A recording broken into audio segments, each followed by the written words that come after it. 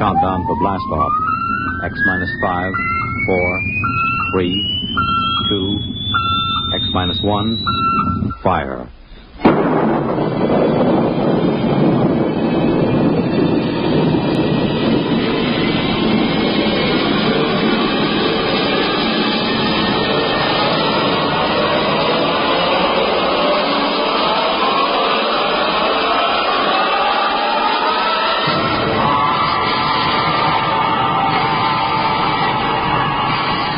From the far horizons of the unknown come tales of new dimensions in time and space. These are stories of the future, adventures in which you'll live in a million, could be years, on 1,000 maybe worlds. The National Broadcasting Company, in cooperation with Galaxy Science... X minus 1.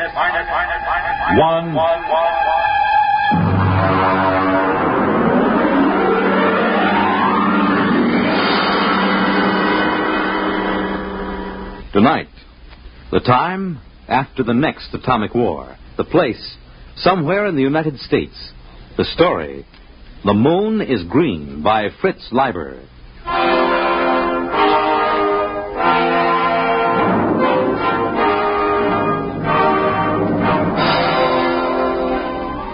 The moon was green. Green as emeralds, green as leaves, green as grass. I reached my arms toward it and let it bathe me. I closed my eyes and let it kiss me. Effie? Effie, where are you? Oh, dear Lord, he mustn't see it. It's so beautiful, and he always kills beauty. Effie! In the bedroom, Hank. I've got to close the shutters before he comes. Mustn't myself. Effie! What the devil are you doing? Close those shutters, you fool! Come away from there. You're trying to destroy yourself and me, too. You know those shutters are not safe to open for another 5 years. I only wanted to look at the moon. The moon? Here, count yourself for radiation. You know what the Central Committee would do to you for breaking the lead shield? Kill me? I wouldn't mind. Don't talk like that. Would it be so different from being shut up in a lead coffin the way we are now? Would it be worse than the eternal thud of the air conditioners and the radiation filters? Be still and count yourself. Good Lord. We're past the danger zone. Oh, wait a minute. Did you take off your watch? No. Well, give it to me. You fool. You little fool. What am I going to do with you? Can't you understand what kind of a world you're living in? Can't you?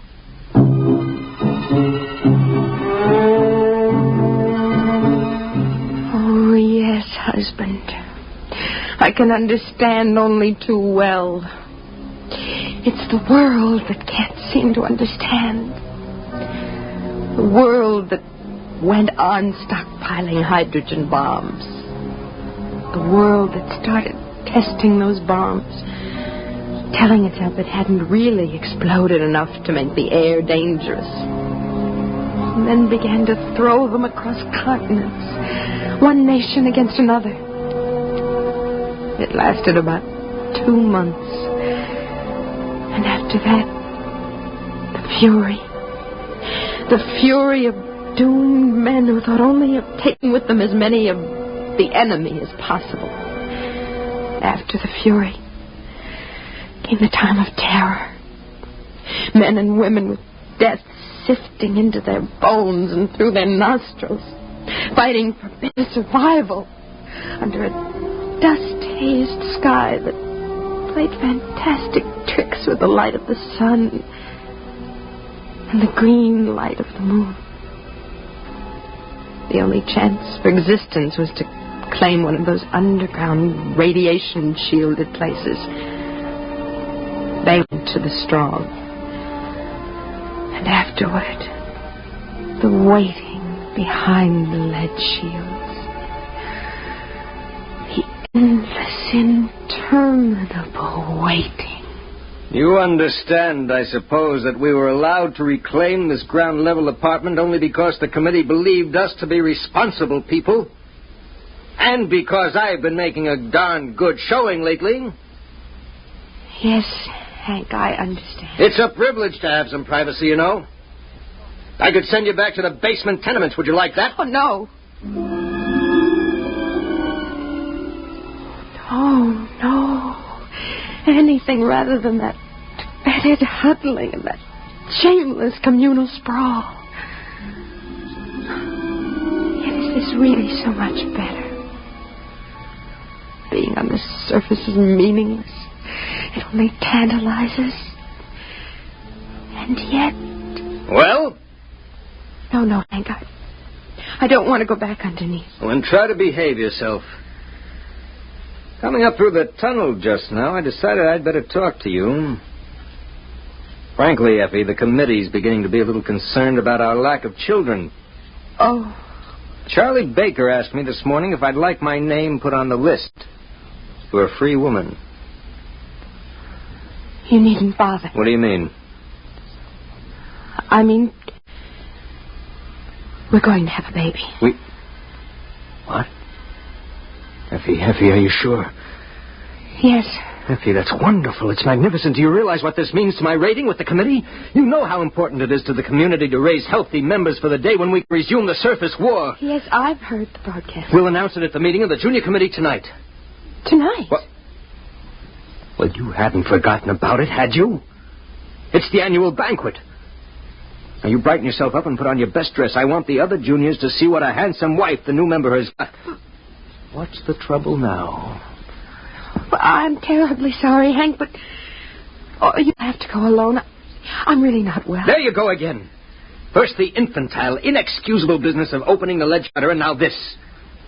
Don't you know what this could mean to my reputation, Effie? I'm sorry. You're coming, Effie. This is just neurotic pampering. Hank, I'll just be sick and you wouldn't be proud of me at all. Now, listen, Effie.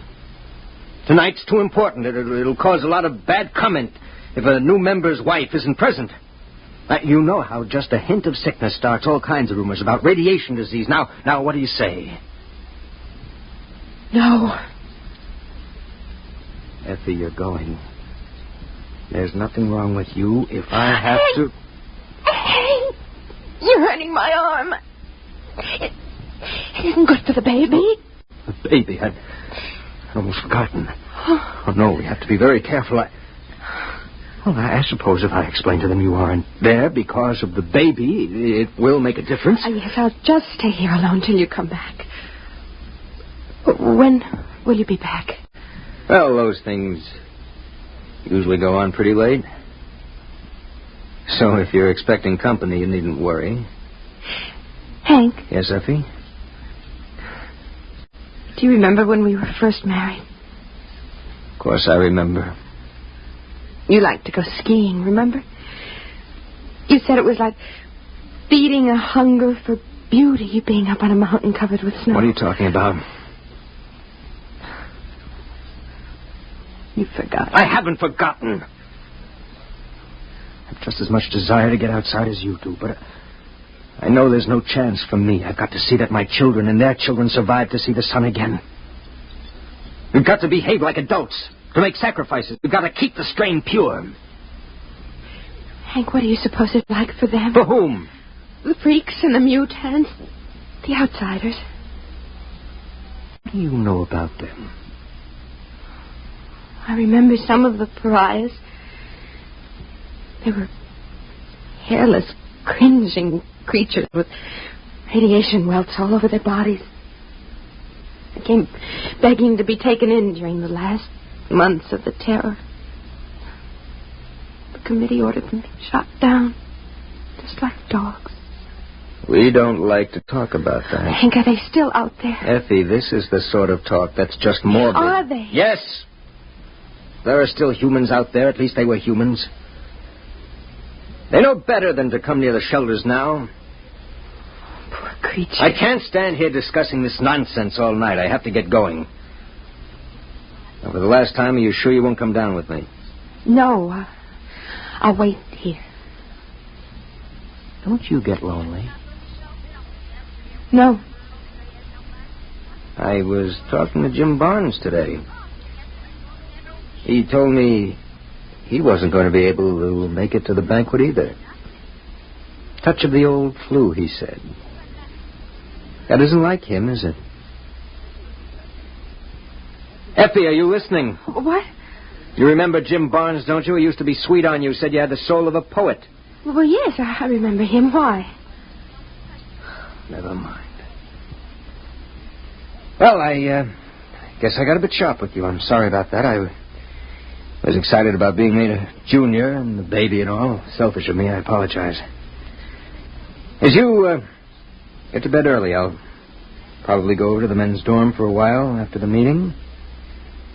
You'll be completely alone for the next 4 hours. Do you mind? What? Oh, but no. Good night, Effie. He looked at me strangely, and then his features returned to their usual, harder, more calculating expression. Was it possible that he had sensed my very dream? Had it been a dream? Oh, it must have been. It wasn't possible that it had really happened. It had just been an illusion, a silly projection out of my starved romantic imagination. I waited until Hank's footsteps vanished down in the tunnel. And then I waited until I heard it. No, it isn't possible. There's nothing out there. Nothing but deformed monsters. I mustn't open the shutters. I mustn't. Oh, dear Lord, I've got to know. I've got to know. I've got to. Well, now. So you haven't forgotten our meeting after all. You. And were you expecting someone else? It wasn't a dream. You really were out there last night. Oh, yes, and the night before. Well, I was afraid I dreamed it. I still think it's a dream. Lean out into the moonlight a moment. Is this a dream? Or was it a flesh and blood kiss? And your name is Patrick. Aye? Patrick. Well, now, did you open the window to find God's own breath, the fresh evening air, or did you open it to invite me in? Oh, of course. Come in. Come in. Come, Joe Lewis. Ah, here, now, let me head you. Being a cat with 12 toes on each foot and ears like boxing gloves is a bit cumbersome. I have to help him a bit, you see. Come on now, laddie. There, now. Is your husband about? No, he won't be home for a while. Well, still, I'd better close the door. Oh, no. Leave them open. The radio? I don't care. I want to see the moonlight. Aye. Would you have a bit of food? Joe Lewis and I are starved for a bite to eat. Oh, yes. Yes, I'll get it. Oh, Effie. Yes. Oh, but you're a fair creature. Thank you.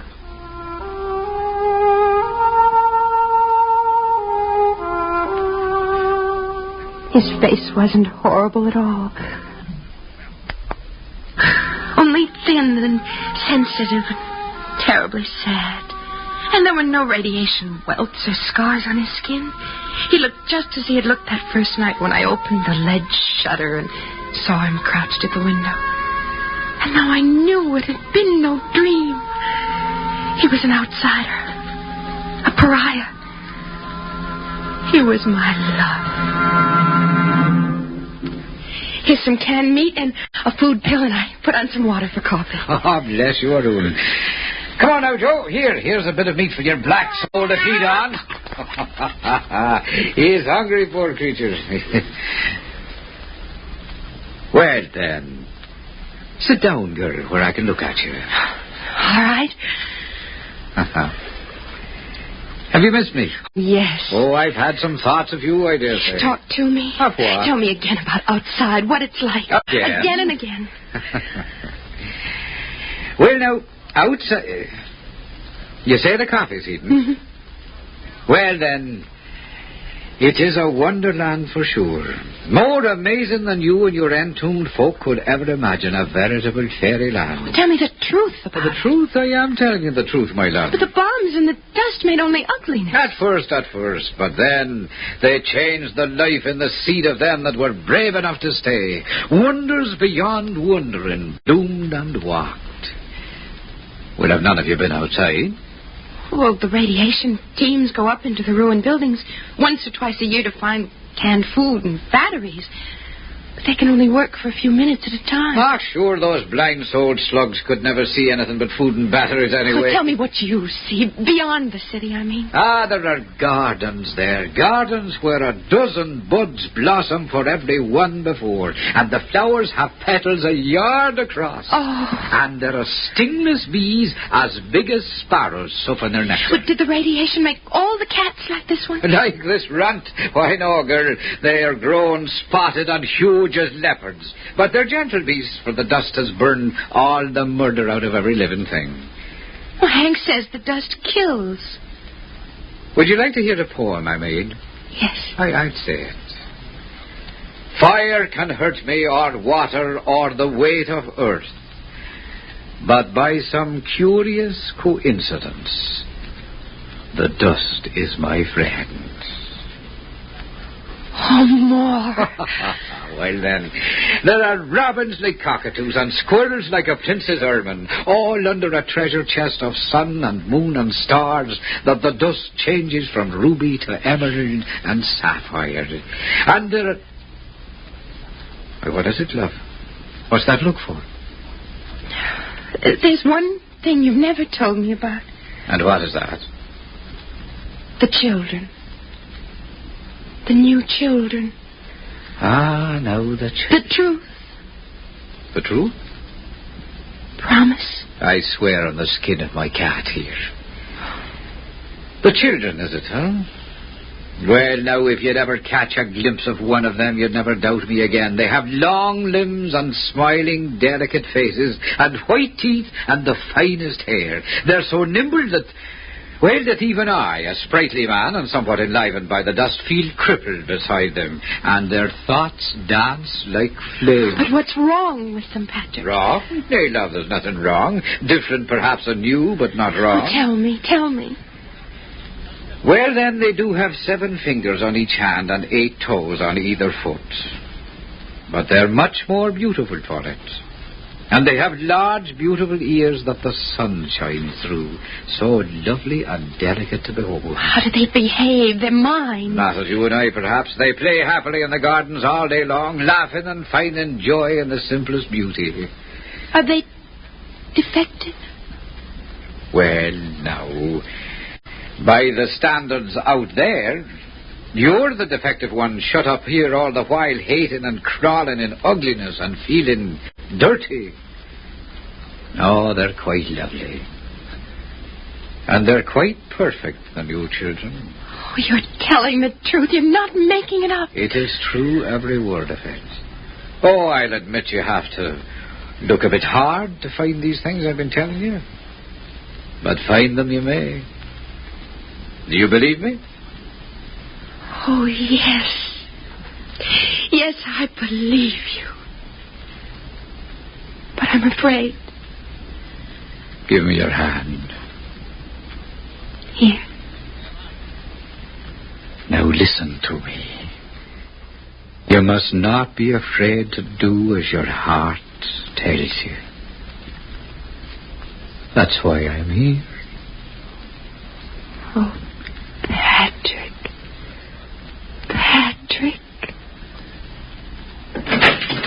Don't either of you move. Oh, Hank, Stay there, I'll blast both of you. Hank, but... Carrying on like this, and not even with a man of the community, with an outcast, a pariah. No, man, I know what you're thinking, but you're wrong. I just happened to be coming by, hungry, a lonely tramp, And I knocked at the shutter, and your wife was a bit foolish and let her kind heart get the best of it. Do you think you can tell me that? Hank, please. So you're going to have a child, my dear. My child? Yes, your child. I should pull this trigger right now. I should shoot him down in cold blood. Man, you're mad. I never touched your wife. You contaminated pariah. You're going to die. Don't you know that? Hank, if you kill him, you kill the bringer of the best news we've ever had.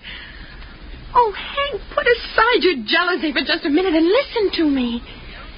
Patrick has something wonderful to tell us, all of us. What do you mean? I mean that we need no longer fear the dust. Oh, Hank, remember how it was with me. All the exposure I had, and yet there are no burns. Hank, those who were brave enough to stay outside have adapted. They've become a beautiful people. Did he tell you that? Everything that grew or moved was purified. He filled you with lies so he could take you. No, it's true. The radioactivity is almost gone, burned out. Effie, I've been out there. It's horrid. No. You've been blinded. Blinded to beauty. Blinded to living. Good Lord, you believe it? It's true. It must be true. Look at Patrick. He's living proof. He's been outside for a year and there isn't a mark on him, not a scar. It's because he's brave. And the dust can't hurt the brave. Well, you think that's it, huh? All right, Effie, I'm going to prove something to you.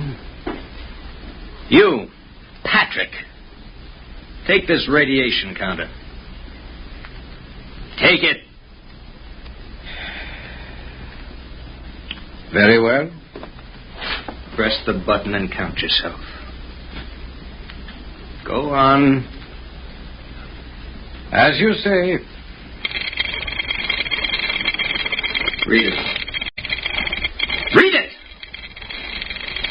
1,700. Did you hear that, Effie? 1,700 radioactives, enough to kill 1,000 men. He's like raw radium. If you turn out the light, he'll glow green in the dark. A week's exposure to him will destroy you. What are you proving, Hank? That he's a freak. A freak!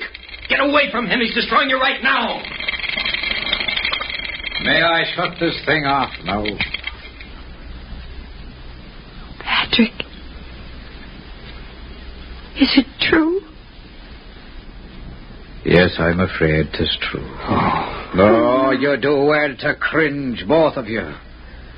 I'm living death. I'm death itself. As your husband so wisely said, I'm a freak.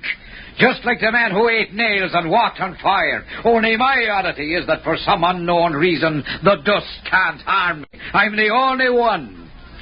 Step right up, ladies and gentlemen. Not too close now. And examine the man who couldn't die. And now, if you don't mind, I'll go back to my dead world and leave you to yours. Wait. All of those beautiful things. It gets so lonely out there. And I was starved for beauty. And so are you. There's no garden out there. Garden. Listen to me, the both of you. What is out there is more terrible than either of you can imagine. You're worse than Hank, even. He only killed beauty once. But you brought it to life so you could kill it again. You're afraid. Afraid of the loneliness out there. Well, I'm not afraid. Effie, keep away from the window. No, I'm not afraid. Maybe there is no garden out there. And no beautiful, strange children to play happily. But there can be if we're brave enough. Effie. I'm going, Hank. I'm going, Hank. Effie, come back, Effie! There's no use trying to keep her, man. Effie, come back! I love you! Come back! There's no use, man. There's still time. She stood the dust better than most. There's still time.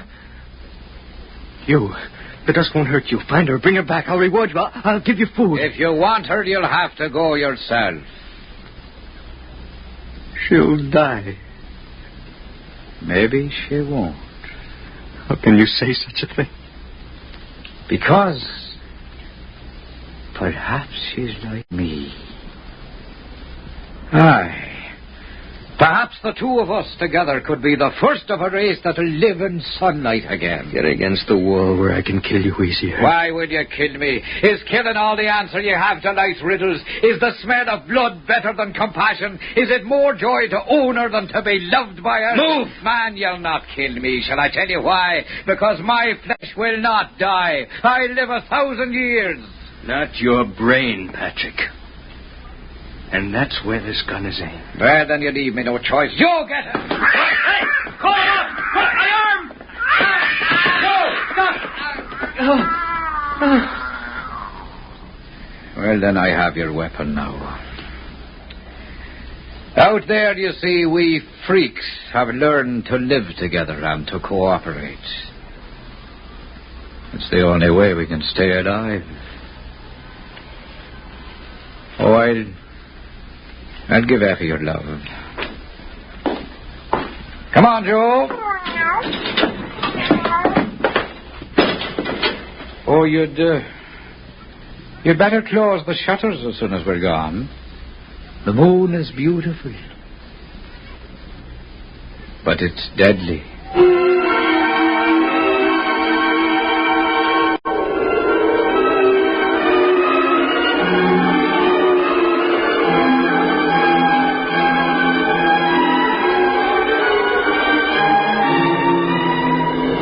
I was waiting for him at the end of the ruined street.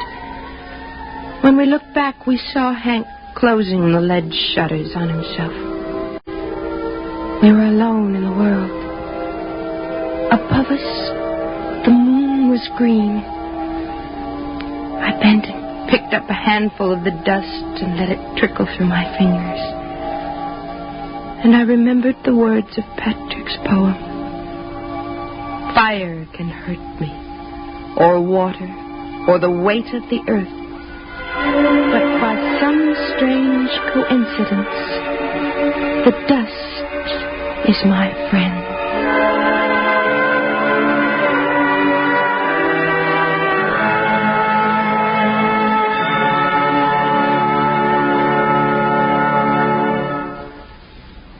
You have just heard X-1, presented by the National Broadcasting Company in cooperation with Galaxy Science Fiction Magazine, which this month features Advance Agent by Christopher Anvil.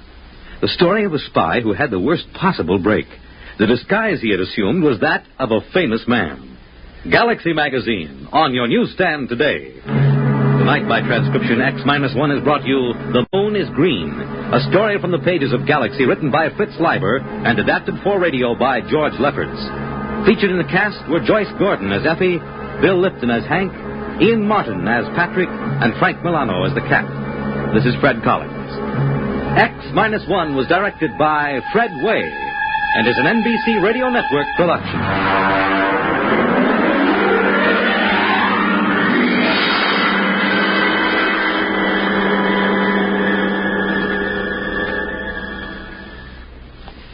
Hear the latest up to the second news with Frank Blair, weekday mornings on most of these same stations.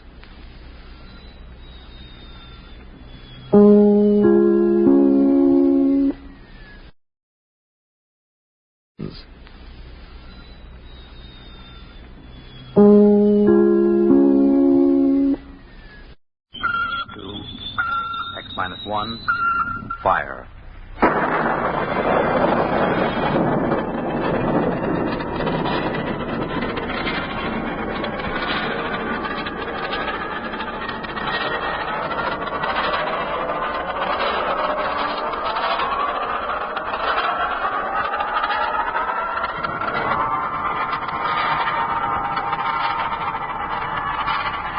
From the far horizons of the unknown come tales of new dimensions in time and space. These are stories of the future, adventures in which you'll live in 1,000,000, could be years, on 1,000 maybe worlds. The National Broadcasting Company, in cooperation with Galaxy Science Fiction Magazine, presents X-1.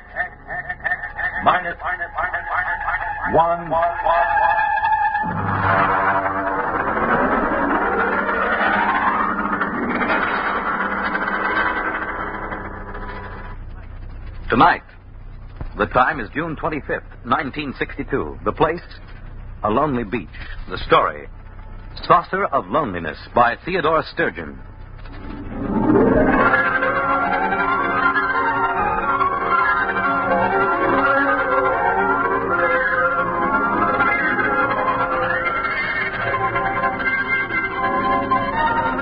My name is Jason Beniades.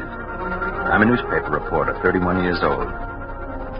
I write poetry, but I don't show it to anybody because they might laugh. And the things I write about are very important to me. I was an only child. I never went with girls much because I'm too ugly and too sensitive. And they used to hurt me. I live alone. It isn't much fun. I'm not painting this picture of myself to get sympathy. I don't need it. But it's important that you should know the kind of person I am. Otherwise, you won't understand what I'm going to tell you. It happened tonight, the thing I'm going to tell you about. Tonight. The 25th of June, 1962. I was down on the beach.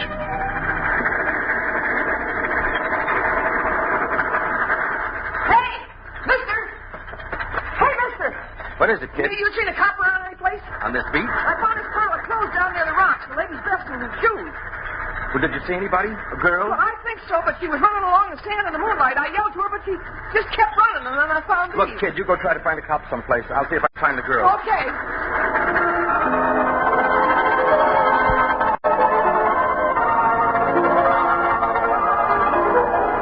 I thought to myself, she's dead. I'll never find her now in this white flood of moonlight with the surf seething in over the pale sand. I ran and ran until my knees buckled and went down in the swirl of it. The sea on my lips, with the taste of tears, and the whole white night shouted and wept. And then I saw her, waist deep, walking into the surf. Stop! Stop it! Come back! Come on, come out. Let go. Let me go. Don't do it. Please don't. Leave me alone. Leave me alone. I'm going to have to hit you. Forgive me.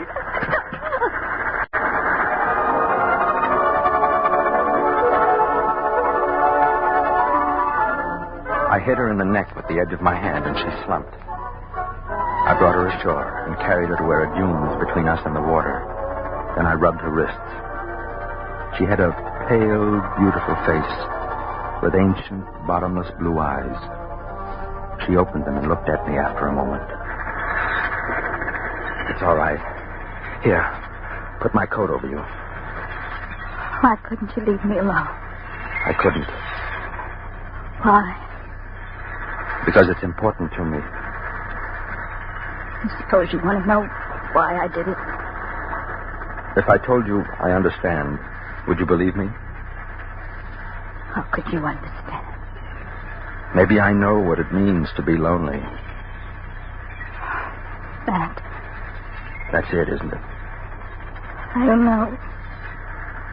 I'm so terribly tired. Put your head against my arm and just stay. Don't be afraid. I've been looking for you for a long time. Looking for me? All my life. How did you know?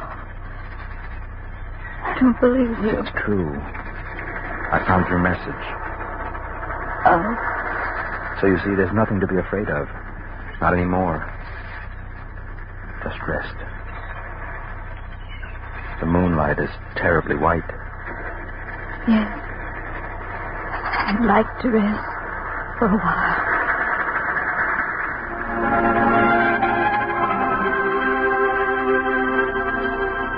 She didn't remember it, of course. But I was one of the reporters who had covered the story when it first happened, 5 years ago.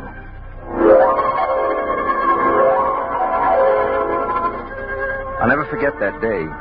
I was working the police blotter. It was a quiet summer afternoon when they brought her in. 2 big cops in blue uniforms. Come on now, girlie, come on. Let me go. I haven't done anything. Take it easy now. What's the trouble, Connolly? Disturbing the peace, Sergeant. Is this that Central Park call? Hey, this is it. I thought you radioed that there was a near riot up there. Oh, you should have seen the place. All right, give me the report. Well, me and Bennett got up there, and there was a mob of people all surrounding this girl, see? So we bust through, and there in the middle of maybe 600 people, she's lying there, sort of in a faint. I asked a couple of people what the difficulty was, and they tell me it's the flying saucer. The what? The flying saucer. What flying saucer? Let me finish, Sergeant. What flying saucer, I ask. And then they says that this girl was standing on the green, and suddenly the saucer comes down and starts whirring over her head like a halo. What is this, miss? A gag? It happened. It did, huh? Well, now suppose you tell me your version. I was standing in the park, and I looked up, and there it was. Describe it. It was beautiful. It was golden with a dusty finish, like an unripe Concord grape. It made a faint sound, a chord of 2 tones. And it circled over my head like some great round hummingbird. Go on. Well, other people must have seen it because they were all looking at me and pointing. I saw one man cross himself. And then it came down and touched me and spoke to me. This flying saucer spoke to you? Yes. And, just what did it say to you? I said, what did it say? I can't tell you. A secret, man. Yes. I see. Finally, this girl is for Bellevue. Well, Sergeant, the plain fact is that it happened just like that. And 10 witnesses all agree it did. Are you trying to tell me that there was such a thing as this whirring hummingbird of a saucer? Oh, there was that, Sergeant. And just how do you know, Connolly? Well, we've got the thing out in the squad car. You what? Dennis bringing it in right now, see? About 36 inches across it is. And covered with strange marks. Great, Mother. Did you call the bomb squad? I didn't think of it. Well, think of it, man. This may be some kind of atomic weapon. I'll turn it over to ballistics. Never mind about ballistics. Call the FBI and tell them we've got this thing. Yes, sir. What about the girl? We'll book her on disturbing the peace. I've got a feeling the government men may want a word with her. Sergeant. What is it, Bernard? I'd like to do a story on this for my paper. Could I have a look at the saucer? We'd better clear it first. Well, could I talk to the girl? After she's been booked. Connolly, is the crowd still up at the park? Very likely. Well, I'll run up there and get some eyewitnesses. Then I'd like to come back and talk to the girl.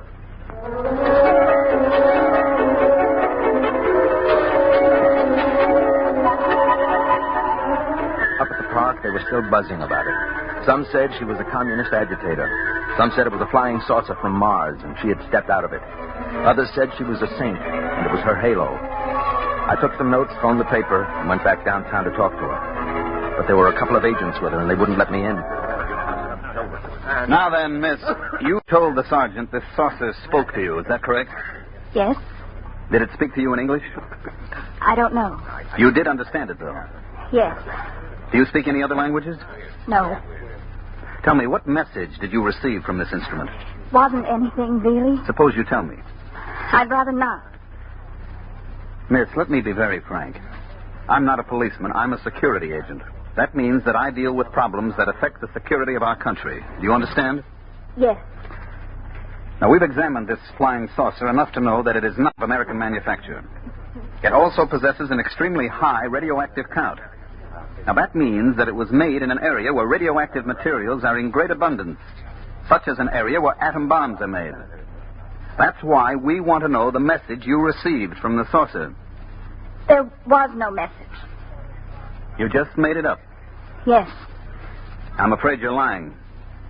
Suppose we have some soldiers bring the saucer in here and hold it over your head. Would you object? I don't care what you do. All right, boys, bring it in.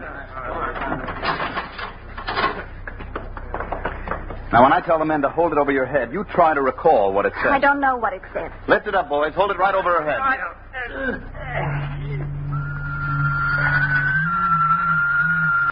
It's talking to you now, isn't it?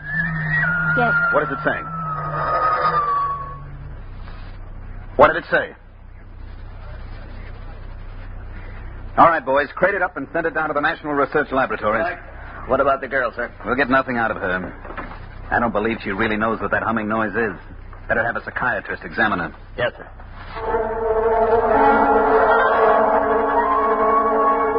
They took her to the city hospital, and she had a room to herself. Whenever the door opened, she could see the policeman outside. The door opened quite often. There were a lot of important people, some in army uniforms, who came up from Washington just to see her and talk to her. Apparently, they had analyzed the flying saucer and discovered something that made this girl about the most important person in the country. I used to stand outside, and I could identify the heads of certain security agencies, but nobody would answer the questions that the reporters shot at them. Sir, excuse me? Yes? I'm Jason Benavides from the Trib. I've been assigned to this flying saucer story as chief of the security... I'm sorry, I have no comment. Can you tell me how long the girl will be held? That's a matter for the civil authorities. Well, have the psychiatrist... Excuse me, Mr. Benavides. My car's waiting.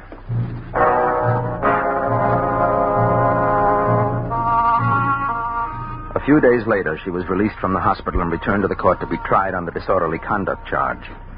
They found her guilty and fined her $15 and turned her loose. When she walked out of the courtroom, she was handed a subpoena to appear before a congressional committee in private session. She answered all their questions except one. My paper sent me over to cover the hearings. Now, young lady, I want to remind you that I'm a senator of the United States and empowered by the people of this country to ask questions relating to matters of security. You understand? Yes? Your name is Janet Boyce, is it not? I told you that. Now, at an earlier session, you testified that as a young girl, you were a member of a certain organization in your neighborhood. Would you name it? The Rinky Dinks. Who comprised the Rinky Dinks, Miss Boyce? It was just a bunch of girls who got together to play field hockey and listen to recordings. Any particular recordings? Mostly Eddie Fisher. I see. Now, this flying saucer, you said it talked to you.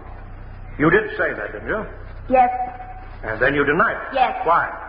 Because I was tired of answering questions. Young woman, let me put something to you squarely. Oh, by the way, I think if there are members of the press here, I can divulge a rather spectacular piece of information to you.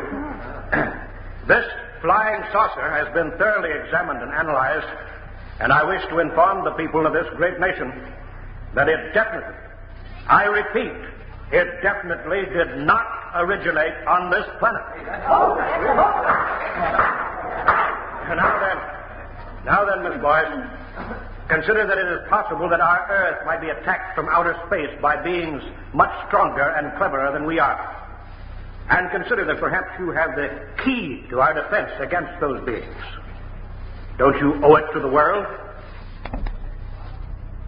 I don't think I owe anything to anybody. Even if the Earth was not attacked, just think what an advantage it would give this country over its enemies. Young woman, I ask you, what did that flying saucer say to you? Do you know that what you're doing is tantamount to working for the enemies of your country? I will give you one more chance. What was the message? It was personal. Gentlemen, I move that Miss Janet Boyce be cited for contempt.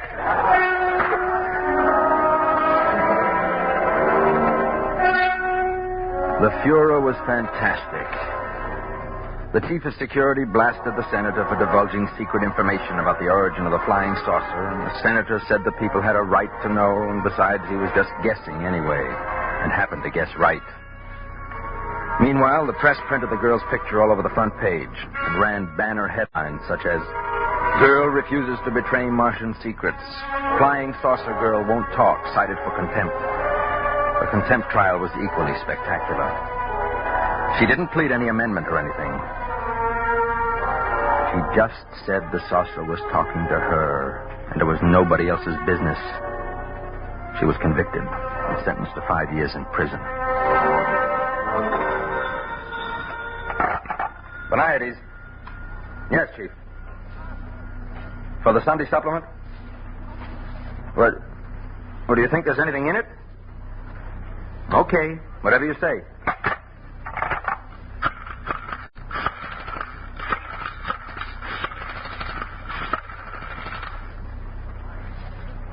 Mike, get me everything you can on that flying saucer girl, will you?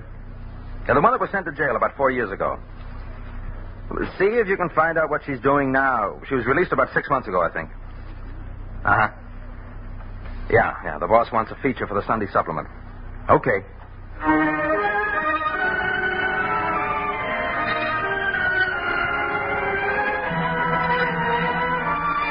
I found out she had gotten a job cleaning at night in offices and stores down near the beachfront. There weren't many to clean, but that meant there weren't many people to remember her face from the newspapers. I tracked her down and caught up with her in a one-armed coffee joint about 4 a.m. Excuse me, miss. Do you mind if I sit here? No. Nice night, isn't it? Moonlight and everything. Which are you? Security, newspapers, or just somebody out for a good time?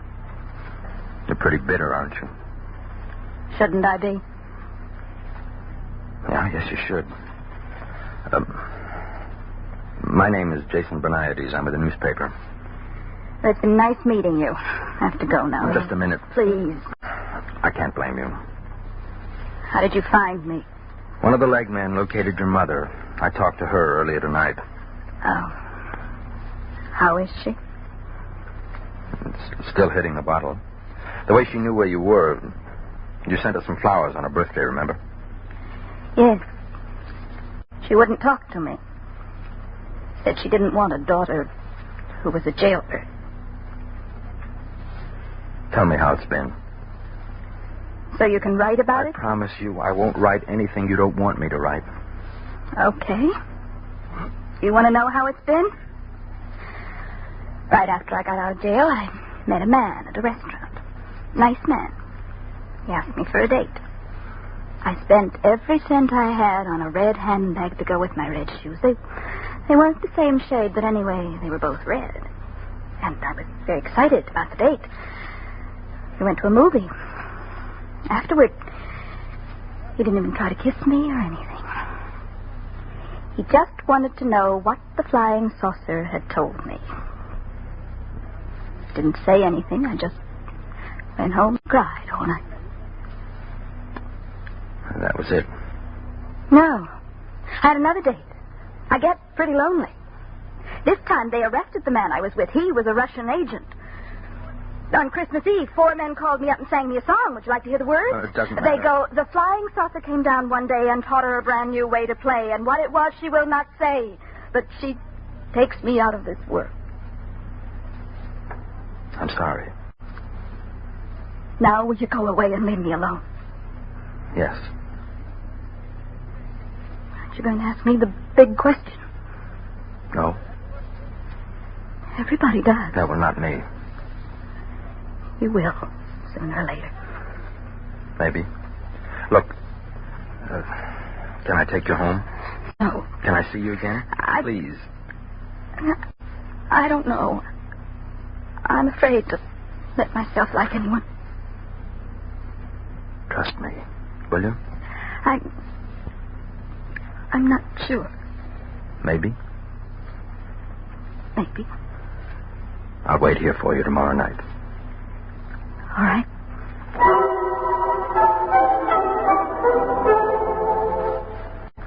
The next night, I went back to the coffee joint to wait for her. I knew she got through about 4 a.m. I got there about 15 minutes early.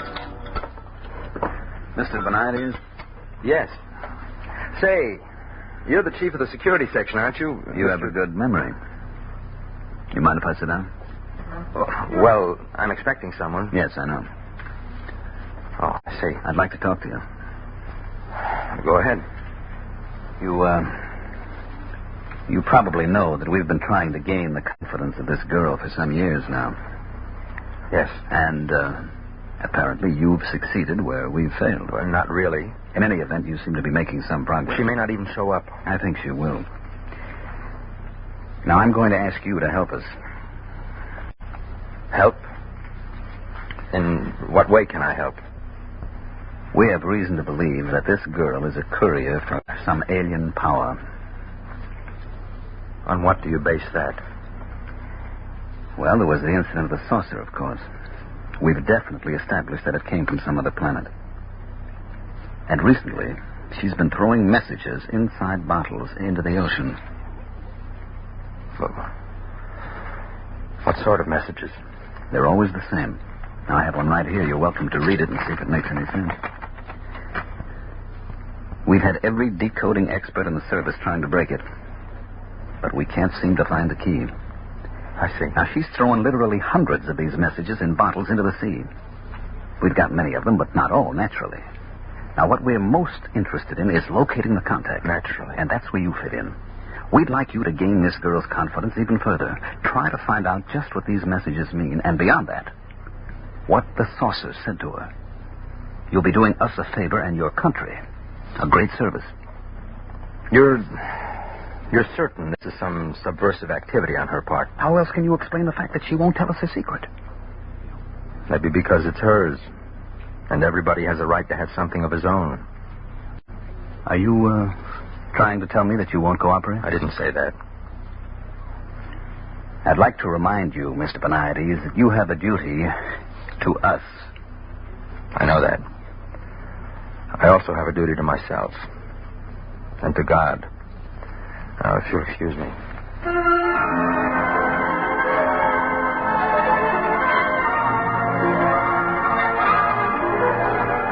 I folded the bottle message and put it in my pocket. I waited for her to show up.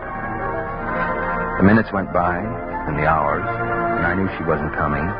Or she had come and seen me with the chief and changed her mind. That's when I left the cafe and walked down to the beach. That's when I dragged her out of the surf before she could follow one of her bottles into the water. How do you feel now? Are you cold? Why should you care? I do. Is that why you were sitting with the security chief in the cafe? I didn't arrange that meeting. He asked me to spy on you. I suppose he told you about the bottle. Yes. Wonder how much of the taxpayers' money was spent gathering them up. I think they'd get tired of it. All the writing in the bottles is the same. Maybe you could have saved a lot of trouble. Do you think so? All of them. Judges, jailers, jukeboxes, people. Do you really think it would have saved me a minute's trouble if I told them the whole truth at the very beginning? Wouldn't it? No. They wouldn't have believed me. What they wanted was a new weapon. Some super scientific super science from some alien super race. Science. That's all they think of. It's pretty important. Would it ever have occurred to them that this super race from another planet might have super feelings? Or super longings? Or super loneliness? No. All they think about is weapons. Isn't it time you asked me what the saucer said? No. They also asked me. I don't have to ask you. I know. You know? Let me read it to you. There is in certain living souls a quality of loneliness unspeakable, so great it must be shared as company is shared by lesser beings. Such a loneliness is mine. So know by this that in immensity there is one lonelier than you. How did you know? It's the message you put in the bottles. The same message that some lonely, strange being in some other world put into a bottle, only his bottle was a flying saucer and sent across space to you. You knew. I'm lonely too. Look at me. I've never had the love of a woman. They think I'm pretty ugly. You're not ugly. No. I don't feel ugly right now. Say it again. The message from the saucer. Know by this that in immensity there is one lonelier than you. I wonder if whoever first wrote it has found someone. I think perhaps he has.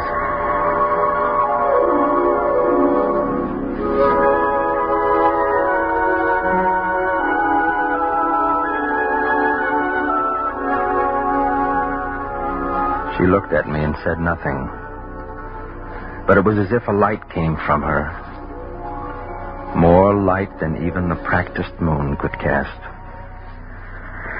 Among the many things it meant was the fact that even to loneliness there is an end for those who are lonely enough, long enough.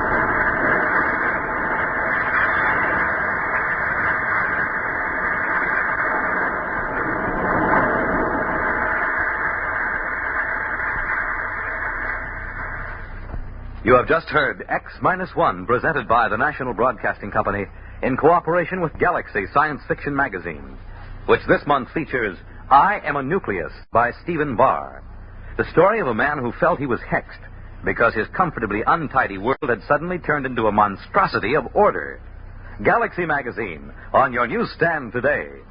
Tonight, by transcription, X-1 has brought you Saucer of Loneliness, a story from the pages of Galaxy written by Theodore Sturgeon and adapted for radio by George Lefferts. Featured in the cast were Elaine Rost as Janet, Nat Folan as Jason, William Keane as the sergeant, Jock McGregor as the cop, Mandel Kramer as the chief, and Wendell Holmes as the senator. This is Fred Collins. X-1 was directed by Fred Way and is an NBC Radio Network production.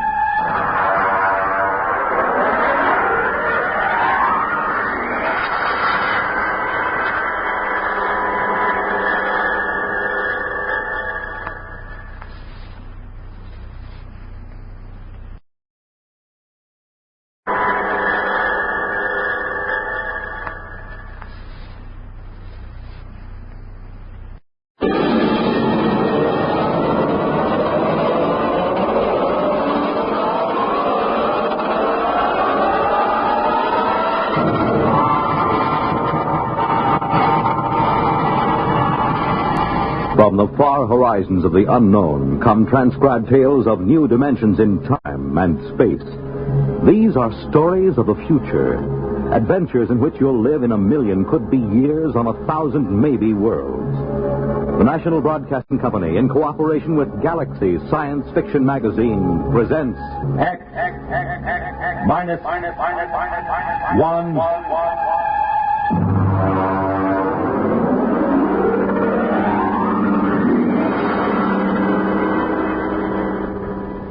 Tonight, The Girls from Earth by Frank M. Robinson.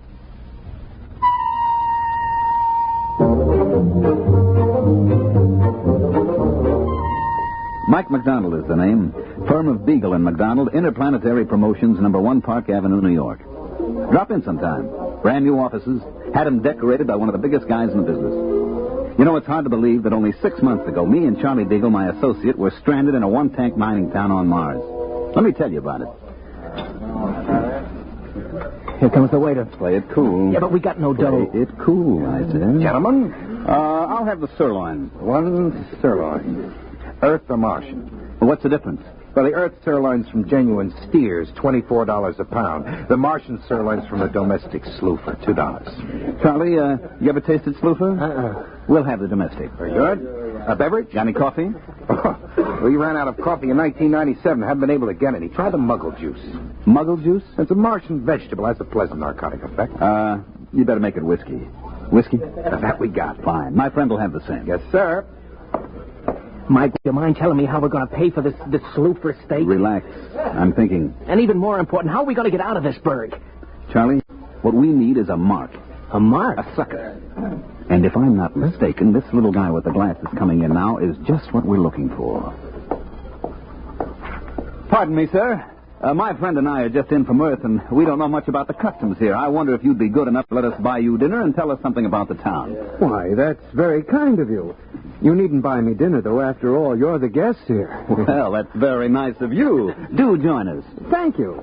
My name is Henry Mortensen. I'm geologist for the Interplanetary Mining Company. Mike McDonald and my friend Charlie Beagle. How do you do? A pleasure. You say you're just in from Earth? Yes, that's right. Charlie and I are interested in uranium. Just sort of snooping around to see if there's a decent investment up here. Oh, I see. You'll forgive me. It's not much of a town, really. No, I don't suppose it is. After all, you take 20,000 men and plunk them down in the desert like this, and you can't expect much.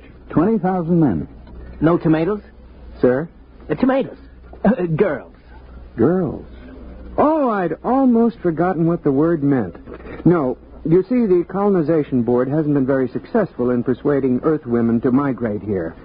There are a few female Saturnians, the four-armed variety, but aside from that... Well, what do the boys do for, relaxation? Well, being a geologist, I'm naturally interested in rock formations.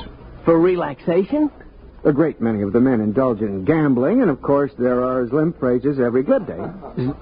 Glib day? We have a 9-day week here on Mars. Oh. Tell me, Mr. Mortensen. Henry. Tell me, Henry, don't the boys get lonesome for the sight of a woman? Well, it is a problem. The men sign up for 9-year hitches. Most of them have forgotten what a woman looks like. Mm-hmm. Do most of these men plan to stay here? I suppose if they had families, they might. The pay is good, and I suspect most of them had their reasons for leaving Earth. I see. Well, how about yourself? Suppose you found the right woman, which in this case would be just about any woman. Oh, I'm very particular. Oh, I mean any woman who met your rigid specifications. Would you stay? You mean get married? Yeah, that's the bit. Well, of course, it's out of the question. No woman has ever showed the slightest interest in me. Well, suppose one agreed to marry you in advance, and she met all your specifications. Well, I've always wanted a family. Yes, I suppose I'd marry. That's very admirable. Very, very admirable. Here's the waiter with our dinner. Blue first steak, gentlemen. Good luck with it. Henry picked up the tab, and we got a rough idea how much cash these guys on Mars pack around with them. Enough to choke a galactic telescope is about all. We thanked the little guy and sat around until he left. Then I went to work. Okay, what do we do now? Charlie, we get to work. What work? Oh, card game, maybe? Listen, these guys have been playing cards for 15 years now. We wouldn't have a prayer. I got an idea. So give. You still got that Earth magazine, the one with the Hollywood starlet on the cover? Yeah, in my suitcase. Good, I want it. What for? To make our poster advertisement. That's what's for. Poster? Look, Charlie, just picture this. A big poster with that starlet on it, twice as big as life. And underneath, this slogan. I'm coming from Earth to you. Huh? Then down in the corner, just this little notice. Applications will be accepted at Beagle and McDonald Agency. Well, it's great. But what is it? What is it? Just the most colossal promotion scheme ever devised by man, that's all. But what are you promoting? The easiest thing in the world to promote. And the hardest. Marriage. Marriage? Look at it this way, Charlie boy. Here on Mars, we have 20,000 strong Earthmen with but a single thought. Dames. Exactly. And on Earth, we have 20 million single dames with but a thought. Husbands. So? Oh, how you going to do it? All right, now we get this poster made. We put it up. We take applications. $100 a head plus the cost of transportation. We get the $100. Then we leave. But first we deliver the girl. Oh, it's a natural. A natural. Charlie, it's colossal. What's 20,000 times 100? $2 million. Wow, that's a profit. Wait a minute. What? How are we going to line up 20,000 girls and convince them to come up to this desert? I'm working on that. Come on, we got to find a printer to make our poster. What do we use for dough? You hop your watch. Come on, let's go.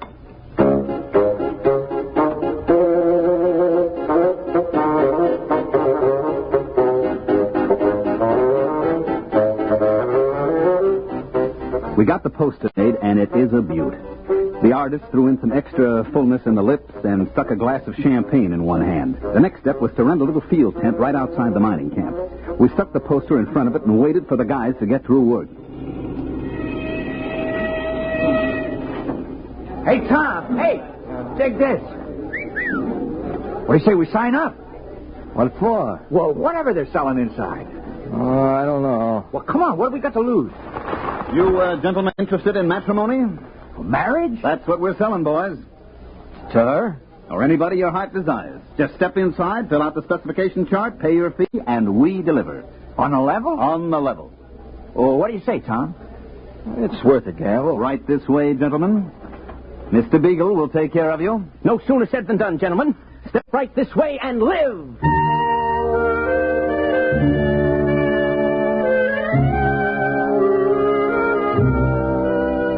At the end of the first day, we had deposits amounting to about $15,000. By the third day, we had to beat them off with clubs.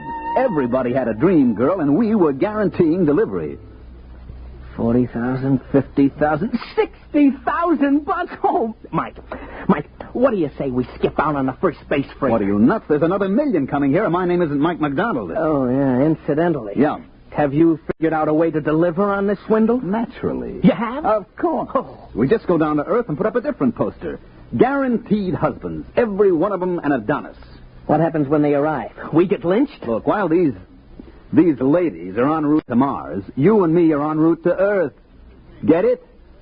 Yeah.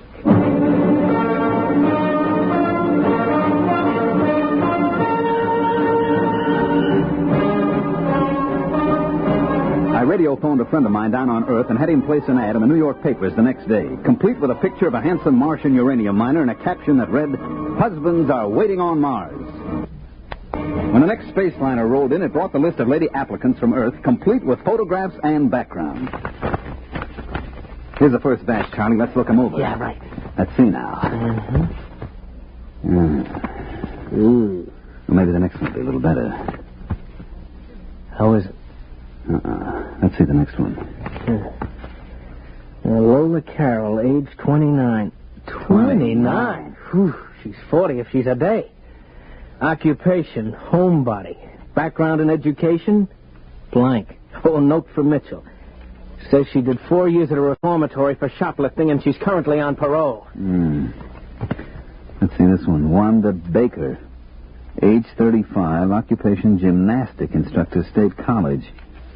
Note says she was picked up for loitering and fined on 17 different occasions. Oh, brother. These ain't exactly the creme de la creme, these ladies. Oh, what'd you expect? It ain't what I expect, Mike. It's what the boys in the mining camp expect. $100 fee plus $2,500 for transportation. That ain't hay. Wait a minute. I got an idea. I'm waiting. First, we get rid of all these pictures, see? Then we print up a few thousand pictures of movie starlets, and we paste them on the applications.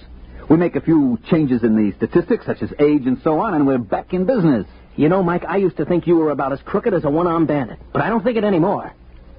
I know it.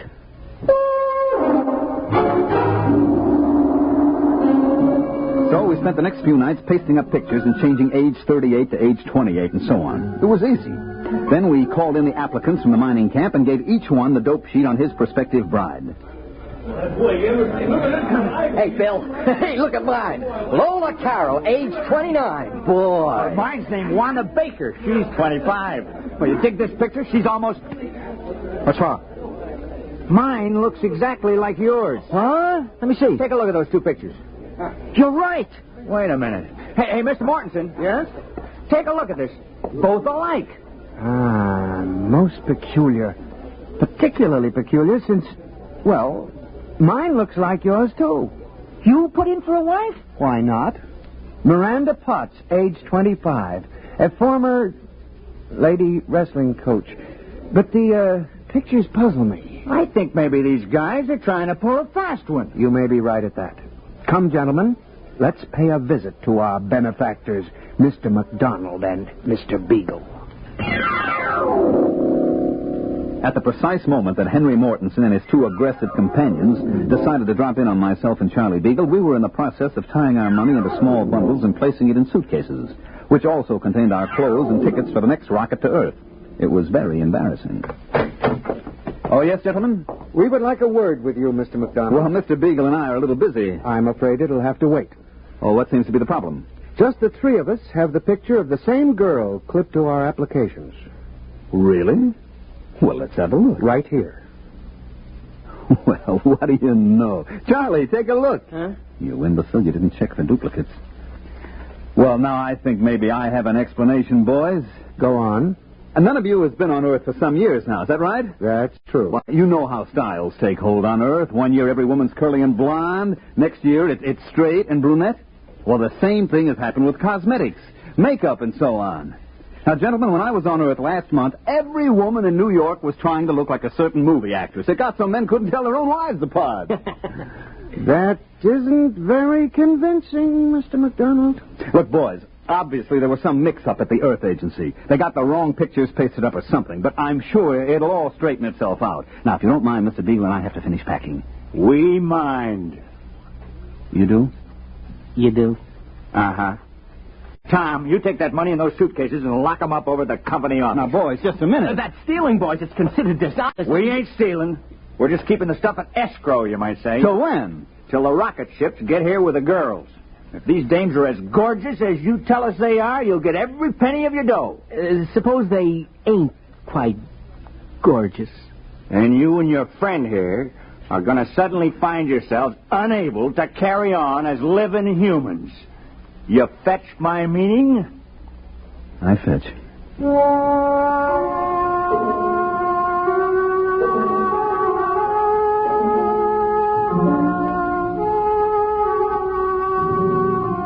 Well, this caused a small dilemma in me and my partner, Beagle. The problem was easy to state. We had sold these guys on the idea that they were engaged to be wedded to an assortment of lovely, desirable, attractive young girls from Earth. The contingent from Earth, on the other hand, was made up mainly of frustrated, lonely women and a goodly portion of female criminal types. The problem was how to convince these boys that they were not getting cheated.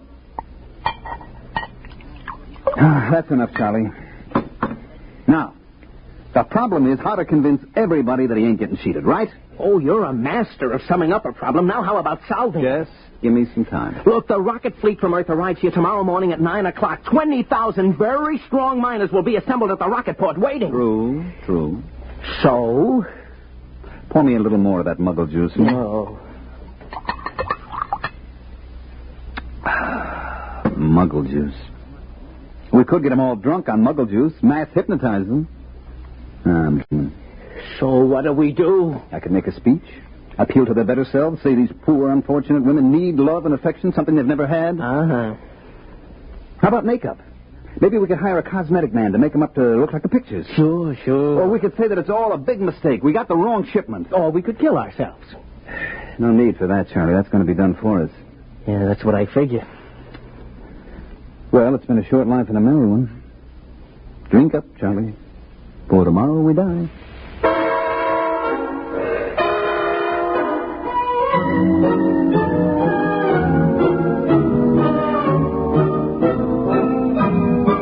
The next morning, the miners came in from all parts of the desert to assemble at the spaceport. It was quite a sight. They'd all shaved and spruced up for the occasion, and some of them looked downright handsome. And every one of them had a package wrapped with ribbon for his prospective bride. Hey, Tom, over here! Hi. Some excitement, huh? Yeah. I'm sweating like a schoolboy on his first date. Why, see, you got a present, too. Yeah, they were selling some of that cologne water. Hanley's number 4. Well, I got the same thing. Boy, this whole planet is going to smell like Hanley's number 4. Is my tie on straight? It's been 8 years since I tied a tie. That's pretty good. Boy, everybody is nervous as a cat. You know, I took a look at myself in the mirror this morning. It was quite an experience. I just stood there looking. And then I said to myself, Bill, you're a slob. You couldn't get a girl on Earth. And if you're lucky, maybe the one who's coming today won't go back on the first ship. I was thinking the same thing. You suppose they'll be as glamorous as those 2 crooks told us? You know what? I hope not. I just wouldn't feel right bringing a real cultured, glamorous creature to that tar paper shack over near mine number 6. I was thinking the same thing. There's Mortensen. Boy, he looks like he's going to the radiation chamber. Good morning, gentlemen. Hi. Well, it shouldn't be long now. We ought to sight the first ship any minute. Fellow down at number 3 mine was trying to get out of it. He was so sure his girl would be disappointed. Well, maybe they won't expect so much. Oh, here he comes! Attention, all men waiting to receive wives. The Earth-Mars convoy, Operation Big Date, is approaching the landing area. Please stand behind the fire screen until the ships are all landed. And good luck!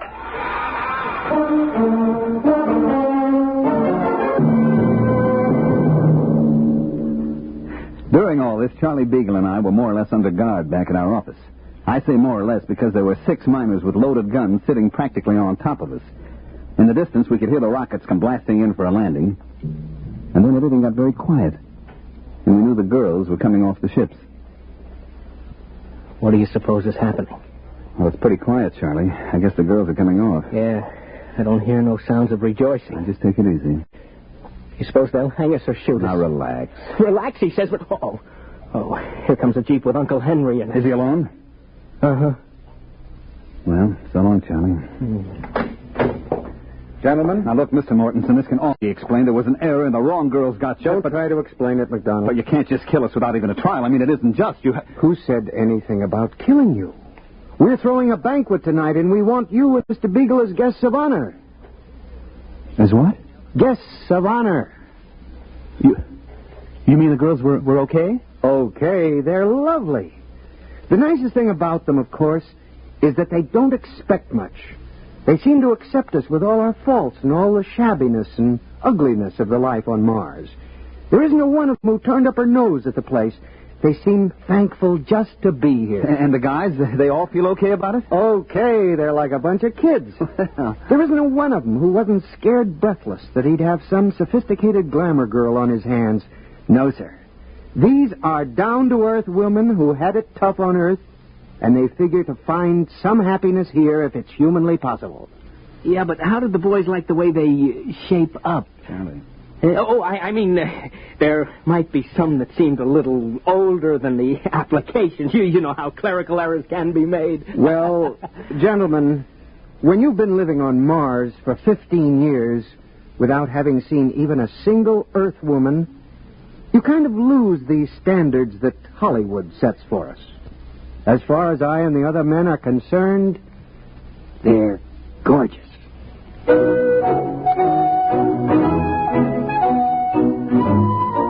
Well, that's the story, which proves you can sell a guy a gold brick that's made out of lead, and sometimes you find out the poor sucker makes lead even better than gold.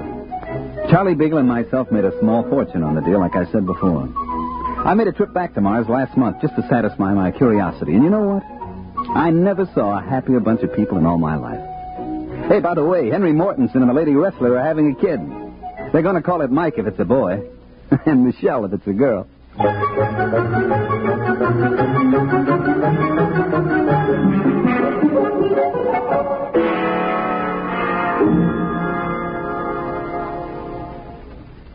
You have just heard X-1, presented by the National Broadcasting Company in cooperation with Galaxy Science Fiction Magazine, which this month features The Ignoble Savages by Evelyn E. Smith, the story of the Snadra, which had but one choice in its fight to afford to live below ground, to pretend that theirs was an above-board society. Galaxy Magazine, on your newsstand today. Tonight, X-1 has brought you The Girls from Earth, a story from the pages of Galaxy written by Frank M. Robinson and adapted for radio by George Lefferts. Featured in the cast were Mandel Kramer as Mike, Bob Hastings as Charlie, John Gibson as Henry, Jim Stevens as Tom, Dick Hamilton as Bill, and Phil Sterling as the waiter. This is Fred Collins. X-1 was directed by Daniel Sutter and is an NBC Radio Network production.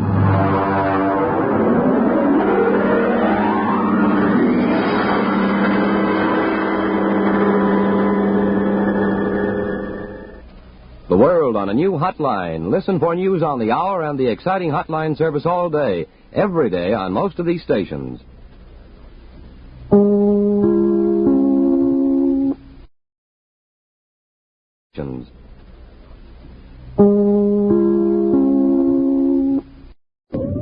Countdown for blast off. X-5, 4, 3, 2, X-1, fire.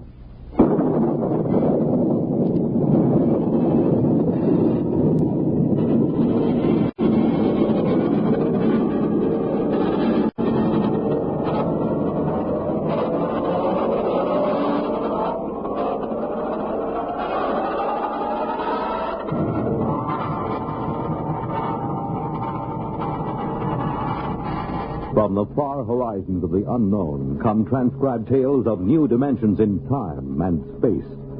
These are stories of the future, adventures in which you'll live in a million, could be years, on 1,000 maybe worlds. The National Broadcasting Company, in cooperation with Galaxy Science Fiction Magazine, presents X-1.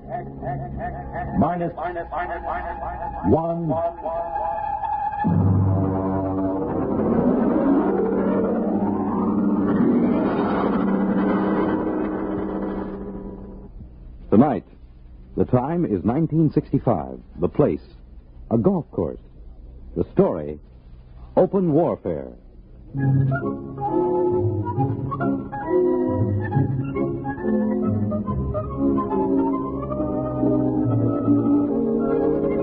wouldn't believe it, but there are some people that think that caddy is a pet name for a big car. No, I mean it. Over those little wagons you pull around the course or carrying their own clubs, there are people actually playing golf for years, never seen a caddy. As far as I'm concerned, you take the human element out of golf or any sport, and what do you got left? Nothing. I mean, you could say I'm prejudiced on account of my being a caddy, but that's the way I feel about it. Besides which, a caddy is a perfect observer of the passing parade of human experience. I'll give you for instance. Now, you take Jim Pearson. He won the U.S. Open in 1960, 61, and 64. Well, let me tell you about Jim Pearson. He was the pro at the club here, and I remember when it all started. He was out playing with Mr. Hatcher. That's Sam Hatcher. He couldn't break 90 if the ball had wings. In the locker room, he looked like a sack of flour that had been set down hard. But he was loaded with money. Anyway, they were waiting for a foursome of dames who shouldn't have been wearing slacks. When Hatcher turned to Jim, and with a real sweet smile, he lowered the boom. Jim, you're a good golfer. Thank you, Mr. Hatcher. You're a good golfer, even if you can't teach me anything. Oh, you're coming along fine, Mr. Hatcher. We've been good to you at the country club, haven't we? Oh, yes. I want you to do something for me. Yes, sir? Stay away from my daughter. Oh, well, Mr. Hatcher. I won't have Alice marrying a man who has nothing but coordination and muscles. What? When I was only your age, I was making $50,000 a year. It takes brains to do that.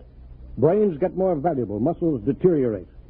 There's nothing muscles can do that a machine can't do better. You don't think I could make $50,000? I know you can't. You haven't got the guts. Now, listen, Mr. Hatcher. I'm just quoting history, Jim. Take the tournament in St. Louis. You blew up. And the Goodall and the Palm Beach. You could have won all those.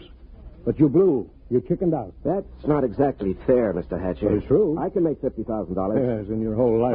No, in 1 year. Oh, you can? Yes, sir. All right, Jim, for a sportsman, I'll tell you what I'll do. If you can make $50,000 in 1 year at this infantile pastime that you call golf, you can have Alice. Why, that's the most arrogant What's the matter, Jim? Don't you think you can do it? I know I can do it. All right, then. Is it a bet? All right. All right, it's a bet. Very well, then. I believe the ladies are finished. Shall we drive?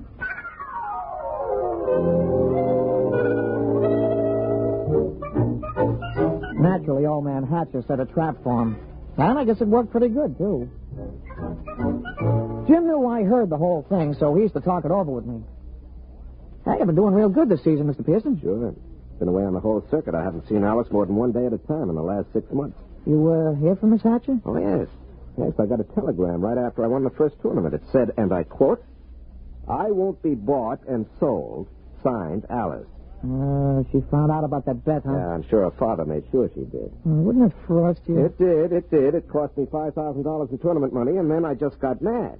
You know, the cold mad, the kind of mad that puts 20 yards on your drive? Yeah, I know what you mean. Sometimes when I get sore at the caddy master, I go out to the driving range.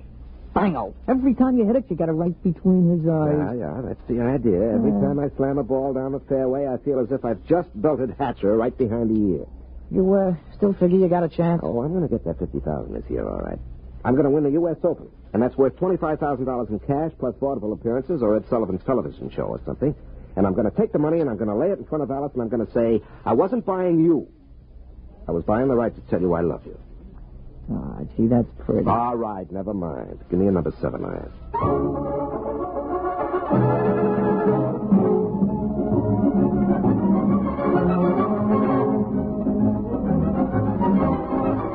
Jim Pearson sure was burning up the circuit. He came into the U.S. Open the man to watch. The day the tournament opened, Jimmy Cannon had in his column, "You are Jim Pearson, the hard luck boy with the velvet swing." It was real philosophical. All the sports writers picked him to win.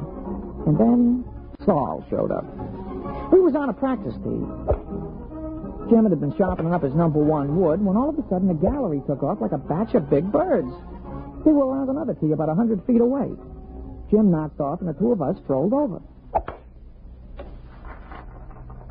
Hey, that's some swing. Who is that, Pete? I never seen him before. His name's Saul. That's some swing. Yeah, he's no amateur.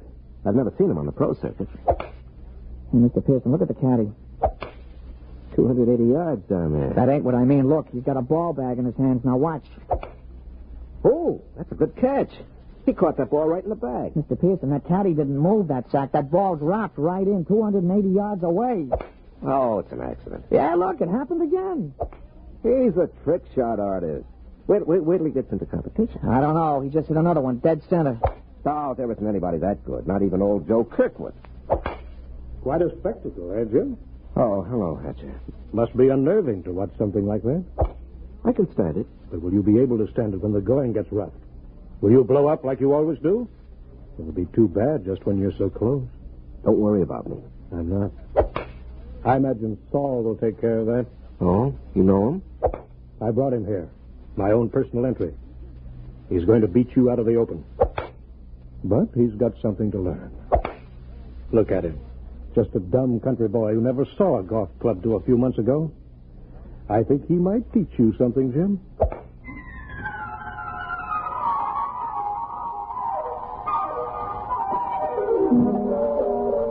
I could tell Jim was going to have a good day the minute he took his driver out of the bag.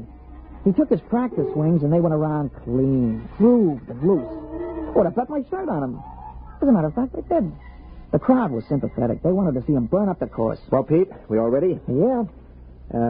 What's this? New kind of golf ball? Oh, yeah, a young fella from the A.B. Wells Sporting Goods Company. He slipped me a fin to talk you into using these balls.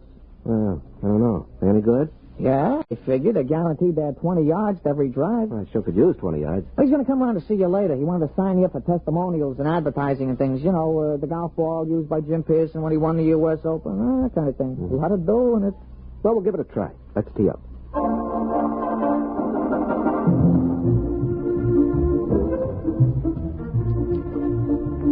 Oh, he started off real good. A long, straight drive right down the fairway. It was a birdie 4. Jim was clicking them off that day. Hey, Pete, 34 and a 32 for 66 on the 18. 6 birdies, 12 par. Yeah, 3 more rounds like that should win easy. Hey, how are the new golf balls? Huh? Oh, fine. You know, they aren't kidding. It does average out about 20 yards long around the drive. I'll have to get a couple more dozen.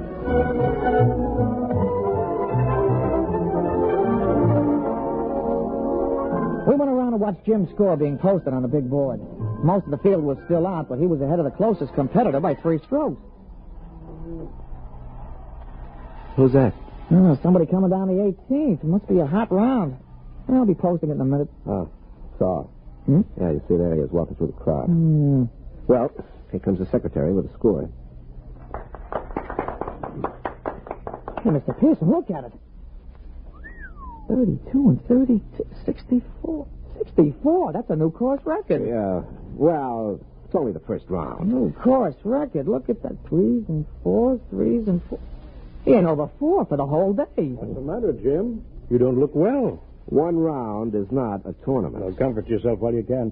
Saul's just getting warmed up. He's that mythical thing, the perfect golfer. But he's dumb. No brains, Jim. No brains at all.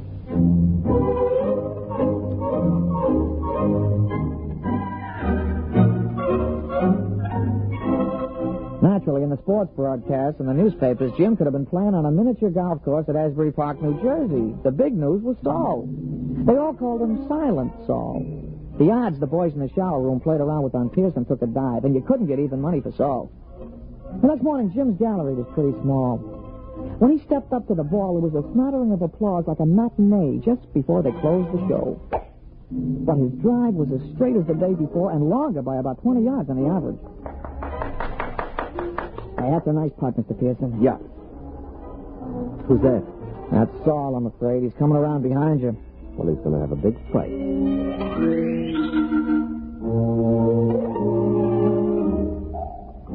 Jim's second 9 was a duplicate of the day before. Another 32. He equaled Saul's record-tying score of yesterday. Then when we came in to read it on the big board, he looked like somebody hit him on the head with a driver. Look at that, Pete. 31 out, 31 back for a 62. He's got me by 2 strokes today. And 4 strokes in all. What do you got to say, Jim? Oh, nothing, Mr. Hatcher.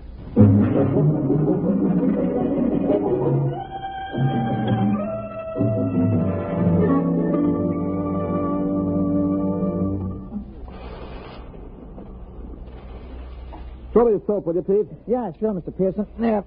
Thanks. You know, there's something wrong, Pete. Just doesn't happen this way. That's tough luck, Mr. Pearson. Oh, no, it's not that. People don't just pop out of nowhere and break all records at the Open. Men don't take up golf and become perfect golfers in a month.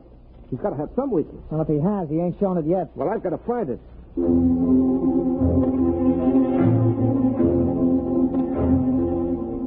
Jim was out the next morning, and he came in with a classy 32. On the back nine, he slipped a stroke to 33. He was still 4 down. He shook off a couple of reporters who were trying to egg him into a feud with this Saul, and the two of us just hung around in the crowd watching Silent Saul. His first drive went a clean 300 yards down the fairway, straight as a rule. Pete, there's something about his swing.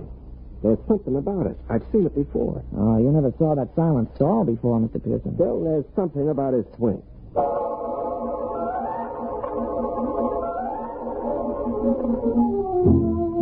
On the follow-up shot, Saul had about 240 to go. He took a club from his bag and took a few wiggling gestures, set his driver behind the ball, and swung. Pete? Did you see that swing? Those wiggles? Yeah. You know, a lot of guys do that. Yeah, but it's unnecessary. I mean, you don't have to make those wiggles before you address the ball. Yeah, sure. And you don't have to spit 3 times every time you got a tough putt, but you do. But there's still something strange about him. Everything about him is perfection, except those wiggles. And he doesn't talk. Look at him putting. Just look at him. Mm-hmm. That could be Todd Winters, couldn't it? Yeah, he does look something like Winters. Yeah, when he puts. But that iron shot, who wiggles like that? Who does those wiggles? George Potter.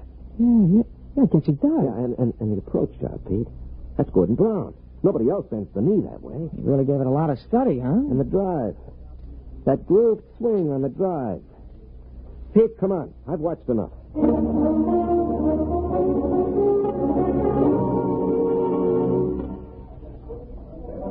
Yeah, Pearson, a 63, I see. You're 6 strokes behind with 1 round to go. You want to give up now? I don't think I will. I think we'd better talk about it privately. Oh, that won't be necessary? No, it doesn't matter to me, but I know that Saul is a robot. So you think he's a robot? Isn't he? Of course he is. How does it feel to be beaten at your own game by a mindless machine? Oh, you haven't won yet. The golf ball takes some funny bounces. How did you find out about Saul? Oh, Saul is a lot of things, but none of them is Saul. He's Todd Winters, George Potter, Gordon Brown, and his drive, that's me. You copied it after me. Take us away and there's nothing left. Tell me, how'd you do it? Money can do anything. All it needs is a purpose. We've been working on colloidal brains up at our place. Our new miniature atomic power plant is ideal. You throw in some sensory mechanisms, some relays, feed in analysis of a slow-motion pictorial study. And you have a golf machine. Must have cost hundreds of thousands of dollars. Closer to $1 million. $1 million? $1 million to keep me from winning $25,000? Don't you think that's unfair? Unfair? You listen to me. Nothing is unfair that doesn't break the rules. And the only rule worth remembering is this, that the best man always wins. You mean the best machine? A machine is only an extension of a man, like your golf club. I don't happen to be endowed with golfing muscles and responses. You do. Those in your golf clubs let you hit a ball farther and straighter than anybody else. Saul lets me hit a ball farther and straighter than you do. It's as simple as that. No, wait a minute. That wasn't the bet. The bet was that I couldn't make $50,000 in a year. Maybe it was your bet. It wasn't mine. I bet that I could beat you at your own game. I don't think that you're good enough for Alice. You're not smart enough, not man enough. Should I let a few well-distributed, well-trained muscles blind her to what you really are? And what's that? You're a quitter. You can't stand pressure. You're no competitor. If you can't win at your own game, you can't win at anything else. Suppose I win tomorrow. 6 strokes back? Playing against the perfect golfer? Suppose. Then I'd have to admit I was wrong. You have my word on that. And you could also have Alice. If she wants you.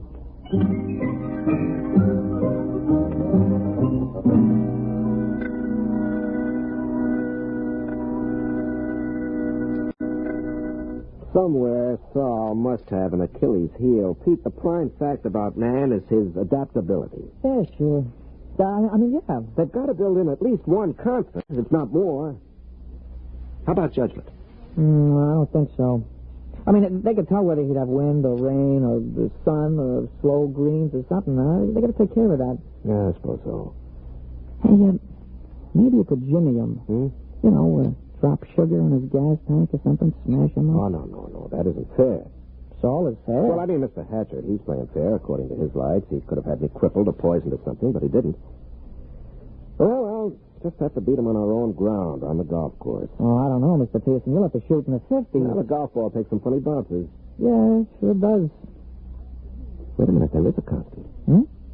Listen, Pete, you know Saul's caddy? Yeah, I know him. An illiterate type of guy, yeah. Could he use $10 or 20 or 50? He's a caddy, isn't he? All right. Pete, I want you to talk to him. You'll do better than I can.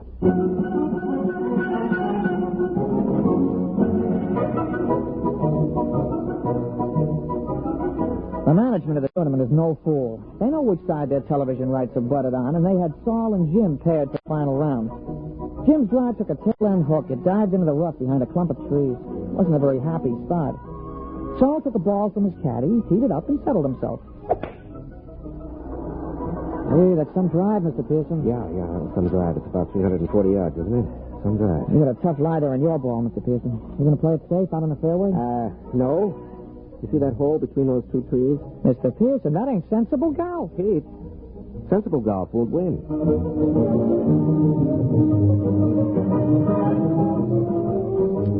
Well, he made it. The ball went through the opening and rolled to a stop just in front of the green. Saul's easy 4-iron shot was dead on the pin all the way. What? It hit the back edge of the green and hopped into the rough. Jim took an easy putt for a birdie, and Saul's recovery was long, and 2 putts gave him a par. Well, that's one of the strokes I need. And that's the way it went. Jim's game sparkled, and Saul's game kept finding trouble. For the first 9, Jim came in with a scorching 30, while Saul came in with a 33. Kept on like that. Saul kept overshooting the green. They came into the 18th hole with Saul still 2 strokes up. Now, look, don't you worry, Mr. Pearson. You're going to tie him for sure. Oh, that's no good, Pete. By tomorrow, his game will be on again perfectly. Jim's drive sliced behind a fringe of trees. He had to shoot blind. He made it on the green, about 25 feet from the cup. Okay, Pete. This is it. Saul's in for a 5. Don't you worry, Mr. Pearson. Don't you worry. Okay, I won't. He lined up. He studied the green. He noted the slope and the lay of the grass. And then he stroked the ball. We did it, Mr. Pearson. We did it. You're the new U.S. Open champion.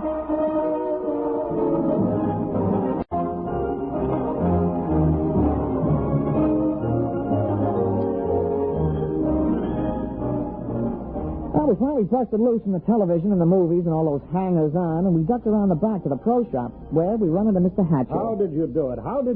Well, Mr. Hatcher, under extremely restricted sets of circumstances, a machine is better than a man, but over the long run, over the gamut of situations, the machine doesn't have a chance. Just can't compete. I still don't understand. It cost $1 million. $1 million. Have a souvenir. You can take this golf ball. No. Look at it. That's the ball Saul was using. What? Mm-hmm. Well, that's another brand. That isn't Saul's regular ball. That's right. It's a new one. Guaranteed to add 20 yards to the average drive. But that's unfair. Well, your robot was built in with one constant. It had to be a golf ball. Well, it just couldn't adapt to a better ball. But that's not fair. Why, that's...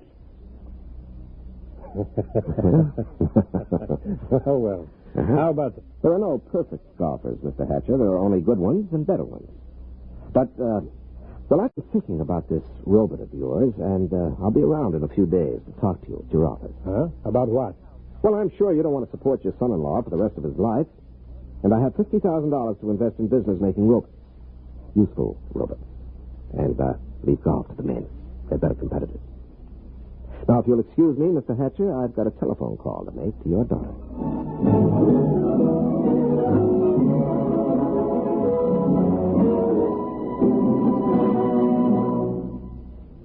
You have just heard X-1, presented by the National Broadcasting Company in cooperation with Galaxy Science Fiction Magazine, which this month features The Other Celia, a story which proves that something drastic should happen to all snoopers, but nothing as shocking and frightful as this.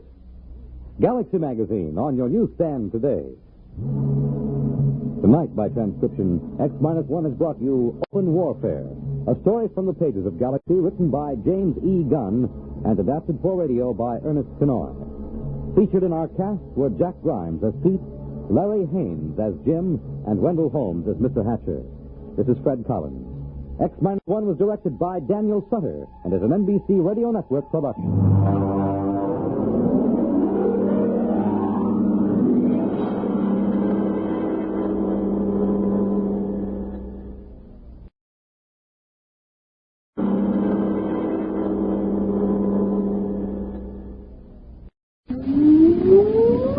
Countdown for blast off.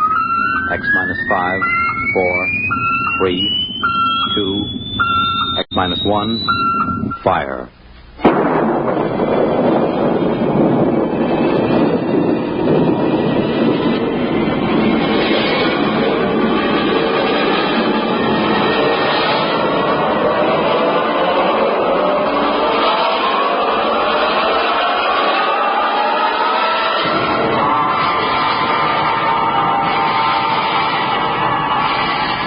From the far horizons of the unknown come tales of new dimensions in time and space. These are stories of the future, adventures in which you'll live in a million, could be years, on 1,000 maybe worlds. The National Broadcasting Company, in cooperation with Galaxy Science Fiction Magazine, presents X minus 1.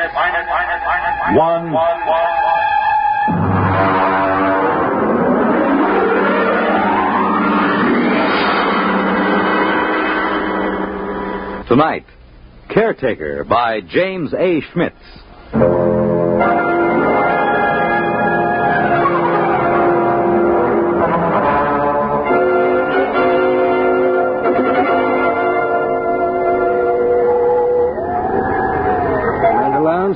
Yes, Mr. Harris. Astrogation reports planetary orbit secure.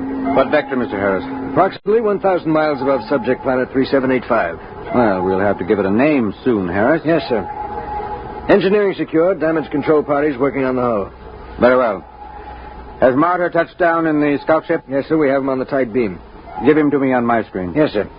Sparkman, put Martyr on the command screen. Exploration ship Titan calling ship 375. Come in. Scout 375 reporting. What's it like down there, Martyr? It's not much different from the scan report, sir. I'm at the head of a valley. It's green and it's scarlet. It's all swampy. And there's a big river threading through it. Harris, get me a pinpoint on Martyr's location. Aye, sir. There are mountains beyond. I can see Holman's house from here. Looks like a Swiss chalet standing over the lake. Have you made contact? Yes, sir. Boyce is over there now. How is he? Well, it's hard to say. Tell him we're recording the planet officially as Holman's planet. That might please him. No, I don't think so, sir. What? Boyce suggested it during our first visit with Holman today. He wants us to record it instead as, I'll spell it. Cresgyth. Crescent. What's that, local? Well, that's his phonetic interpretation of the name the people here use. Fair enough, if that's how he wants it. Anything to add on your present report? No, sir. I'll call you back after we met his woman. His wife? Yes. I'm glad it was you and Boyce who found Holman. You're reliable men, you in particular. Martyr, I don't need to emphasize that Holman's discovery of what appears to be the first genuine human race ever encountered outside of Earth is of primary importance. Yes, sir. Boyce might be inclined to hurry through the diplomatic overtures. You'll be careful about that part of it, Martyr. Yes, very careful, sir. On the 2 continents we scanned before, we've found no traces of human inhabitants, present or past. Yes, I know, sir, but Holman's... It's possible Holman's acquaintances are the sole survivors of humanity here. If we frighten the tribe into hiding, there may never be another contact. Yes, I understand, sir. Fine. Now then, what about these other creatures? What did Holman have to say about them? Well, in the 20 years he's been marooned in this valley, he's had only 3 or 4 actual encounters with them, sir. Rather violent encounters on his side. Apparently they learned to avoid him after that. They're called Zares. He seems to have an almost psychopathic hatred for them. That's not very surprising. We pulled up a scout drag a little while ago, bagged a couple of specimens. The description checks with Holman's description of the Zares, the worm-like, slimy, blue body with a set of arms, legs, and head. Out of the water, they seem to wear some kind of clothes, presumably to conserve body moisture. Yes, that's what he said. All right now, Martyr. I want you to continue according to the plan. And remember, be careful of Holman. He's been alone on this planet for 22 years. He deserves a lot from us. Yes, sir. But he hasn't been alone. He has his wife.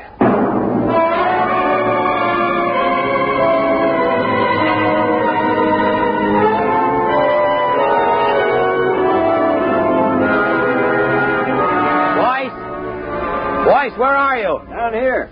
I'm with Holman. Check in with the exploration ship? Yes, it's all right. Holman, they say they'll name the planet the way you want it. That's good. Celia will like that. Celia? My wife. I called her Celia from the start. She likes the name. I see. Where's she now? Oh, she's out somewhere. She's very timid. She'll show up sometime in the night, and I'm leaving the doors open for her. I'll talk to her a little first to reassure her, and you can meet her then. Meanwhile, would you like to see her picture? Why, do you got photographs? No, I painted it. I used to do a little bit before I went into the service. It's over here. I've done about 50 or so paintings over the years. I paint a lot of them over, you know. Here, in here. I grind my own pigments and cut brushes from the swamp grass. I'd give my arm for a good camel's hair brush. Here she is. Beautiful. Real good looking. Of course, it isn't an exact likeness. I tried to capture the spirit. I think I've got it pretty good. Well, there's something about that picture sort of... Never mind, boys. Boyce doesn't know much about art. Yeah, but I know what I like. I like a good-looking woman. You're a lucky man, Holman. You wanted to see the deep water well. It's right through here. Actually, it's just an opening through the concrete to the river that runs below. It's as pure as anything you could wish. If they want to refresh the water tanks of the ship... Yes, I'll take it up with the captain. We'll be staying a week or more. We're to follow your judgment in every way in establishing contact with the Crescittians. Good. We can't do anything till Celia comes in, and we'll have to be very tactful then. But I'm sure it won't take a week. What makes him so shy of us? Oh, it's not you, it's me. Or it's an impression I gave him of the Earth kind of human beings. Come on upstairs and I'll tell you.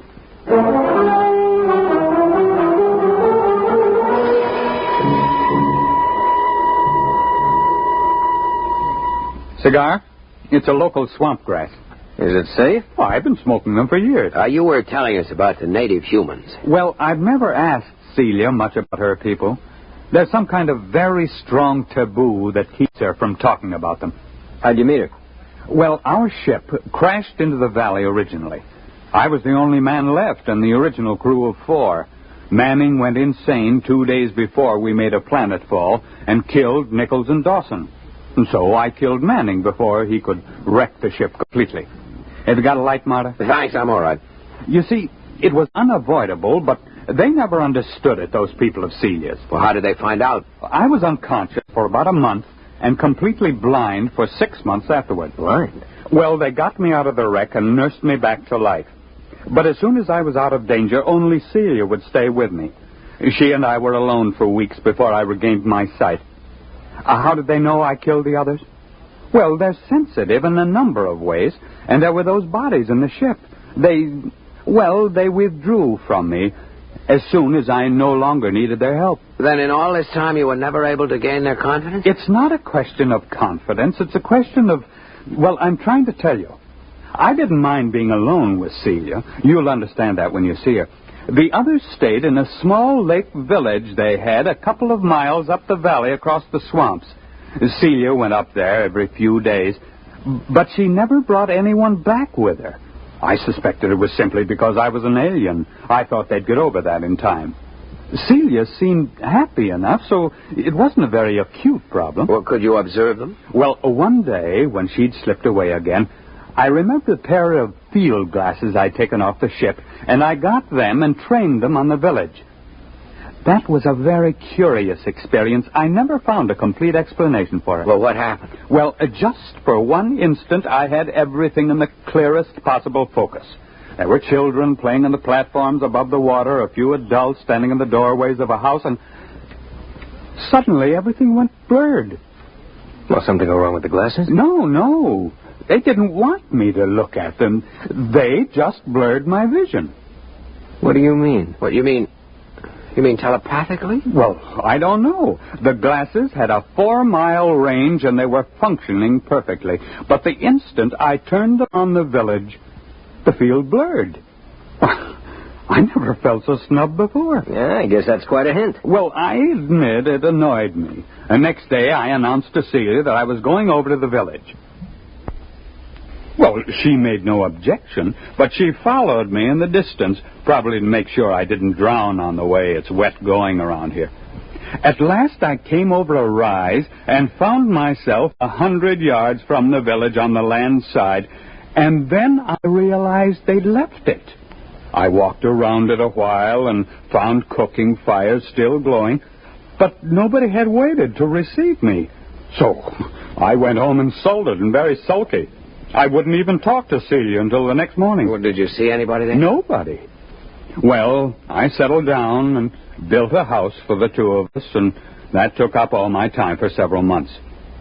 I couldn't ignore them. There was something so curiously happy and peaceful about them, even though they gave me the cold shoulder. From the one look I had of them, it showed me that they were the most beautiful people I'd ever seen. Well, you've seen the picture. It doesn't do her justice. Boy, she must be something. One day, when Celia was gone, I made another trip to the village, And the same thing happened. Well, did you make any attempt to explore further? Oh, yes. I got the little lifeboat flyer repaired enough to get it off the ground and set it down again. I had enough fuel for one 24-hour trip. I flew down the valley for almost 50 miles before I came across the first colony of the other ones, the Zares. Is that what the people here call them? No, Zare, that's the word for snake. I named them that. Did they live in caves? No, that's what fooled me. It was a village of houses just like the one here. I sat down on the lake and I saw them. They just stood there, very quietly watching me through the doors and windows. What made it worse somehow was that they wore clothes, but the clothes didn't cover enough. Those weaving, soft, blue, slimy bodies and those staring eyes. I backed down the ladder with my gun ready in case they rushed me, but they never moved. Did you find any more of them? There were about 8 more colonies of Zares further down the valley, but there was no trace of another tribe of humans. At the time, I didn't know just what to make of it.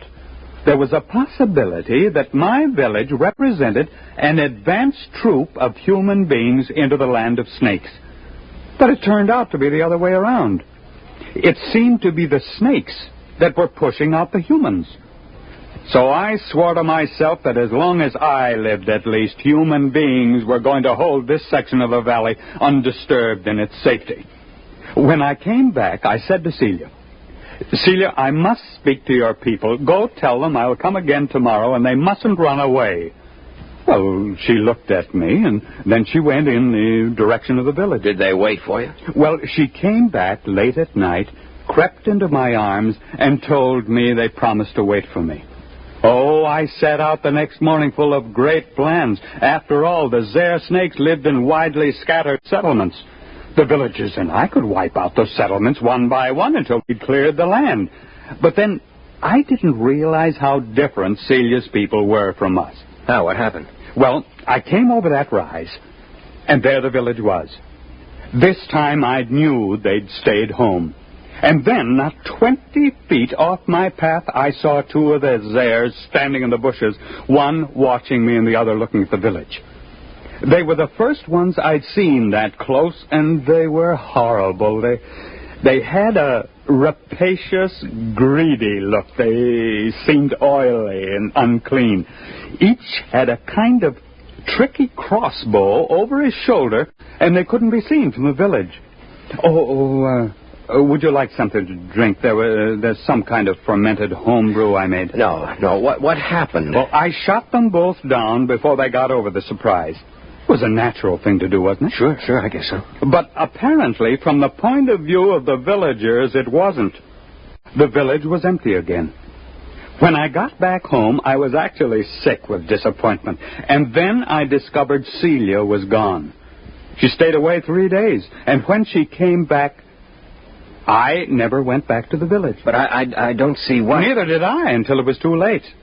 They won't kill their enemies. They're too polite for that. So their enemies are gradually squeezing them out of existence. Captain, what do you expect us to do in this situation? Kill the Zares, as many as we can find.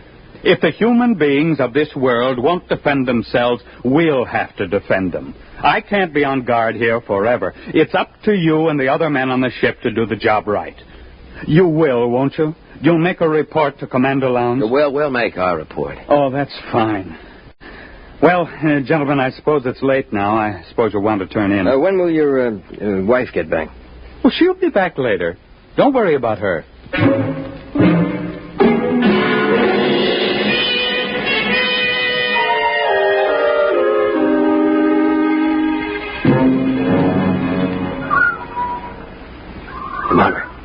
Marta, you awake? Why, what do you want? Listen.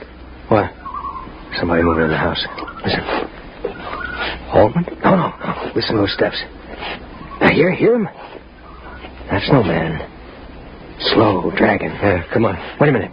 Sidearms. Right there, come on. Quiet, it's coming from downstairs.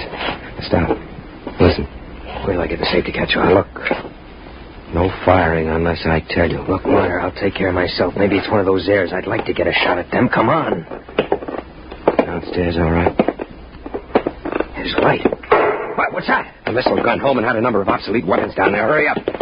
Look out, there goes the light. I've got my torch. It came from the well room. Oh, it's the door. Stand back. Turn your light in there. It's Holman. They've got Holman.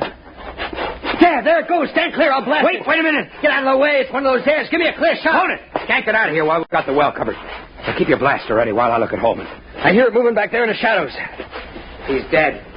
Come on, make a break for it, you rotten, slimy snake. Come on! Shot through the head with his own gun. Was that Zare, that snake? You got a good look at it? No, it jumped for the shadows. There it is. Marta, swing your torch around. I'll roast it with one blast. Listen. Who's that? You who are his friends, will you listen to me? Who are you? He called me his wife. What? How'd she get in here? If that Zare gets a hold of her... Quiet. Don't move. I won't. Why did you kill him? But I thought you understood. What do you mean she killed him? It was that Zare, the snake. There are medical men who'd say he'd been insane for 20 years as he counted time. They would have forced him back into sanity. I could not bear the thought he should suffer that. Suffer what? Are you all fools? He was a fool, though I loved him. He could not see beyond the shape of things. So here among us, he saw shapes he could bear to see. And those moments when sanity came to him and he saw what was really there, then he killed. Are you all like that? What's she talking about? Is the snake there with her? Go upstairs, boys. Wait for me outside. You gonna kill that snake? Yes, I'll kill the snake. All right, take my blast. Now be careful. Get it between the eyes, Marta. Roast that Zare to a crisp. Go on outside. Are you still there? Yes. Is there any way you can get out? I can leave by the river that flows under the well if you do not shoot at me. I won't shoot at you. May I take his body? Yes. And you will all leave with your ship? I loved him, although my people thought it strange, almost beyond their tolerance. They are foolish too, yet not as foolish as you are. They saw what was in his mind, and not beyond that. And so they were afraid of him. But he is dead now. And there is nothing that your people and mine could share. We are too different. Will you leave? We'll leave. What did you see that was beyond his mind? A brave spirit. Though very frightened, he ventured far, far, far into the dark, of which he was afraid. I loved him for that. I am coming now. I think you had better look away.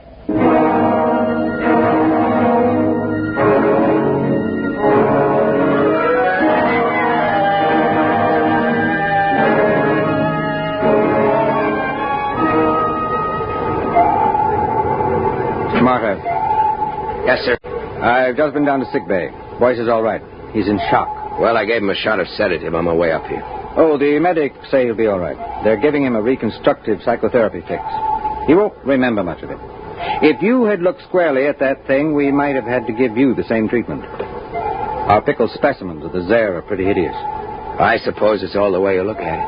Yes, I suppose so. Holman had his own way of looking at it. Selective hysterical blindness maintained for 22 years, with his own type of artistic hallucinations thrown in. I can't help wishing it hadn't happened to Holman. He didn't maintain it throughout. When he was hallucinating, he saw them as beautiful. He saw her as beautiful. But when he saw them clearly, where they really were, he killed them. Who wouldn't? I almost feel like getting out of space and staying out for good. Well, it's time to file a report and wrap up. What are you reporting? That Holman died here quite peacefully about a year before we found him, leaving a diary of inspiring courage and devotion to space exploration behind him. We'll have time enough to work up the diary. That should keep everybody happy. All secure, sir. Shall I close down the ports? Just a minute. Marta, look down there. The whole galaxy. Do you think there actually are people out there somewhere? I hope so. Do you think we'll ever find them? I don't know. They've never found us.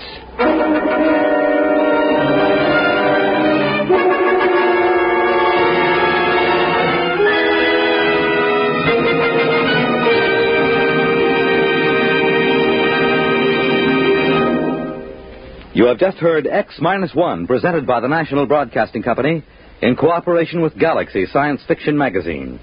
which this month features Survival Type by J.F. Bone. Score 1 or 1 million was not enough for the human race. It had to be all or nothing, with one man doing all the scoring.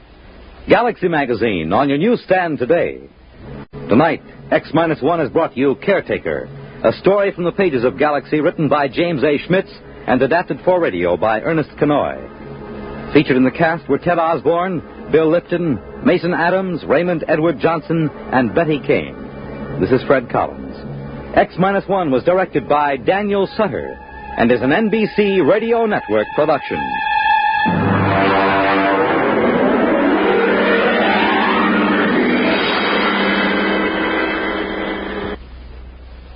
Polio is not over yet. A total of $46,900,000 is needed to continue the fight against this crippling disease. Thousands of polio victims are depending on you. Help finish the polio fight. Join the 1957 March of Dimes. The world on a new hotline. Listen for news on the hour and the exciting hotline service all day, every day on most of these stations.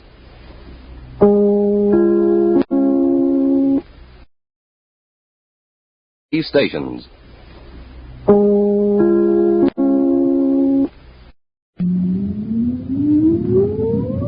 Countdown for blast off. X-5, 4, 3, 2, X-1, fire.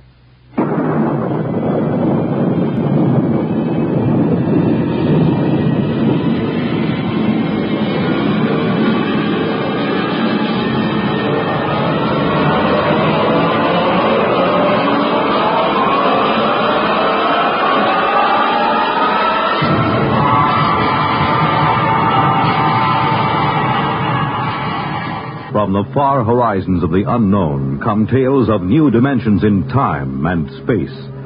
These are stories of the future, adventures in which you'll live in a million, could be years, on 1,000 maybe worlds. The National Broadcasting Company, in cooperation with Galaxy Science Fiction Magazine, presents X-1.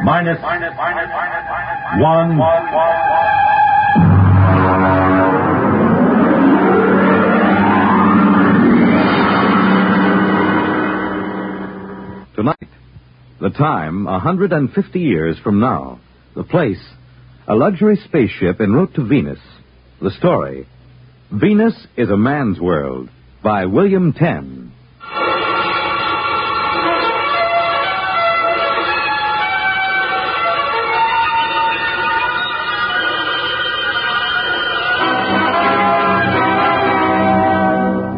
Some fellows are lucky.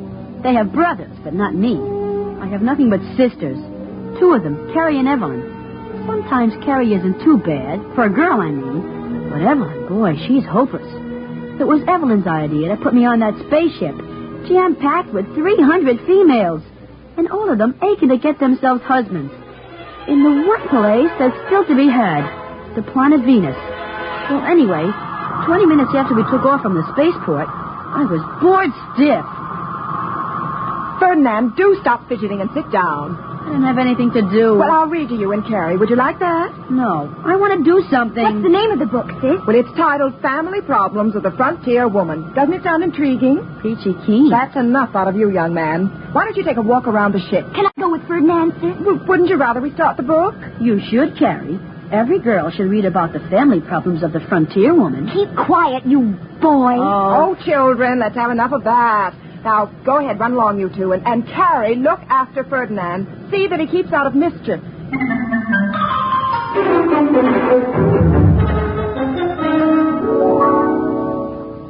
Gee, this is one big ship, isn't it? Uh-huh. I sort of wish we were on a cargo ship instead of this liner. Why? This is super. On a cargo ship, we could go climbing from deck to deck on a ladder. We could even go to the bridge or the forecastle and talk with the crew. That's silly. Why would anyone want to do that? Because ship's crews are men. Only because we women are too busy with important things like government to run ships. Says you. Hey, what are you looking at? This sign. In the event of disaster affecting the oxygen content of the companionway, break glass with hammer upon wall. Remove spacesuit and proceed to don it. Boy, I hope we have that kind of a disaster. I sure would like to get into one of those. Oh, you're silly. Hey, Let's go exploring down this way. I see some portholes. And I see a sign that says, "Notice, passengers are not permitted past this point." Come on, there's no one around. And besides, I'm not really a passenger. Ferdinand, you say you're not really a passenger. Well, what do you mean? You have to be a citizen of a planet in order to get a passport, right? I'm not sure. Well, I'm telling you. Ever since they passed that male suffrage act, only women can be Earth citizens. You and Evelyn are passengers, all right. But me, I'm just a male dependent. So when a sign says, off limits for passengers, doesn't mean me. I'm not a passenger, see? Keep away from that door, Ferdinand. Can't you see the sign? You and your old sign. Ferdinand, let's go back to the cabin. I want to see what's behind this door. If you don't come back with me this very minute, I'll tell Evelyn. So what? Hey, this looks like a sign clock. I wonder if it works by knock or voice. Ferdinand, I'm going. Hey, I remember one voice key. I wonder if it'll work. 2023, open sesame. Ferdinand!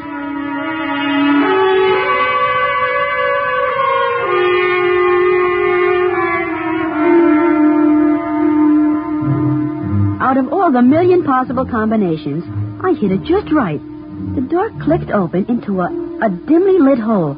As the door closed, a hand closed around my throat. The lights came on, and I found myself staring up the muzzle of a highly polished blaster, held by the biggest man I'd ever seen. We just stood there looking at each other for a while, till finally he said... Well, you're only a tadpole. Sir? The little tadpole. I must be getting jumpy enough to splash. My name is Ferdinand Sparling. I'm very pleased to meet you, Mr. I hope for your sake you aren't a tadpole brother to one of them husbandless Anura. Husbandless what? Anura, herd of females looking a nest. I come from Flatway, folks. You're a Venetian? Yep. What part of Earth are you from? And what are you doing on a spaceship to Venus? You know, the 3 out of 4. How's that? The 3 out of 4. No more than 3 women out of every 4 on Earth can expect to find husbands. Not enough men to go around, you know, with the Third Atomic War and all. Why, back in the 20th century, some of our best men went to the planets. My sister Evelyn says that by now, most of the men on Earth aren't even worth marrying. Well, that's for sure. Those busybody Anura took care of that. Earth, what a place. I had a belly full. Why did you come in the first place? I came looking for a wife. Women are pretty scarce on Venus. I heard that there was a surplus of them on Earth. I can't understand why any man would even want to marry a woman. How old are you, Tadpole? 13, almost 14. Well, that explains a lot of things, Tadpole. It doesn't explain why you're heading back to Venus. Because I was in trouble the minute I landed on that woman's world. I didn't know I had to register at a government-operated hotel for transient males. Imagine, they told me a man couldn't say anything in court. All talking was done by female attorneys to a female judge. But I told him off. I told him where I come from. A man spoke his piece when he had a mind to, and his woman walked by his side. Well, what happened? Oh, I was found guilty of this and contempt of that. But I wasn't going to serve all those fancy little prison sentences, so I broke out and stowed away. You mean that you're breaking the law right now? Sure, aren't you? Oh, I guess so. I'm also a man outside the law. We're in this together. Shake, Ferdinand. Ferdinand? That's not a right label for a sprouting tadpole. I'll call you Ford. My name's Butt. Butt Lee Brown. Is Butt a nickname like Ford? Yeah, short for Alberta. But I haven't found a man who can draw a blaster fast enough to call me that. You see, Pop came over in the 80s with the first wave of immigrants from Ontario. Named all of us boys after Canadian provinces. I was the youngest, so I got the name they were saving for a girl. Golly, Mr. Butt, you must have had a lot of brothers. Yeah, full nest. They're Sass. His real name is Saskatchewan. Manny after Manitoba. And Uke, he was named for Yukon. I got one for every province and territory in Canada. Golly, all I have is 2 sisters. Oh? Tell me about them. Well, there's Carrie. She's almost 16. Well, how about your other sister? She a little older? She's old, all right. Evelyn's almost 21. She pretty? Who? Your sister Evelyn. Oh, I don't know. She's healthy. She's got very good teeth. If I know her breed, she's bossy and opinionated. Well, I know the women. Yep, there goes the dinner going forward. You better scat. Growing tadpoles need their vitamins. Could I bring you some chow? I could stuff it in my pocket and sneak it back here. No, thanks. I've stashed away enough provisions. I got plenty of kelp and Venusian mud grapes to last the trip. Oh, you better shove off, Ford. They'll start looking for you. Guess I had better. Well, I'll see you right after dinner, Mr. Butt. Just plain butt to you, Ford. Oh, okay. I'll be seeing you. 2023. Open sesame.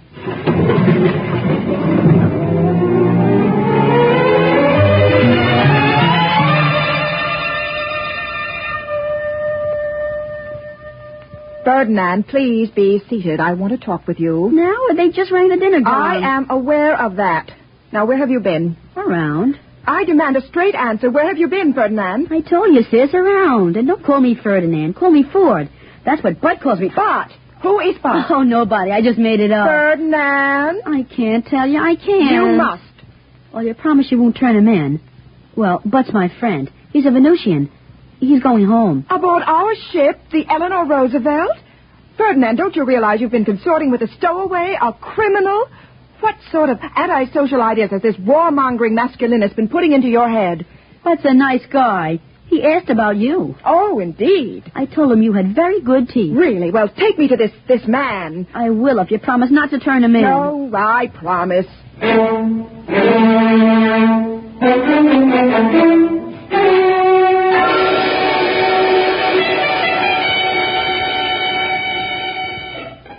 He's in there. The door has a sonic lock. I know the combination. Watch. 2023. Open sesame. Oh, it's so dark in there. But, hey, Bud, I brought along my sister Evelyn. She'd like to meet you. It's all right. Put on the lights. Oh. An honor, Miss Sparling. Please come right in. First, Mr. Bott, I want... Brown. Butley Brown. First, Mr. Brown, you realize that you are committing two crimes. One, the political crime of traveling without a visa, and two, the criminal act of stowing away without paying your fare. Golly, sis, that's no way to talk to Bud. I take it you either have no defense or care to make none. I wonder if all the Anura talk like that. And you want to foul up Venus. We haven't done so badly on Earth after the mess you men made of politics. Hear, hear. Yeah, hear, hear. Oh, you keep quiet, Ferdinand. And another point, Mr. Butley Brown. I don't suppose you know that under space regulations, you've made this poor child an accessory. But didn't make me anything. Let's not talk law, female. Let's talk sense. I'm in trouble because I went to Earth to look for a wife. You're standing right here now because you're on your way to Venus for a husband. So, let's. Let's? Let's what? Are you daring to suggest now, that... Miss Sparling, no hoopla. I'm saying let's get married, and you know it. Gee, sis, say yes. And what makes you think that I consider you a desirable husband? Figure it this way. If you wanted a poodle, you're pretty enough to pick one up on Earth. When you go charging off to Venus, you don't want a poodle, you want a man, and I'm one. I own 3 islands in the Galertan Archipelago. Good farmland when they're cleared. I got no bad habits, outside of having my own way. I'm passable good-looking. My teeth are good, too. Besides, if you marry me, you'll be the first mated on this ship, and that's a splash most nesting females like to make. You know, there's more to marriage than just doing... So there is. Well, we can try each other for taste. Now, me, I'd vote yes. Me too, I'd vote yes. Now I'll cast my vote.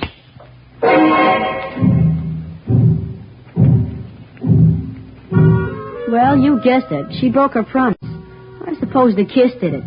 She put it a stowaway to the captain, and he sent the detail from the ship's crew to halt Bud off to the brig. Well, later that afternoon, all the passengers, 300 females and me, gathered in the lounge for the hearing. It's all on account of you. Shush. Don't shush me. You promised you wouldn't get Bud into trouble. And you savage. Shush. The captain is rapping for quiet. By authority vested in me under the Pomona College Treaty, the stowaway, a Venusian, Butley Brown, will be tried for violation of Articles 16 to 21 inclusive of the Space Transport Code. Purser, bring in the prisoner. Ladies. Those cheap extroverts, and they call themselves responsible. Ladies, dear ladies. Thank you, ladies. Butley Brown, I order your person and belongings impounded for the duration of this voyage as set forth in sections 41 and 45. Captain, the sections are 43 and 45. You're quite right, Miss Sparling. Sections 43 and 45 of the Mother Anita Law Emergency Interplanetary Directive. Aren't you even going to give me a fair trial before you hang me? Ladies, I beg of you, ladies. Captain, what exactly are the charges against me? You're a stowaway. I can pay for my passage. You can? Well, then I guess we can dismiss the charges. gentle ladies. Just a moment, Captain. Yes, Miss Sparling? I demand justice. You can't let him off that lightly. Besides, there's the other charge. What other charge? Assault. That comes under sections 18 through 35 of the MacDonald Law. It does? Well, then would you tell the court in your own words exactly what happened? Well, when I first laid eyes on Mr. Brown, he seemed to be a fundamentally decent chap, despite his barbaric notions on equality between the sexes, or worse. I was positive I could shame him into a more rational social behavior and make him give himself up. Go on, Miss Sparling. Just as I was getting over the colossal impudence involved in his proposing marriage and was considering the offer seriously on its merits, as one should consider all suggestions, he deliberately dropped the pretense of reason. Get her. Ferdinand! My name is Ford, and you're nothing but a big snitch. You promised not to get Butt into trouble. Your name is Ferdinand, and stop trying to act forcefully like a girl. It doesn't become you. Miss Sparling, did I understand you to say that you were considering Mr. Brown's proposal of marriage? That is true. I will not deny that he appealed to me. He appealed to me as most savage ancients appeal to their women, as an emotional machine. Throw the proper switches, says his theory, and the female surrenders herself ecstatically to the doubtful and bloody murk of masculine plans. I'm afraid I still don't understand. What exactly did Mr. Brown do? He kissed me. Ladies, please, ladies. Mr. Brown, do you deny kissing Miss Sparling? No, Miss Sparling. Do you deny enjoying the kiss? Your question is irrelevant and immaterial. Oh, she enjoyed it. How would you know? Well, I was right there. I could tell the way she acted. She sort of held the back of his neck, closed her eyes, and just hung on. What were you doing there? I introduced him. I met Bud first. Then I took Sis over there to meet him. I see. Ferdinand Sparling, I hereby order your detention for the duration of this voyage for aiding and abetting a stowaway as set forth in sections 41 43 and 43 and 45. And 45. And you can't arrest Ferdinand. He's only a child. You gave me your word no charges would be lodged against the boy. That was the usual promise one makes to an informer. But I made it before I knew it was Butley Brown you were talking about. I didn't want to arrest Butley Brown. You forced me. So I'm breaking my promise to you, just as I understand you broke your promise to your brother. I'm afraid both Ferdinand and Butley Brown will be picked up at New Kalamazoo Spaceport and sent terrorward for trial. But I used all our money to buy passage. I'm sorry, you'll have to return with your brother. Of course, there is a way out. There is? Well, tell me, please. Miss Sparling, if you'd marry Brown... Now, don't look at me like that. If you'd marry Brown, he would go on your passport as a dependent male member of your family. Do you think I'd marry that desperado? Why, he doesn't know enough to sit back and let a woman run things. Captain, you should be ashamed of yourself. I'll marry him! Perhaps I should be, but that's what comes of putting men in responsible positions. See here, Miss Sparling, I didn't want to arrest Brown. I'd still prefer not to. The officers and crew of my ship all go along with me. Why not? Men always think like men. They never use logic. They just rely on masculine intuition. Maybe so. This ship's crew are all residents of Earth. But our work requires us to be on Venus several times a year. We wouldn't want to cross any member of the Brown clan. They're all men of influence on the polar continent. I wouldn't doubt that for a second. If anyone gets in their way, they merely oxidize them with a blaster. Take Bud. He's a big man in his own bailiwick. The Galertan Archipelago. When he wants to put somebody in office, well, he just appoints them. Mr. Brown has that much influence, you say? Power, actually. The kind a strong man usually wields in a newly settled community. Oh, Mr. Brown, if I marry you, would you promise to see that I'm appointed resident governor of the Galertan Archipelago? No. Attaboy, Bud. Don't give in. Ferdinand, this does not concern you. Mr. Brown, I might even consider a county clerkship. Nope. Stick by your blasters, Bud. Show me you're a real man. Mr. Brown, it would seem to me that if you really want to marry this attractive young lady, a compromise could be worked out. Well, I could make her sheriff.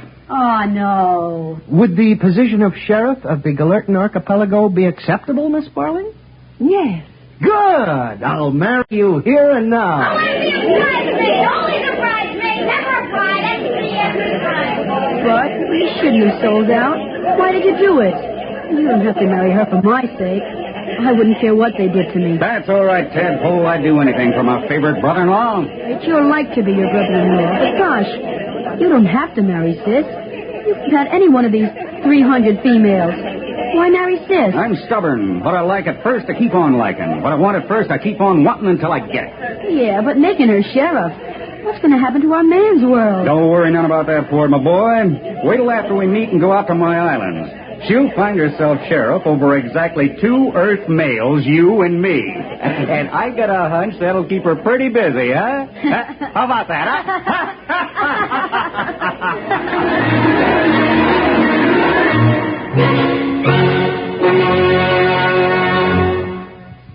You have just heard X-1, presented by the National Broadcasting Company in cooperation with Galaxy Science Fiction Magazine, which this month features An Eye for a What? A story of the Earthmen who thought they couldn't hurt a friendly alien if their lives depended on it, while all the time their lives did depend on it. Galaxy Magazine, on your newsstand today. Tonight, X-1 has brought you Venus is a Man's World, a story from the pages of Galaxy written by William Tenn and adapted for radio by Arthur Small. Featured in our cast were Dennis Balabio as Ford, Bob Haig as Butt, Jerry Ann Raphael as Carrie, John Gibson as the captain, and Frederica Chandler as Evelyn. This is Fred Collins. X-1 was directed by Daniel Sutter and is an NBC Radio Network production.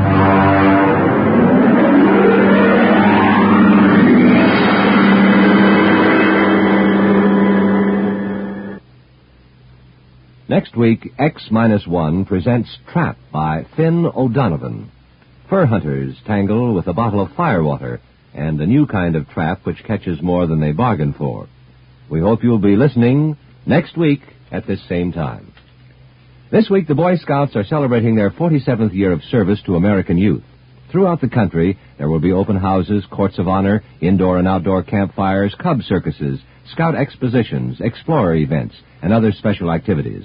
This is the second year of the 4-year program, Onward for God and My Country, which was launched to help prepare America's boys to live in today's world and prepare them to carry their full share in the years ahead. It's designed to give youth an opportunity to develop physical fitness, self-reliance, a sense of personal responsibility, a spirit of helping people, a willingness to share, an understanding of our government's democratic processes, and a firm spiritual foundation.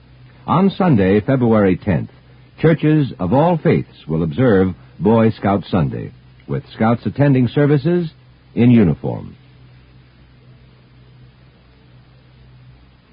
The world on a new hotline. Listen for news on the hour and the exciting hotline service all day, every day, on most of these stations.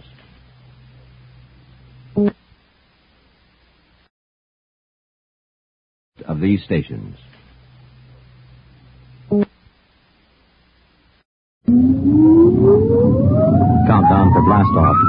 X-5, 4, 3, 2, X-1, fire.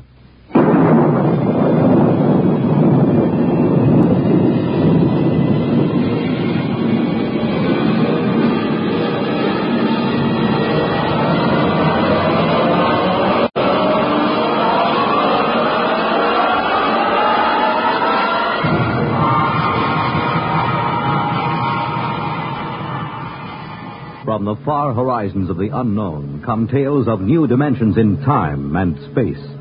These are stories of the future, adventures in which you'll live in a million, could be years, on 1,000 maybe worlds. The National Broadcasting Company, in cooperation with Galaxy Science Fiction Magazine, presents X-1.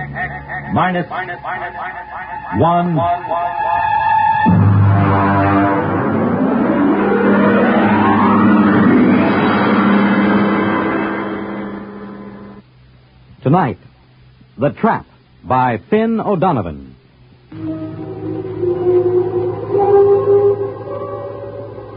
Samish, I am in need of some assistance. The situation is potentially dangerous, so come at once. It shows how right you were, Samish, old friend. I never should have trusted a Terran. What a sorry mess, Samish, and the plot seemed so foolproof. Hey, Thurston. Thurston, get up. Get up, come on. Why? What's the matter? Why? Come on, it's daybreak. Now, there's good news. Let me alone. Oh, come on. You don't want to sleep through our vacation. The bird's on the wing. It's 5 o'clock in the morning. 5 o'clock in the morning in the Adirondacks is the middle of the day. What's the weather out? Oh, it's raining.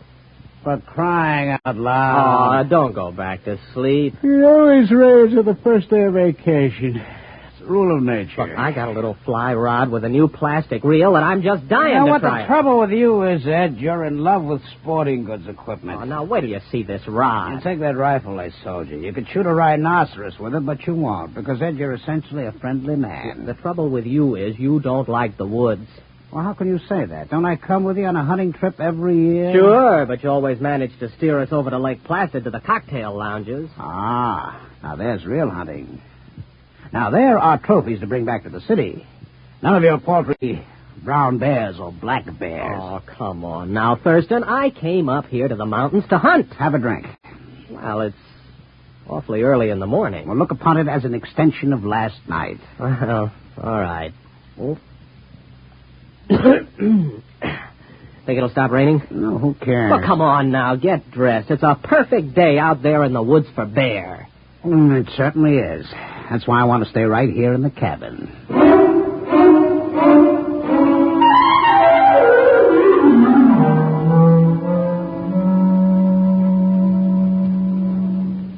Ed. What? Pass the canteen? It's empty. Well, open up one of the bottles and pour it in. Why don't you take it straight from the bottle? What, on a camping trip? Pour it into the canteen. Okay. Hey. Now, this is what I call a hunting trip. Well, you haven't been outside the cabin. Oh, come on, Thurston. Can't we go out just to hunt something, even if it's just a little rabbit? Look. It's stopped raining. Close the door. Now, you let some of the fumes out. You feel like canteen yet? Hey, look at this. What? Right by the door. How many times have I told you not to leave your collapsible cook stove where I can step on it in the night? It isn't. What is it? I don't know. It's made out of metal. It's just sitting here in the doorway. It says, trap on the top. What? Trap. Where'd you buy that? I didn't. Well, I certainly didn't. Hey, there's a tag on it. Dear friend, this is a new and revolutionary design in a trap. To introduce the trap to the general public, we are giving you this model absolutely free. You will find it a unique and valuable device for the capture of small game, provided you follow precisely the directions on the other side. Good luck and good hunting. Well, now, what do you think of that? Pass me the canteen. If this isn't the strangest thing, do you suppose it was left during the night? Oh, who cares? Well, aren't you interested? Not particularly. It's just another gadget. I've got 100 like it. That bear trap from Abercrombie and Fitch, the jaguar horn from Battler's, the crocodile lure. Well, I've never seen a trap like this. It's pretty clever advertising to just leave it here. Well, they'll bill you for it eventually. You care for the canteen? Oh, thanks. Hey, look at this thing, Thurston. Do I have to? Well, there are instructions on the other side. Quote, take the trap to a clearing and anchor it to any convenient tree with the attached chain. Mm-hmm. Here's the chain, all right. Press button 1 on the base. This primes the trap. Wait 5 seconds and press button 2. This activates the trap. Nothing more is required until a capture has been effected. Then press button 3 to deactivate and open the trap and remove the prey. Warning. Keep the trap closed at all times except when removing the prey.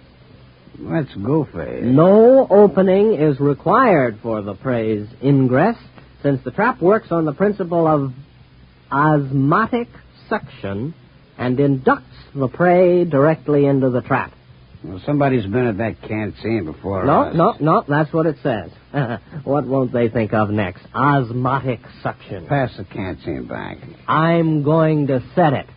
What, the canteen? No, the trap. Come on, help me. Now that's the trouble with you, eh? You're always cluttering up a hunting trip with hunting. Come on, take this in. All right. If it makes you any happier. Hey, boy, it's cold. Come on, we'll carry it over to that tree. Hey, yeah. Here, let's put it down here. You think we really ought to fool with it? Of course. Maybe we can catch a fox. What will we do with a fox? Turn it loose. The fun is in the catching. Here, take the end of the chain. Hey, look out. You got your foot in it. Yeah, I guess it snaps in here. Oh, there it is. Let's get back to the cabin. The great outdoors depresses me. Wait a minute. I've got to press button 1. Hey, it's glowing. Yeah. 3, 4, 5. Now button 2.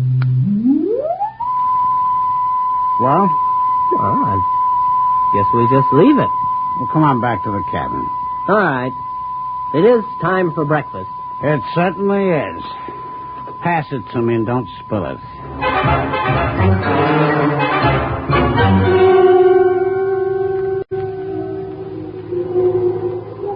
Samish, where are you? You are my oldest friend. I have already been through the beginning of my story. The Terrans accepted my trap as a trap, nothing more, and they began using it at once with no thought as to the consequences. I had counted on this. Fantastic curiosity of the species is well known. During this period, my wife was crawling giddily around the planetoid, redecorating our hutch and enjoying the change from city life. Everything was going well. Ed. What? It's your turn. Okay, here we go. Ready on the right. Ready on the left. The flag is up. The flag is waving. Target's up.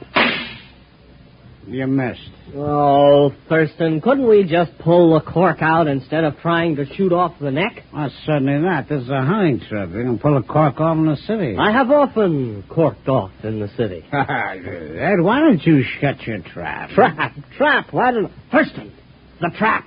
What about it? Maybe we caught something. Come on. Where are you going? The trap. There, look. We got something. We've caught something. Come on, look inside.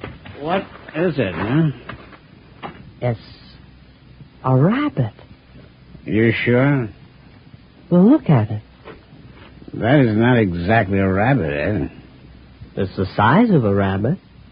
But it's bright green. Ed, no more rum before breakfast. No, sirree. Starting tomorrow, hand me the canteen. What do you think it is? Could be a rabbit. Green? With lobster claws? And eyes on stalks? Well, then again, it might not be a rabbit. I think it's a new species. We'll have to build a cage and then find out what it eats. As long as it doesn't drink. You don't suppose it drinks, does it? No, it doesn't look like a drinking type. No, I'm not going to share my vacation with a green rabbit with lobster claws. Probably has dirty habits. There's something very unnatural about that trap. It's inhuman. I'll bet they said that about Ford's electric light and Edison's car and the telephone invented by Alexander's ragtime band. Are you sure about that? Oh, sure. I saw the movie. Come on. We'll build a cage, and then we'll set the trap again. Okay, but we better go back to the cabin. What for? We better refill that canteen.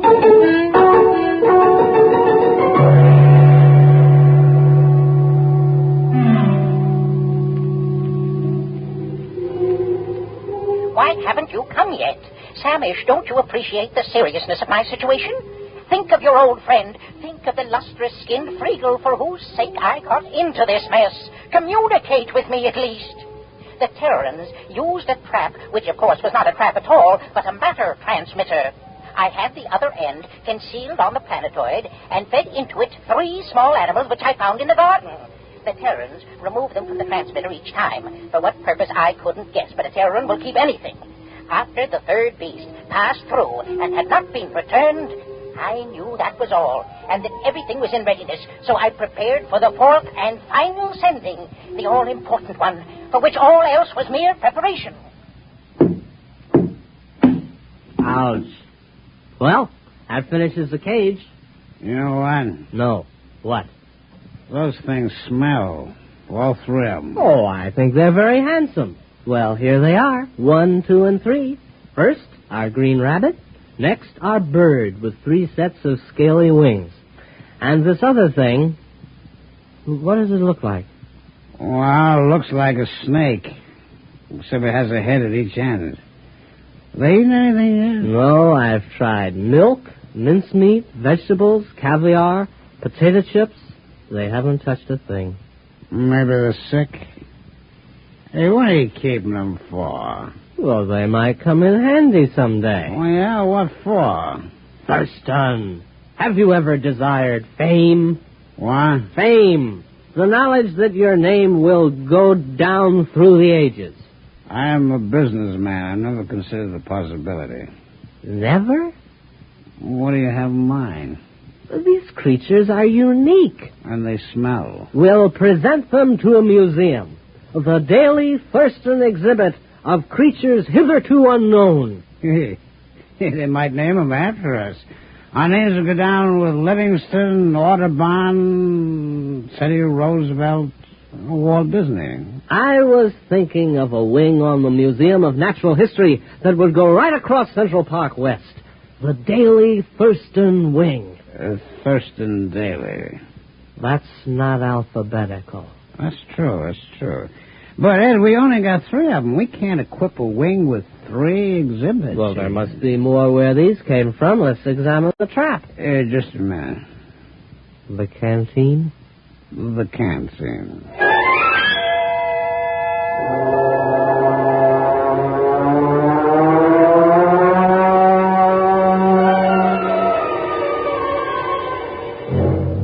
We've got something. There it is. Look, it's about 3 feet tall, a big one. Uh-huh. A small green head and a forked tail. Oh, look at him, waving something on top of his head. Well, the rest were quiet. Maybe this one's dangerous, huh? We'll handle it with nuts. Nuts?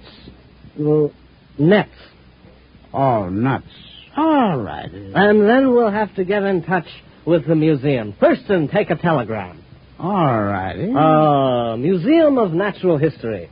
Dear Sir. Or Madam. Have discovered at least 4 animals, which I suspect to be new species. Stop. Have you room for suitable exhibit? Stop. Signed, your friend Ed. Wasn't that signature pretty informal? You're right. Make it, you're a good friend, Ed. We better go back and build a cage for this latest one. It looks awfully exciting. I think we'll make this one strong. Oh, this last specimen is the cream of our collection. Look at it. Its head is turning pink. It looks mad, doesn't it? Well, you'd be mad, too, if you were trapped by osmotic suction. Say that again. Osmotic suction. Here, you take the canteen. I'm way ahead of you.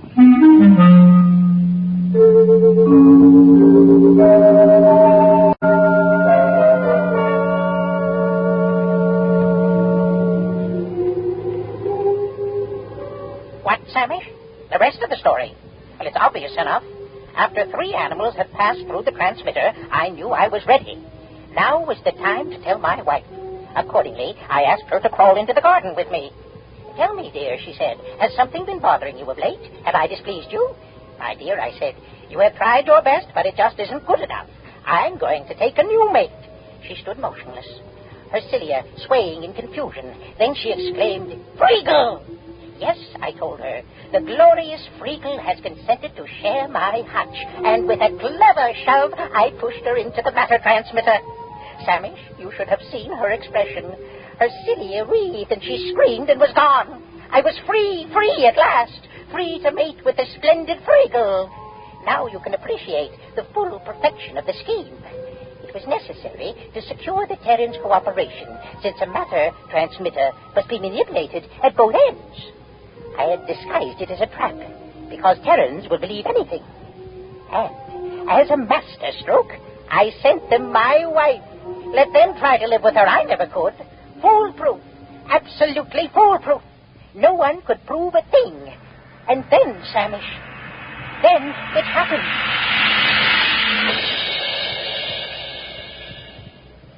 Did you get the cage finished? Yeah, our 4th animal is snug as a bug in a It doesn't matter. Boy, it's a mad one, though. I couldn't help feeling it was trying to tell me something. Come on. Here's a trap.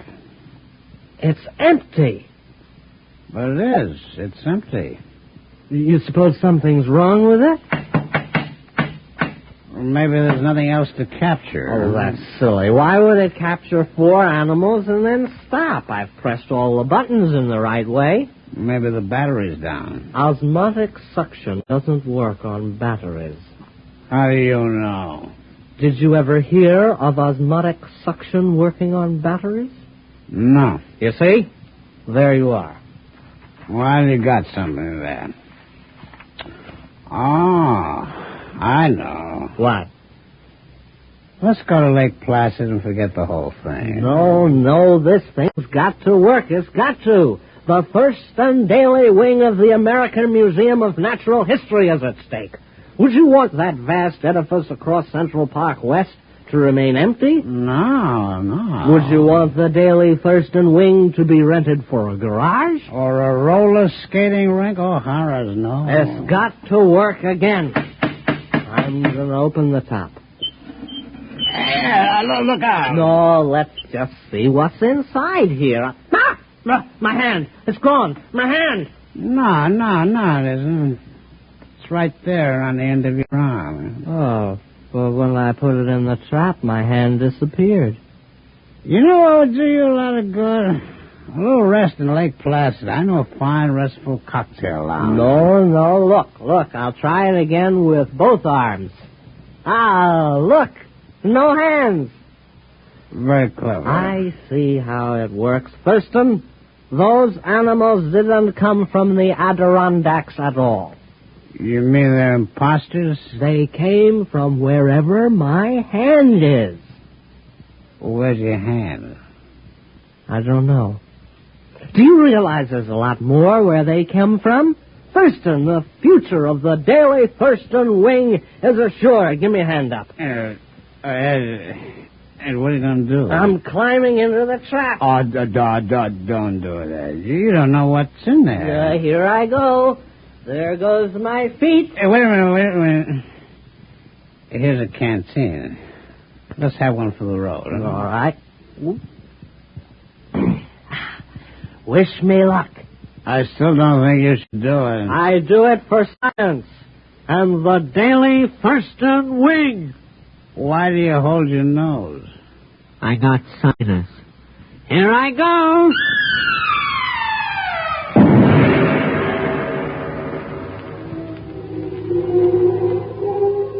Samish, if you don't come immediately, it'll be too late. I must stop beaming you. The enormous Terran has completely ransacked my little planetoid. He has shoved everything, living or dead, through the transmitter. My home is in ruins, and now he's tearing down my hutch. Samish, this monster means to capture me as a specimen. There's no time to lose. Samish, what can be keeping you? You, my oldest friend. You... What's that? Samish, what are you saying? You can't mean it. No, not you and Friedel. Reconsider, my old friend. Remember our friendship. Remember... Sam!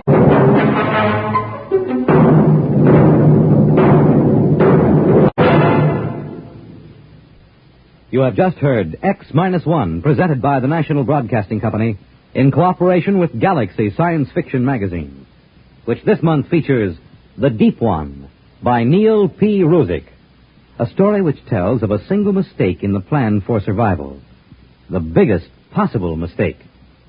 Galaxy Magazine on your newsstand today. Tonight, by transcription, X-1 has brought you The Trap, a story from the pages of Galaxy written by Finn O'Donovan and adapted for radio by Ernest Kinoy. Featured in our cast were Donald Buca as the voice, Ralph Bell as Thurston, and William Redfield as Ed. This is Fred Collins. X-1 was directed by Daniel Sutter and is an NBC Radio Network production.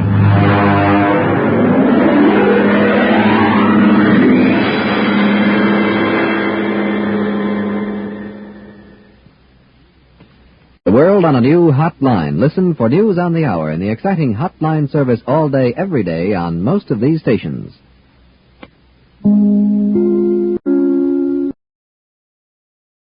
most of these stations.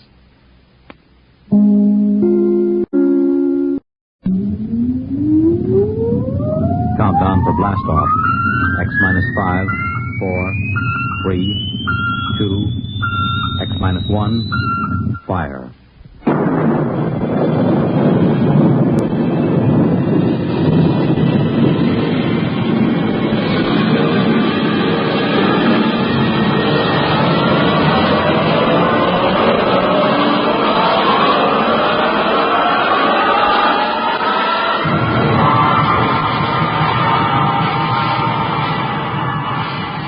From the far horizons of the unknown come tales of new dimensions in time and space.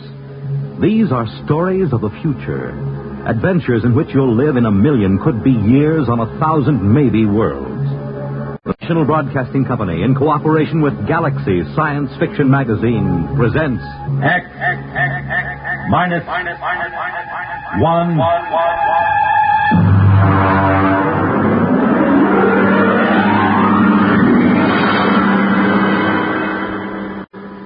Tonight, Field Study by Peter Phillips.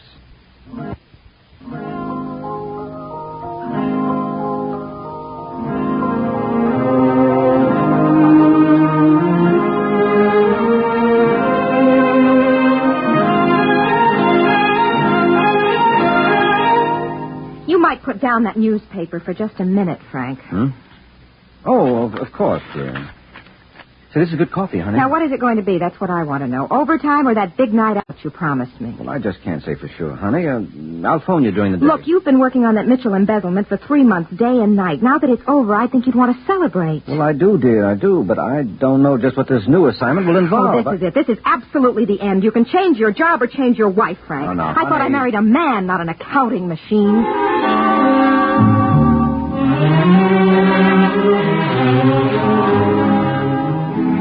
I guess I do seem like an accounting machine to Betty sometimes. Maybe she should have married a different kind of guy. Someone who likes to go out dancing and to parties all the time. And who has some kind of romantic career. The quiet life she had with me made her tense and nervous.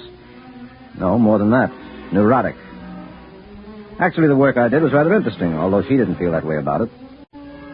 Being an investigator for the accountancy branch isn't exactly like being one of those detectives as smart as Einstein and as tough as Marciano, but we do get into some unusual situations.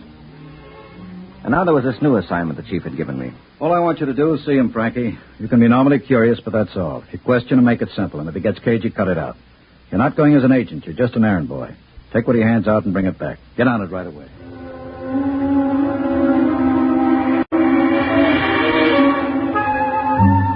Although I got there early, the waiting room was filled with about 40 people. 40 people who seemed to have everything from Parkinson's disease to muscular atrophy. In 40 years, I'd never had anything wrong with me but a post-nasal drip, but I was prepared with the symptoms of an obscure ailment. I didn't have an appointment, but I had hardly sat down when the receptionist came over and ushered me into the office. I'll be with you in just a moment. Please sit down. Well, thank you. This is good of you, Doctor, but I was perfectly willing to wait my turn. Oh, I'm entitled to use my own discretion. You're an interesting case. And please don't call me doctor. In the healing profession, that title's reserved for those who have taken the Hippocratic Oath. My name is Trancor. Mm-hmm. You said I'm an interesting case. How do you know about my case? You've never seen me before. My receptionist has intuitive diagnostic ability. Now, what are your symptoms? It seems you should be able to tell me. Well, let's say the recital is part of the treatment. But if you'd rather not bother, just take this capsule in water. But this is ridiculous. How do I know? You don't. I make no claims. You can take the capsule or leave it. How many tokens, how much money do you have with you? Now, listen, Doctor. No, I'm not a doctor. How much? Oh, about $50, I suppose. Well, give me $25 for the capsule, which you take on faith. If you take it, well? All right, I'll take it.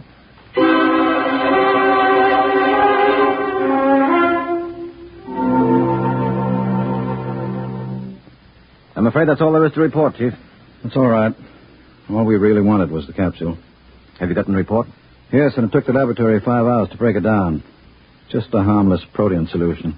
2 other investigators got the same thing. What about the genuine patients? They get a solution of water and a vegetable dye. They're both useless, but when he spots an investigator, he tries to give our lab man a headache. If he prescribes useless medicines, can't Trancor be booked for fraud? Oh, he doesn't make any claims for the blasted thing. How come he's on our level? Why the accountancy branch? Could be anybody's case. But every time a direct law enforcement agency has tried to investigate, the man has disappeared. They think we may be more discreet. What else do we know? A great deal. Then again, nothing. We have reports from law agencies and medical societies in London, Paris, Berlin, and Prague. Oh, that reminds me. Miss Hance, please ask Sir Greville to come in now. He sets up in business. Word of his cures gets around, he becomes a sensation, and then disappears. Thank you for waiting, Sir Greville.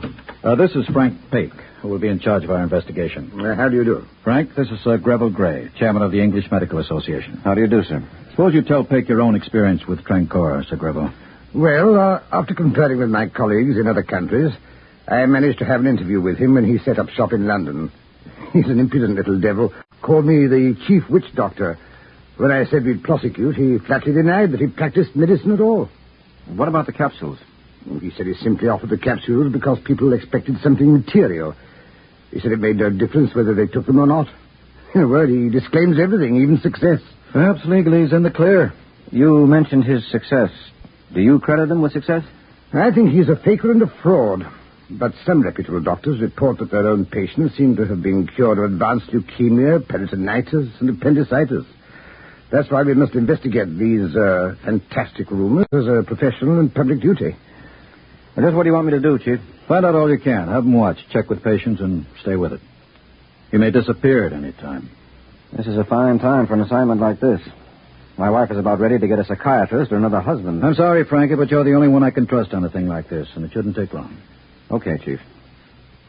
You have a cigarette? Mine seem to be all gone. No wonder. You smoked half a dozen while we've been talking. Here. Thanks. I guess I do smoke too much. Probably what causes this post-nasal drip. Say, that's funny. What? My head is cleared up. My nasal drip is gone. Since I saw Trancor this morning. Yeah? Oh, it probably cleared up by itself. But I've had it for years. Well, I hope you're right.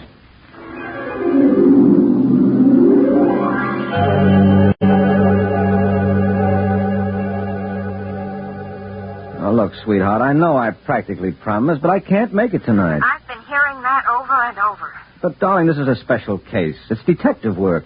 The police are helping me. Oh, so you think you're a real G-man now, huh? A big, tough hero running around with a bottle of rye and a blonde. Oh, sweetie. Listen, hero, I hope they shoot first. I'm through. Oh, it's nothing like that, honey. Now, you're just upset and unreasonable. Well, look, I'll try to be home early. I'll call you. Don't bother. I won't be here. I heard from an old school friend today, and since you're going to be busy, I may as well go out. Oh, but baby, I'll listen. see you around town. And if you do get home early, don't wait up.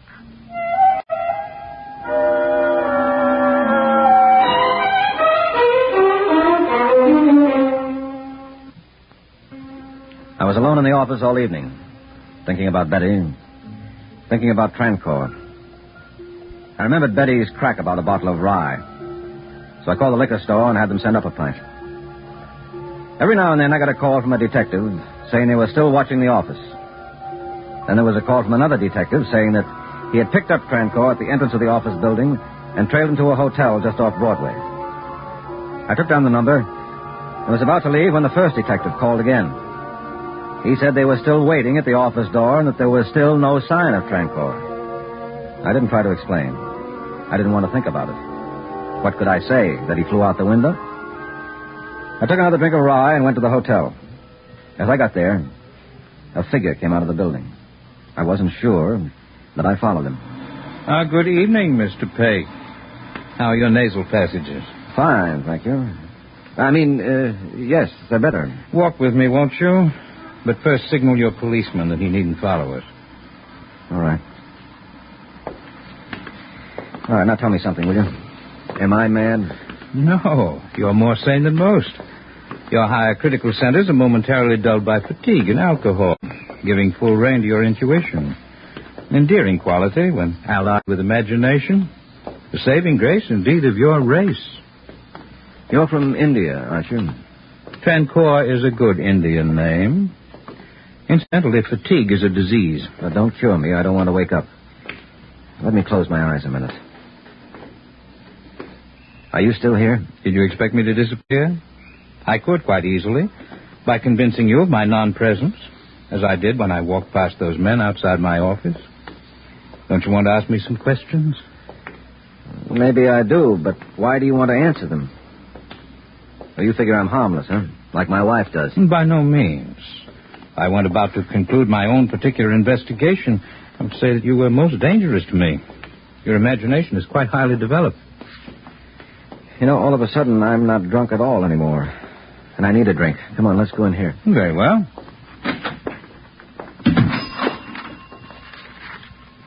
A double rye, please. The same. Oh, just leave the bottle.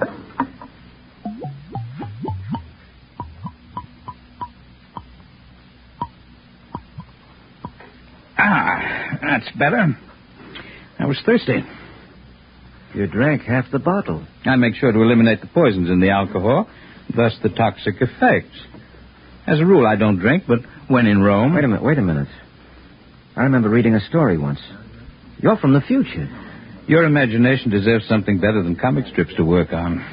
It's fascinating, but depressing to see science negated by superstition. Your concept of time is the greatest superstition. Well, now let's go back. You did cure my postnasal drip, didn't you? The infection was cured by your body. I helped. I can't tell you how unless you have 500 years to spare. Well, I don't. I haven't got 12 hours to spare. If I'm to save my job, my reputation, or my wife. I do need some answers to a pretty lengthy questionnaire. Who, when, what, why, and where. You're convinced I'm a telepath? Well, aren't you? Not in your sense of the term. When you came into my waiting room, I knew you were not there as a patient. Your presence was in disharmony. As for your name and occupation, they're naturally blazed so clearly on the surface of your mind that even your native clairvoyance could read the information. Well, that takes a load off my mind. Are you too big for me to understand? We'll see. I'm just looking at that girl over there. What a pity. 3/4 of her right lung is gone. Yeah? Well, you could put her right. Well, I could stop the infection. But she would return to that back room full of smoke and dust. She'd still travel on a crowded subway to an overheated office. She'd still starve herself to buy clothes to keep in fashion. I don't have a cure for those things. Well, that's the first time I've heard you admit you have a cure for anything.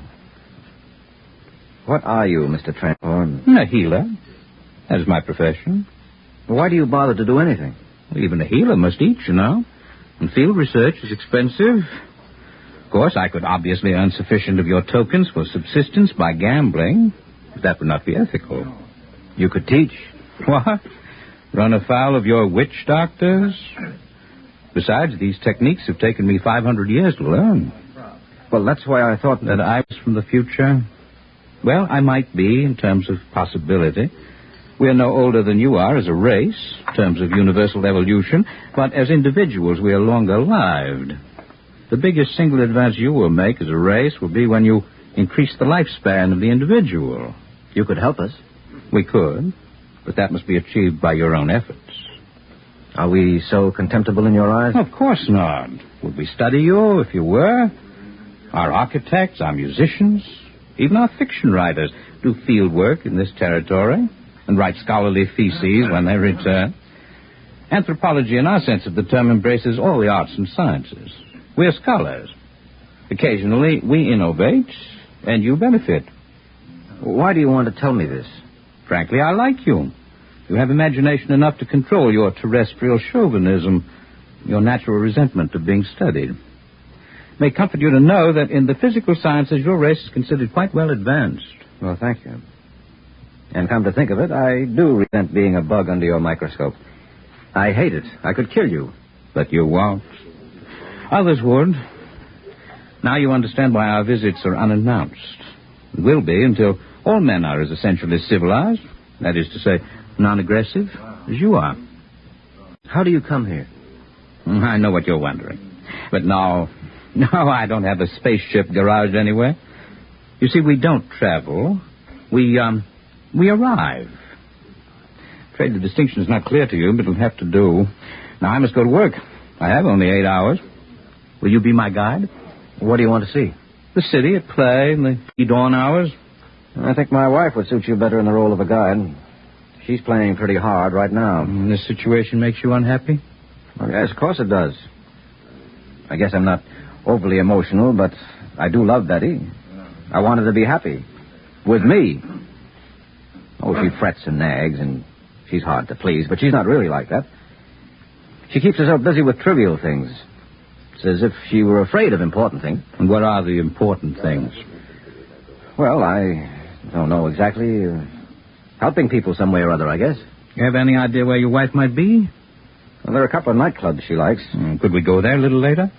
No, don't worry. I promise there'll be no unpleasant consequences if we meet. But now, let's get going.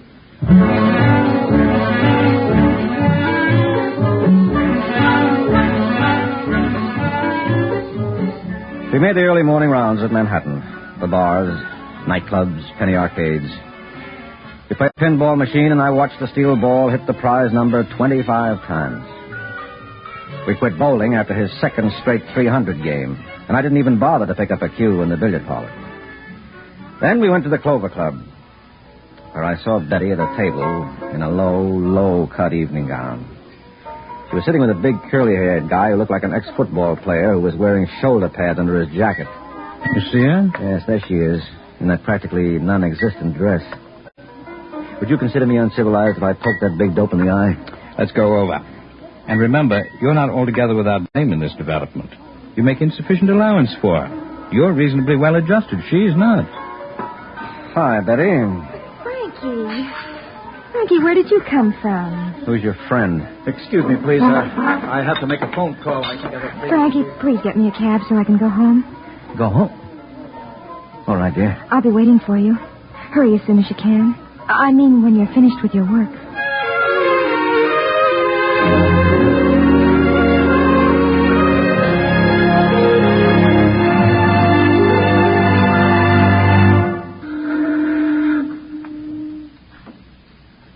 It's beautiful here, watching the lights on the river. How do you feel? My head is clear, but I'm a little drunk from the neck down. It's like a dream. I wish sometimes I could escape reality so easily, by imparting to it the patina of a dream. You can all do that. I almost envy you. Look, the dawn is coming up. The stars are fading. Yes. It's time for me to say goodbye, Mr. Peck. But can you at least tell me which star? You haven't seen it or named it yet. Promise to take care of Mr. Trancore for me, won't you? Make sure that he gets safely home. Find his address in this pocket. Goodbye, Mr. Trancore. Yes. Goodbye.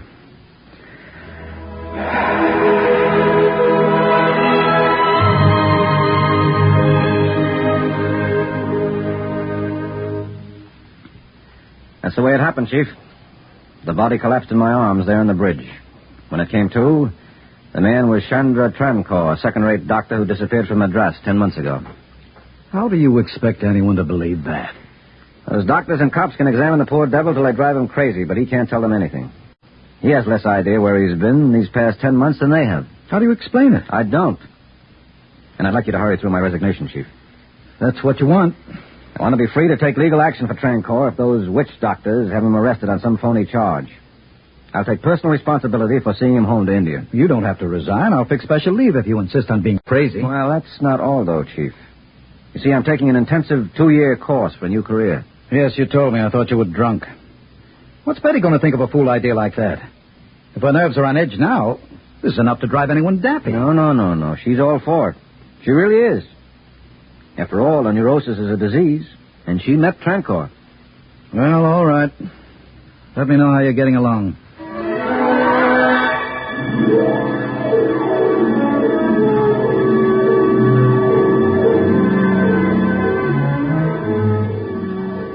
A letter from Peck, Miss Hans. From the Mabello Medical Mission, Upper Congo. It's been 3 years since we heard from Peck. This is probably the most backward tribe mentally and physically in all Africa. Some trouble with the witch doctors at first. but they're beginning to trust me, with Betty's help. The women here love her, and she finds the tribal customs fascinating. Watch out for my name in the Anthropological Review.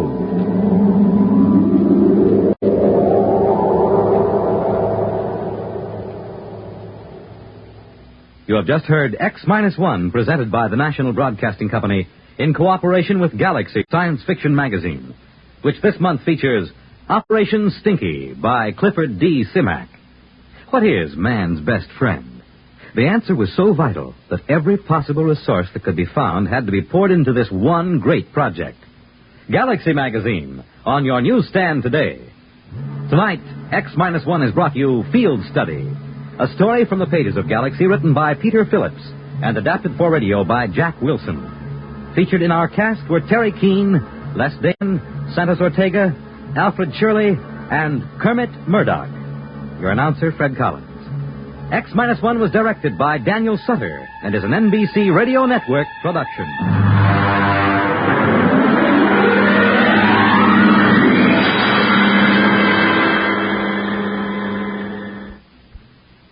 Can you identify the NBC bandstand jingle jangler?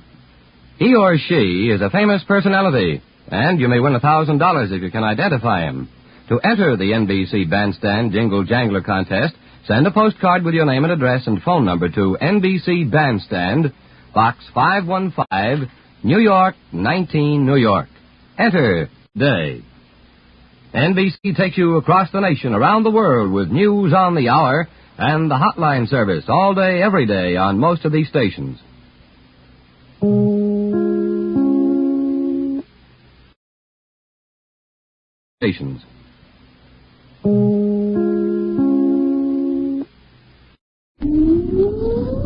Countdown for blast off.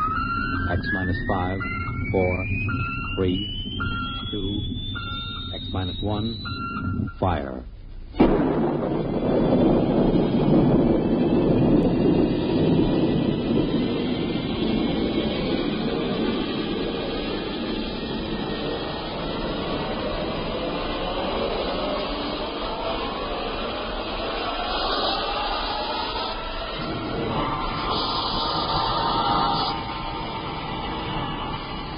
From the far horizons of the unknown come tales of new dimensions in time and space. These are stories of the future, adventures in which you'll live in 1,000,000, could be years, on 1,000 maybe worlds. The National Broadcasting Company, in cooperation with Galaxy Science Fiction Magazine, presents X-1.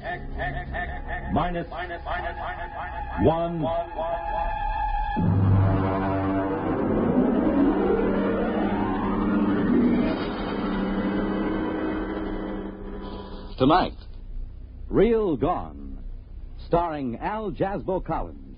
Playing, of all things, Al Jasbo Collins.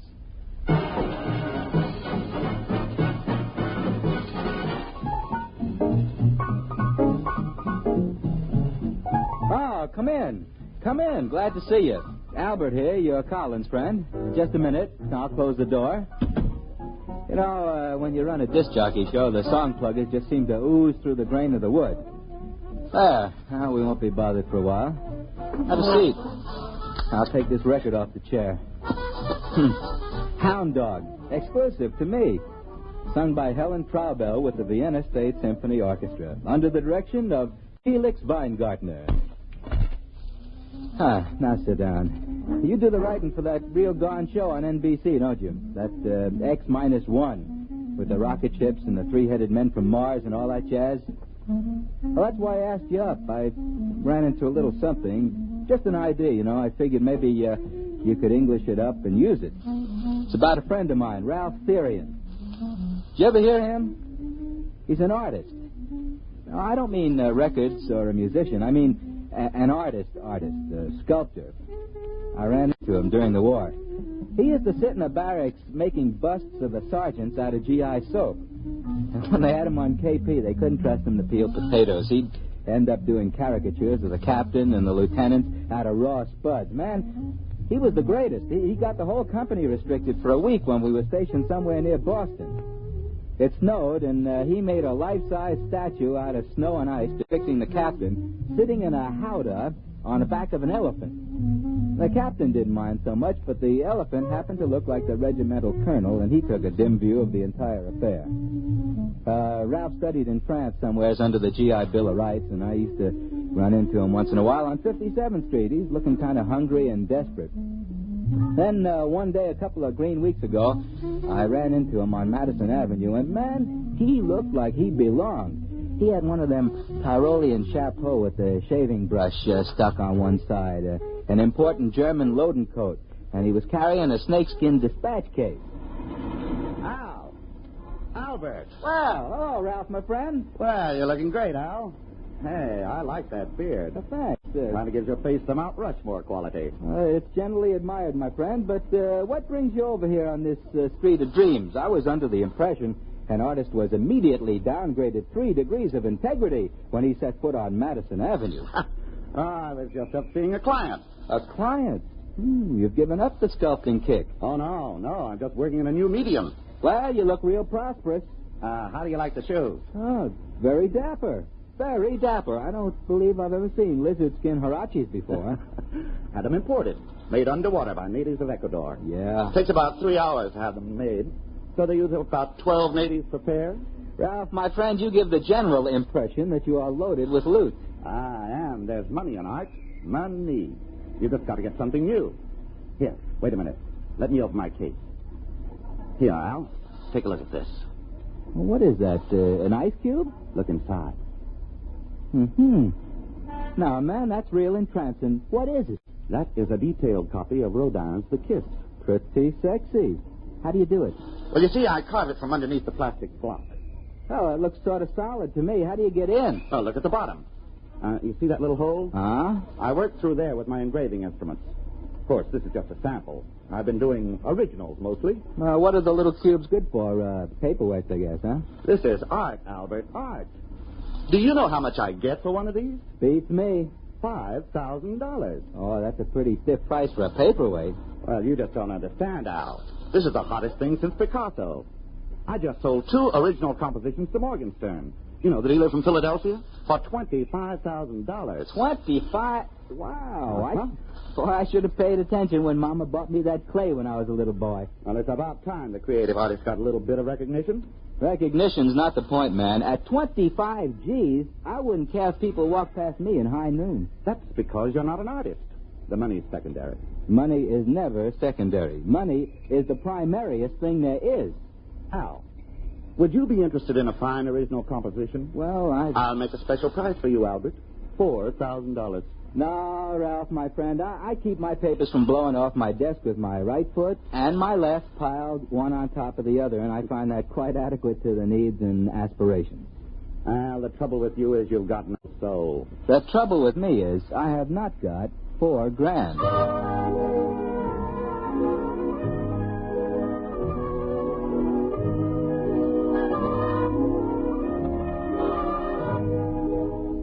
This sort of thing is happening to me all the time. For example, I have a barber who plays unaccompanied Bach chaconnes with a 1/4-inch drill and a length of steel pipe. I figured Ralph Farian was stringing me until I ran into Vladimir Ostepsky. Now, Vladi is one of these men who leads a double life. He composes concerti and avant-garde operas, but he's better known in the Brill Building as Larry Oss. He got in on the ground floor of this rock and roll affair, and he took an already substantial fortune and ran it up to a fantastic munificence. Larry has money he hasn't even folded yet, and he collects art. I was up at his house one night discussing such things as Tin Roof Blues and Wozzeck by Albin Berg, and Larry got around to showing me his collection. Now, this is Picasso. Larry, that's what I call cool brushwork, my man. Cool. I homed it next to the Tintoretto for contrast. Well, this stuff runs into a pile of loot. Well, I figure since I've launched rock and roll on an unsuspecting public, the least I can do is collect old masters and leave them to the nation when I die. It figures. I mean, that figures. Here's my latest. Look, isn't it beautiful? You mean this hunk of plastic? Well, yes. Look into it. That design, that composition, the delicacy of that line. Well, this is the most exciting discovery in art since the invention of red paint. Larry, was this piece of Jim Crackery executed by one Ralph Farian? That's right. You know him? Mm-hmm. Remarkable talent. Remarkable. A genius. And how much did this stroke of genius cost you? You don't mind my mentioning a crude thing like money? Not at all, not at all. It was a steal. I got it from Morgenstern. Oh, I outfoxed him. I got it from him for only $30,000. Yeah, you outfoxed him, all right. Tell me something, Larry. What makes this worth $30,000? Albert, what makes a Stradivarius worth $30,000 and a fiddle played on the street by a beggar $3, huh? You mean his stuff is that good? It's art, Albert. This is art. This is genius. To work with such delicacy and such control and such genius in so small a space. You see, that's it. This plastic block is how long? About 2 inches? And yet within this 2 inches is the majesty, the feeling of a sculpture 20, 30 feet high. This is an art which has not been known in the world since the painters of miniatures in the late Renaissance. Why, then it's for real. For real. This is the gem of my collection. The Picasso, the Renoir, the Cézanne will in time fade into insignificance. This is a new art form. Brilliant. Brilliant. And now let me play a new record we're putting out. It's called I Love You, Baby, Because Your Lower Lip Drags on the Ground. A real cool you-bangy beat.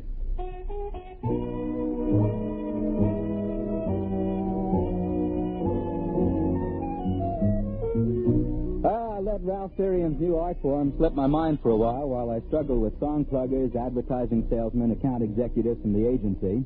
And I met him again a few weeks ago at a small cultural establishment on the corner where I work. You might call it sort of branch public library with a brass rail. Hey, what's the idea of putting this lemon peel in? If I wanted a fruit salad, I'd ask for it. How do you do, Ralph, my friend? Oh, hello, Al. Ah, you look like you're thriving, my man. Well, as a matter of fact, I just signed a contract with Morgenstern to deliver $100,000 worth of my original compositions. I'm celebrating. In here? Ah, man, this place is only fit for sweating out the downhill phase on a manic-depressive psychosis. Oh, I'm just starting here. I intend to work my way up. Albert, be my guest.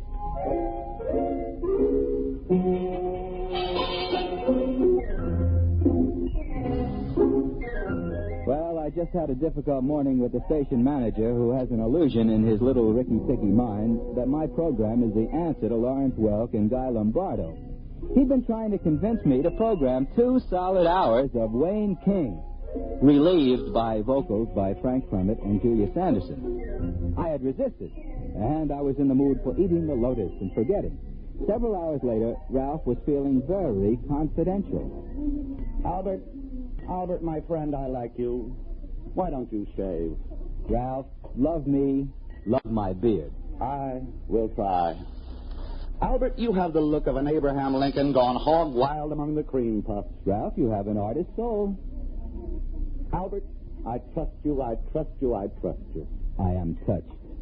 And so, Albert, I'm going to take you to my studio. My secret studio. And I will reciprocate, my friend. Tomorrow, when I am doing my disc show, you may come to my secret studio. With the esteem that my program is held in today, tomorrow I'll be doing my broadcast from a small hole with a round iron top and plenty of running water below. What time is it? Past something. I'm late. I'm late. Hurry.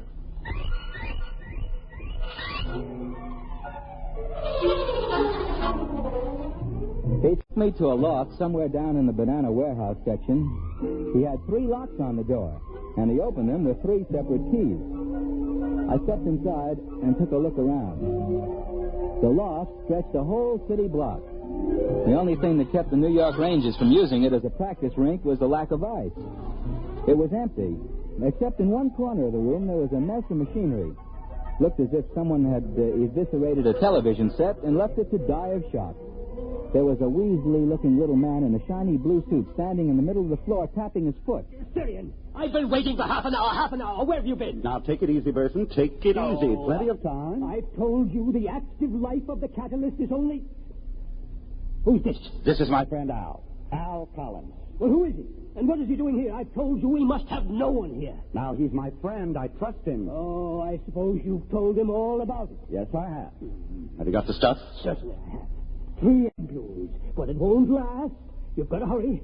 Roll up your sleeves. Oh, now, just a minute, both of you gentlemen. If I've been brought down here to witness the inoculation of a little happy juice into somebody's arm, I'm leaving. I have no desire to tangle with the Federal Narcotics Bureau. Now, Albert, do I look like I'm taking narcotics?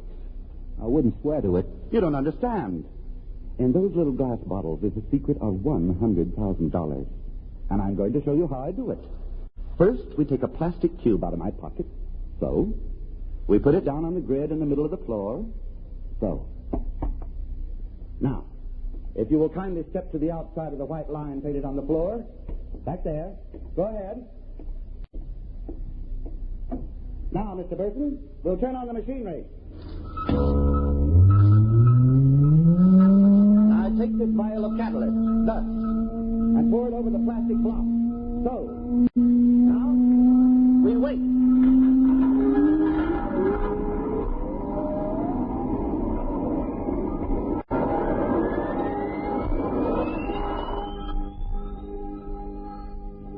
We stood there at the edges of that loft and watched that tiny plastic block sitting in a frame on the middle of the floor.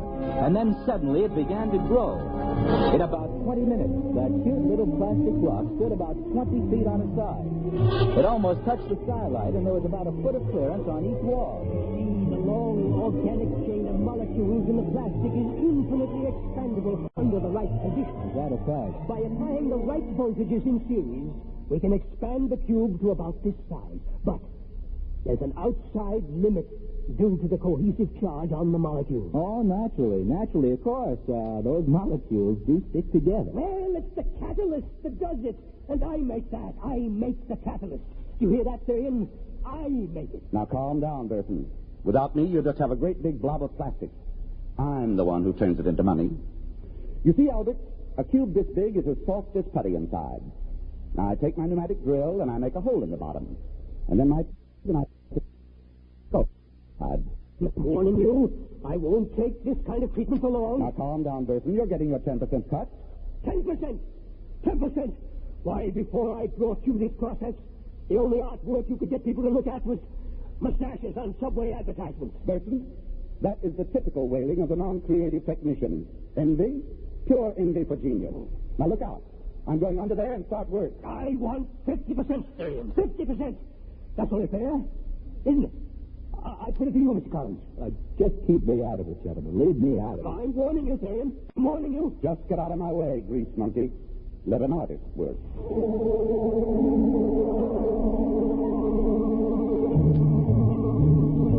Ralph crawled under the giant cube and started to work. I could see what he was drawing, a collection of lovely ladies, something like the closing number at the Union City Burlesque. Didn't look very good. The lines were kind of thick and muddy. Had a kind of a soft and sloppy quality to it, just about as if you were carving in butter. Took him about an hour, and then he crawled out. Just about in time. Well, what does it say on that watch? You've got about 20 seconds left. You cut it pretty fine there, Therian. It's all right. It's a masterpiece. Wait a minute. Okay, now. There she goes.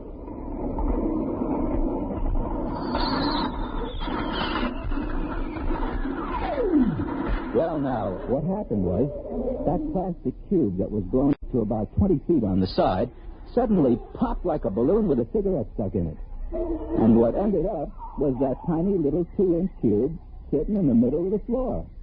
Ralph picked it up and brought it over. Look at it. Beautiful. Beautiful. The work of genius. The work of science. Makes a real nice paperweight.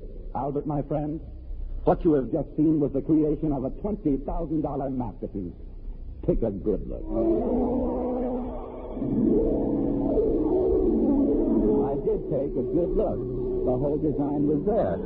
But what had looked to me like kind of a muddy, buttery picture when it was 20 feet high was now sharp and beautiful and clear as a snowflake. I went back to the studio and demonstrated my independence by scheduling 2 solid hours of Dizzy Gillespie. The next day I got a telephone call just before I went on the air. It was Ralph asking me to come over to the studio. Said it was important. So, after the show, I shook the last song plugger out of my lapels and headed down to Ralph Therian's loft. I found that fellow Burson walking up and down at the edge of the room, looking at his stopwatch nervously. They had another plastic cube blown up in the middle of the room, and Ralph was inside the cube working. They were having quite an argument. I know you got paid off today, Therian, $100,000. I know you bet it, and I want my share, 50%. Don't bother me, I'm working. Hi, Ralph. Hi there, Albert. Just a minute. Wait till I crawl out. I warned you. You can't say I didn't warn you. There'll be no more of the catalyst. No more. Listen to him, Al. That's why I asked you over. I wanted a witness. And you're the only one who knew all about it already. Now, look, gentlemen, I told you not to get me involved in this. Now, listen. This little worm, this test tube termite, had the gall to threaten not to bring any more of that catalyst. But I warned you. I want my share of that 100,000. If you'll excuse me, I'll get back into that masterpiece. That catalyst is only good for 2.7 hours. Hand me the drill, will you, Burton? Here it is. What I warned you. Boy, plastic is tough today. All right, Lord Ray. I warned him. He must have the money here somewhere. Yes, there must be somewhere. Bills. What are you doing over there, Burton? Looking. Just looking. Well, if you're looking for that $100,000, you can stop. I've got it right here in my pocket. Now, don't bother me while I finish work. What? Stay in, come out of there. Come on. I've got to finish just a little more. Come on, you don't understand. Come on. Get out of my way, Mr. Collins. With pleasure. Brian, hand me that money. Quick, get out of my way, Burton. I'm working. But listen, you don't understand. The catalyst. Let go of me. The catalyst. I made it up half strength. Give me that money, quick, the money.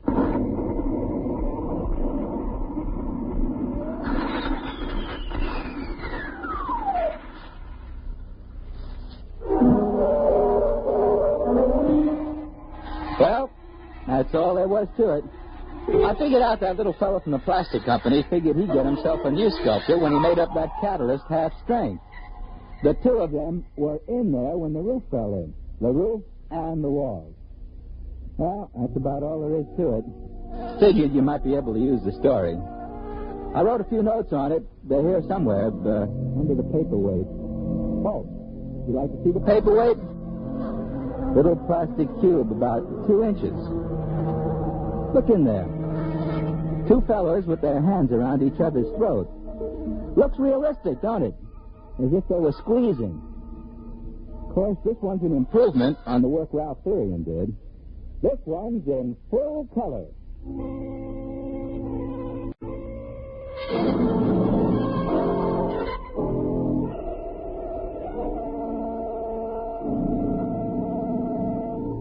You have just heard X-1, presented by the National Broadcasting Company in cooperation with Galaxy Science Fiction Magazine, which this month features The Victim from Space. A time to sow, a time to reap, a time to live. All the Agathians agreed with this, not when it came to a time to die. Galaxy Magazine, on your newsstand today. Tonight, X-1 has brought you Real Gone by Ernest Kinoy, based on an idea by Al Jasbo Collins, and starring Al Jasbo Collins as himself. Featured in our cast were John Gray as the late sculptor Ralph Therian, John McGovern as his equally late scientific collaborator, and Harold Huber as the fabulous Larry Ott. This is Fred Collins.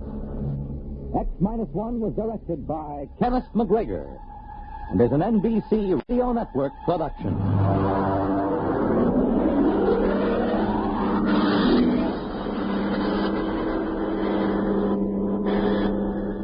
NBC takes you across the nation, around the world, with news on the hour and the exciting hotline service all day, every day, on most of these stations.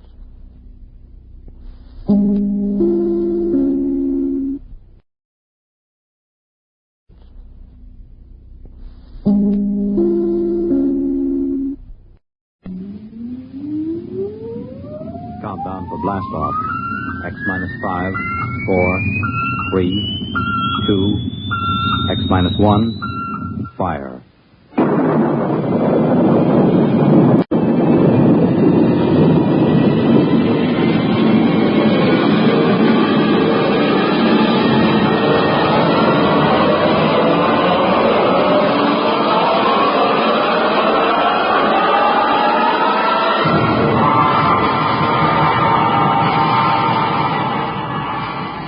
From the far horizons of the unknown come tales of new dimensions in time and space.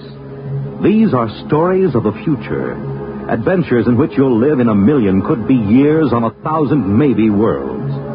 The National Broadcasting Company, in cooperation with Galaxy Science Fiction Magazine, presents X-1.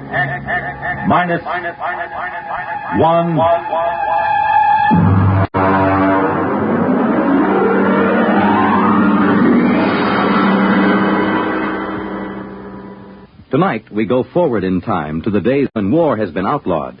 And in its place, there is a system of carefully controlled, legalized murder.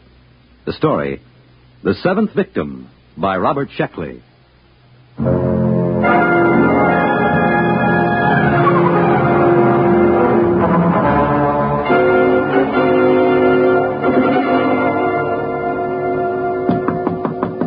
that the mail, Jenny? Bring it right in. No, it isn't the mail. You anxious, Stan? Well, you know how it is when you're waiting for notification. It's been 2 weeks. The government's behind schedule, as usual. Oh, that's always the way it is. Now, when you get to be my age, you won't worry about it anymore. At 73, you can afford to wait for the mail. Well, how about the ad? Have you got it done? Sure, E.J. Want me to play it back for you? Of course, I recorded it myself. We'll have an actor in for the actual recording. You ready? Go ahead. Hi there, neighbor. When you're in a crowd, when you're among strangers, do you feel safe? Are you protected by that vital underarm area? You aren't, unless you own a Protect suit. The finest tailoring in the world has gone into a Morger and Freeline Protect suit to make it the leader in men's fashion. Protect suit is the safest as well as the smartest. Every Protect suit comes with special built-in gun pocket, guaranteed not to bulge. Oh, nice. Very nice. A touch of the concealed button throws the gun into your hand, cocked, safety off. Why not drop into the Protect store nearest you? Why not be all safe? Oh, that's fine, Stan. That's fine. That's a very nice, dignified commercial. Mm-hmm. And you can relax. I picked up the mail just before I came in. Here's your notification. That's it. Look, from the ECB. That's the baby. Oh, you're not going to open it now. Oh, no, of course not. No one is supposed to know the victim's name except the hunter. That's right. Have a good hunt, boy. You need a kill. You've been all keyed up. Well, it's too bad you have to retire, E.J. Well, I got into the Tens Club. 10 hunts. That's not such a bad record. 10 hunts, of course not. 10 hunts, and then, of course, victim in between. That's 20 kills. Mm-hmm. I sure hope my victim isn't anyone like you. Don't worry about it. What number will this be? My 7th. Oh, lucky 7. Go to it. We'll get you into the Tens Club yet. By the way, I got a circular in the mail. Maybe you'd like to use it. Victims, why take chances? Use an O'Donovan accredited spotter. Let us locate your assigned killer. Pay after you get him. Oh, well, thanks a lot, E.J., but I got my own spotter. Very good fella. Well, I suppose you're anxious to get home, open up, and find out who your victim is. What's that? Oh, shooting down the hall. I guess somebody got his victim. Good for him, eh? You bet. Oh, it feels wonderful, E.J. I feel alive again.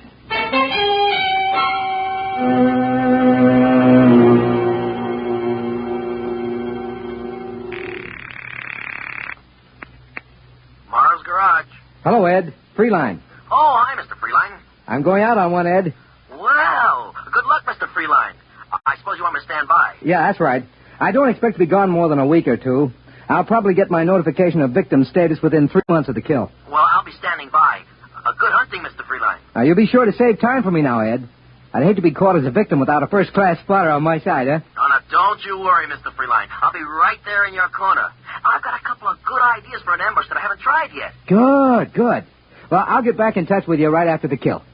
So long.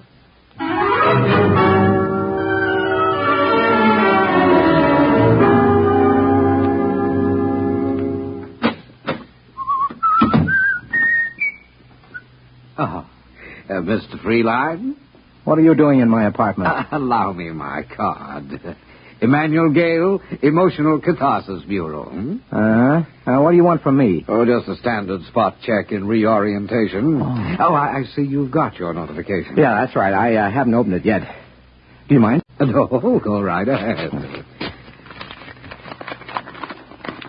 Well, yes, anything wrong, Mr. Freeline? I mean, everything there. Photographs, address, description data. Yes, but it says Janet Marie Patzig. Janet Marie? I've never killed a female. Is this in order? Well, just a moment till I check my list. Yes, that's right. The girl registered with the board under her own free will. The law says she has the same rights and privileges as a man. Could you tell me how many kills she has? Well, I'm sorry, sir, but the only information you're allowed is the victim's legal status and the descriptive data that you've received. Could I draw another? Well, you can refuse the hunt, of course. That's your legal right, but you'll not be allowed another victim until you have served. Women, always trying to horn in on a man's game. Why can't they stay home? Just doesn't seem feminine. Look, Gail, do you mind if I start packing? Oh, no. Go right ahead. If you like, you can give me the historical checkout while you pack, and I'll just tick it off here on my list. Well, all right. Where do you want me to start? Let's see. Question 1, I think. When was the Emotional Catharsis Board established? Well, the board was formed at the end of the Fourth World War, or the Sixth. Depends on if you count the new Argentina War. Well, either count will do. Go ahead. Well, let's see. Weapons increased in magnitude, efficiency, and exterminating power.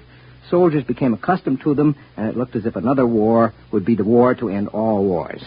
Will you hand me those shirts, please? Oh, yes, of course. So, this time, the peace had to last for all time, but the government recognized the presence of a need for violence in a large percentage of mankind. They recognized the validity of competition, love of battle in the face of overwhelming odds, and these, they felt, were admirable traits for the race. So their problem was to arrange a lasting peace that would stop the race from destroying itself without removing responsible traits. I'll just get a new toothbrush in New York. Very good, very good. All right, Mr. Freeline. Now, if you could run down the basic rules. Well, anyone who wants to signs up with ECB for a fine legal murder. Then, of course, he has to take his turn a few months later if he survives. The Emotional Catharsis Board picks the victims' names at random. A hunter is allowed 6 months to make his kill. Armament? Yeah. He's allowed to use a standard caliber pistol. He can wear no armor. Victim is allowed to wear armor and is allowed to hire spotters. Very good, very good. Now, we don't have to go over the penalties for killing or wounding the wrong man. I'm sure you know all that. It's a beautiful system, isn't it? All the people who want to kill can, and that's about 1/4 of the population. Those who don't want to don't have to.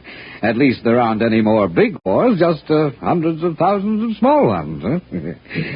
All right, Mr. Freeline, you're checked out for orientation. All the same, I don't exactly like the idea of killing a woman. But she did sign up, didn't she? Yeah, that's right. Janet Patzig in New York. Well, I'll be taking one of our Protect Suit specials. Have you seen one of these, Mr. Gale? When I actuate the mechanism, watch how fast the gun springs out at the ready. Oh, excellent. It's excellent. Strange, isn't it, Mr. Gale? Each killing is a new excitement. It's something you just don't tire of, like a French pastry or women or drinking or anything else. Let's see, there. I guess that's it. Now a note for the milkman, and that's about all. Well, I'll be getting along, Mr. Gale. Oh, and good hunting, Mr. Freeline.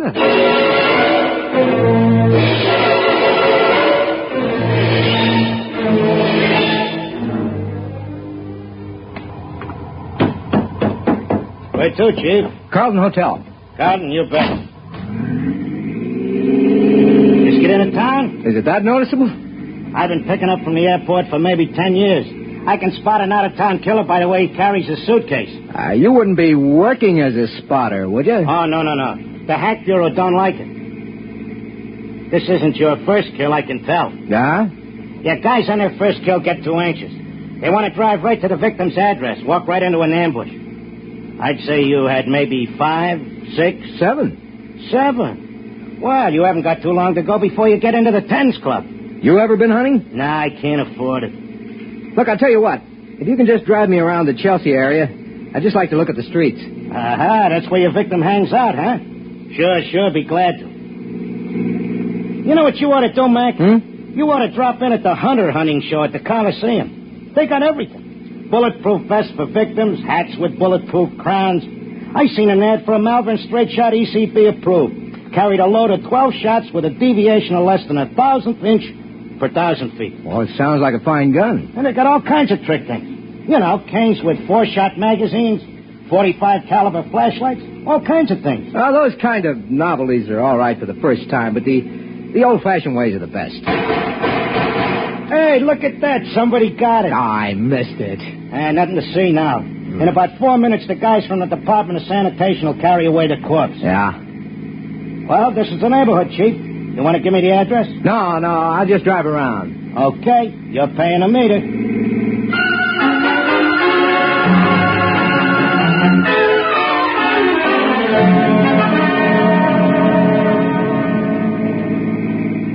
Now, wait a minute. What is it, Chief? There. That sidewalk cafe, you see? Yeah, shall I stop? No, just drive slowly. There she is. Sitting at a table. You mean the victim is a dame? Yeah, she's just sitting there. She crazy, exposing herself in the open? Boy, that's sure no way to stay healthy. Not when you're a victim. Drive around the block. Okay. Well, she looks younger than her pictures. She looks sad. Wonder if she's been notified. Well, she's got to be notified, Chief. They can't send you your notice until her signed receipt gets back to the office. It's automatic. That's right. Isn't she even going to try to defend herself? Doesn't look like it. Here we come again. She's still there. All I have to do is just ride by in a cab and pump a bullet into it. Okay, Chief, I'll go real slow. You be sure to allow for the motion of the car. No. Park across the street. Sure. Both her hands are on top of the table. An easy, stationary target. All I gotta do is... Say, that's some gadget. Hey, remember to roll down the window before you shoot that gun, huh? Nah, it's an easy shot. It's too easy. Look, mister, hurry up, will you? If a cop comes along and finds you shooting out of my cab, he'll give me a ticket for double parking. No, it's too easy. Oh, my other 6 kills have been hard. My victims have tried every dodge. One of them hired a dozen spotters. I got them all. I dressed as a milkman. Hey, that's pretty clever. This wouldn't be a trophy. Here, put your flag up. I'm getting out. Okay. Going over to talk to her. She's your victim. I know. It's too easy this way.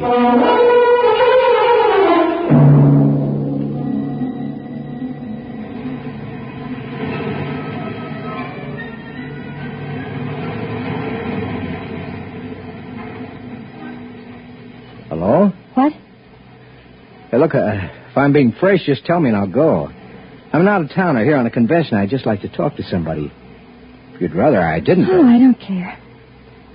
May I sit down? Like to buy you a drink, if I can? I don't care. My name is Stanton Freeline. I'm Janet. Janet what? Janet Patzik. Well, nice to know you. Are you doing anything tonight, Janet? I'm probably being killed tonight. Oh, are you a victim? You guessed it. If I were you, I'd stay out of the way. No sense getting hit by mistake. Well, you're awfully calm about it. Don't you care? Haven't you got any spots? No.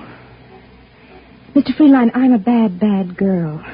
Huh? I got the idea I'd like to commit a murder, so I signed for ECB. Then I couldn't do it. Oh, I am sorry. But I'm still in, of course, even though I didn't shoot. I still have to be a victim. Well, why don't you hire some spotters? I couldn't kill anyone. I just couldn't. I don't even have a gun. Well, you got a lot of courage coming out in the open this way. What can I do? You can't hide from a hunter, not a real one. I don't have enough money to make a disappearance. Well, since it's your own defense, I should think... No, I've made up my mind about that. This whole thing is wrong, this whole system. When I had my victim in the sights, I saw how easily I could... Oh, let's forget it. I'm glad you talked to me. At least it'll pass the time.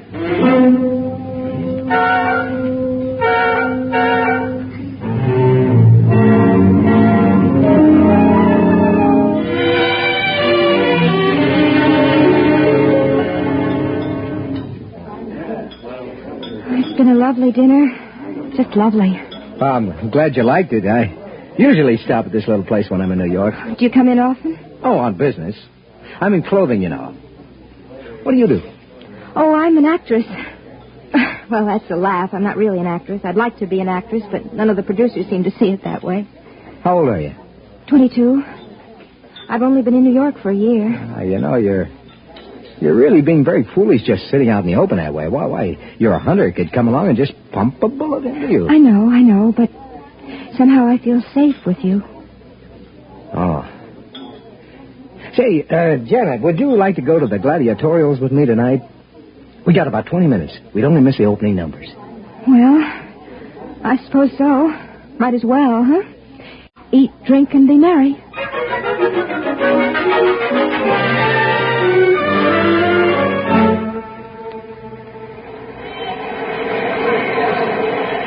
I'm a little disappointed. Why?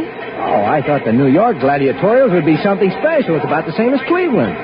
Historical events, swordsmen and netmen, duels with sabers and foil. Isn't there any difference? Well, the duel with the death is the same in Cleveland as it is in New York. That's funny. I used to think that gladiatorials were very exciting. Now they just make me a little sick. Well, you can get tired of the best of shows. Frankly, I think it was a mistake starting to televise the gladiatorials. It cut down on the box office for one thing, and for another, it just isn't the same as being right there in the stadium, you know? No, it isn't. Well, you want to stay for the second half? Let me see, they got, bullfighting, lion fighting, bow and arrow, and dueling on the highway. No, I've had about enough. All right. Shall I take you home? Would you please?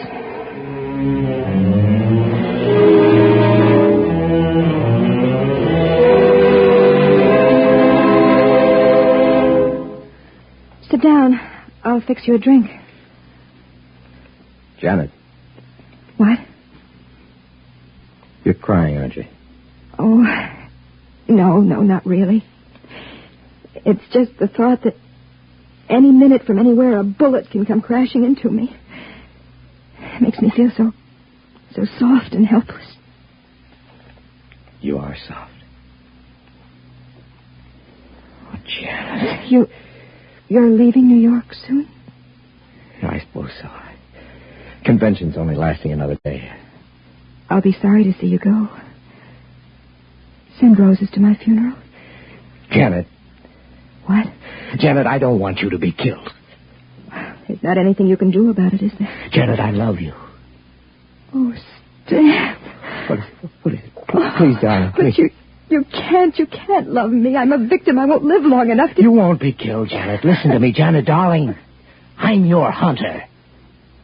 Are you going to kill me? Don't be ridiculous. Darling, I'm going to marry you. Oh, Stan, my darling. Oh, the waiting. I've been so frightened. It's all over.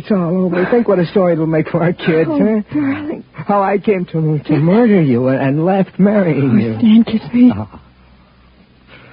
Oh. What? I think I'd better have a cigarette. Let's start packing. No, wait. You haven't asked if I love you. What?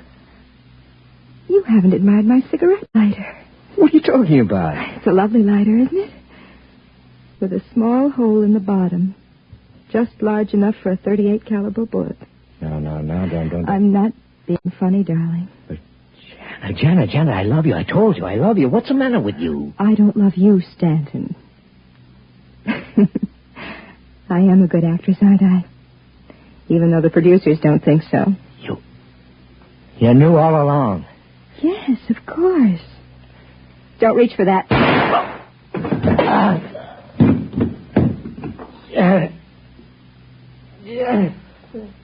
Yes, darling.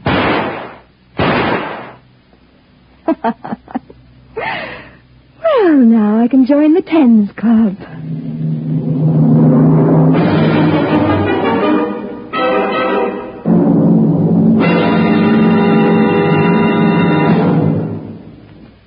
You have just heard X-1, presented by the National Broadcasting Company in cooperation with Galaxy Science Fiction Magazine, which this month features Once a Greach by Evelyn E. Smith. The mildest of men, Iverson, was capable of murder to disprove Harkaway's hypothesis that in the midst of life, we are in life. Galaxy Magazine, on your newsstand today. Tonight, X-1 has brought you The Seventh Victim, a story from the pages of Galaxy written by Robert Sheckley and adapted for radio by Ernest Kinoy. Featured in the cast, Lawson Zerbe as Frederik, Terry Keane as Janet, his killer, Frank Maxwell as the cab driver, Ian Martin as Emmanuel Gale of the Emotional Catharsis Bureau, Irv West as Freline's spotter, and Arthur Hughes as his business partner. Your announcer, Fred Collins. X-1 was directed by Kenneth McGregor and is an NBC Radio Network production.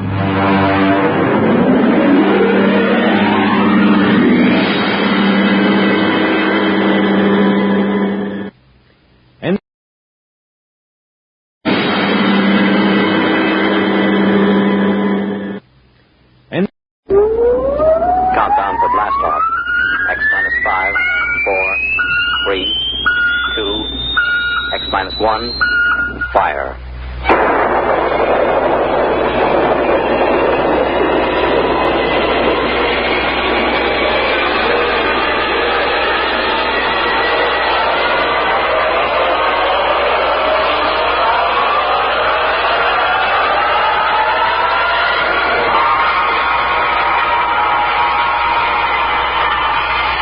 From the far horizons of the unknown come tales of new dimensions in time and space. These are stories of the future, adventures in which you'll live in a million, could be years, on 1,000 maybe worlds. The National Broadcasting Company, in cooperation with Galaxy Science Fiction Magazine, presents X-1.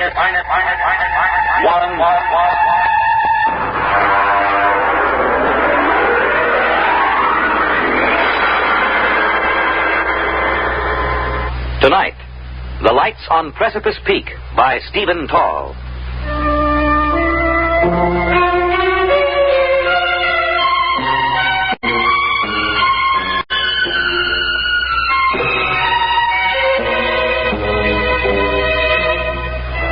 We were sitting on the porch of the lodge, the three of us, Chuck Evers, Royston, and myself.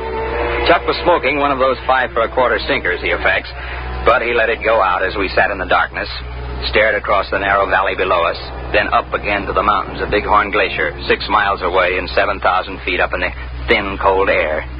There it is. You see? Where? Well, follow my hand.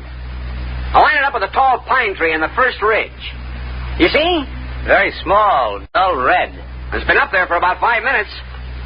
I didn't see anything before. You see? Moving along. Well, it seems to be the lip of Bighorn Glacier. Give me the binoculars. Yeah, it's a glow, all right. Small but definite glow. You want to see it, Royston? Thank you. Well, that's that. You see it, but still you can't. The glasses didn't pick up any outline. It's still just a glow. Spooks, that's what. Spooks. Spooks? Ah, yes. Apparitions. Haunts. Hobgoblins. Ghosts. Banshees. Well, at least these mysterious lights of Precipice Peak make no sound. Are you sure? How do you know that every coyote that you hear is really a coyote? And at any rate, if they make sounds, they're sounds of the country. A miserable country. Sir, you're speaking of the land I love. You don't like it, why stay around? It is supposed to make me a man of vigor with red corpuscles and a need for cold shower baths. Actually, there is nothing wrong with me. I was simply born to sit and watch while great louts like you run and wrestle and climb and sweat. There, the light shows again. You can see it with naked eye. It's higher than it was before. It's moving along. It's going along Fifth Avenue Trail. Spooks don't need a route of ascent even on Precipice. All of a sudden, the lights of Precipice Peak are getting solid. Now, I've got a feeling they'll leave a sign. Sign? Ah, yes. Traces. Right. Traces, tracks, spoors. The only mystery about those lights is we don't know who makes them. They're going to be a tourist attraction. Maybe that's a lead. Over the swamps of Louisiana, where I wish I now were, I have seen balls of fire that were drifting. It is swamp gas, methane, slowly oxidizing, gluing.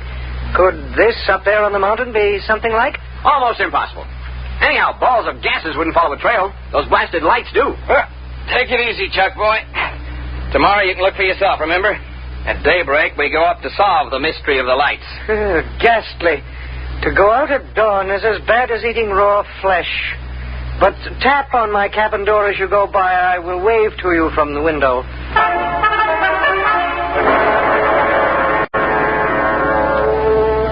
We were were down the slope from the lodge and across the valley before the sun rose. Chuck and I swung along the trail. Felt good having your nailed mountain boots hitting the ground in regular rhythm. Ahead of me, Chuck set the pace, an easy, loose-jointed shamble that ate up the mountain miles. We were a good team for climbing. I took a deep breath when we crossed the ridge. At the switchback, Chuck broke his stride and leaned his long frame against a boulder. Well, tonight we'll be up where the lights are. Punch me if you see one first. Lights nuts. There'll be none while we're on the peak. $5 says so. Well, I'm not a rich man, but I love a sporting chance. Here's my 5. It's a bet. Where'll we put him? Well, here. I'll empty this out. I got a tobacco tin. Stick it in here. Okay. Here's my 5. All right, we'll put it under the stone here. Nobody will find it under there. It's off the trail. All right, now, if there are lights, it's yours. No lights, it's mine. Right? Right.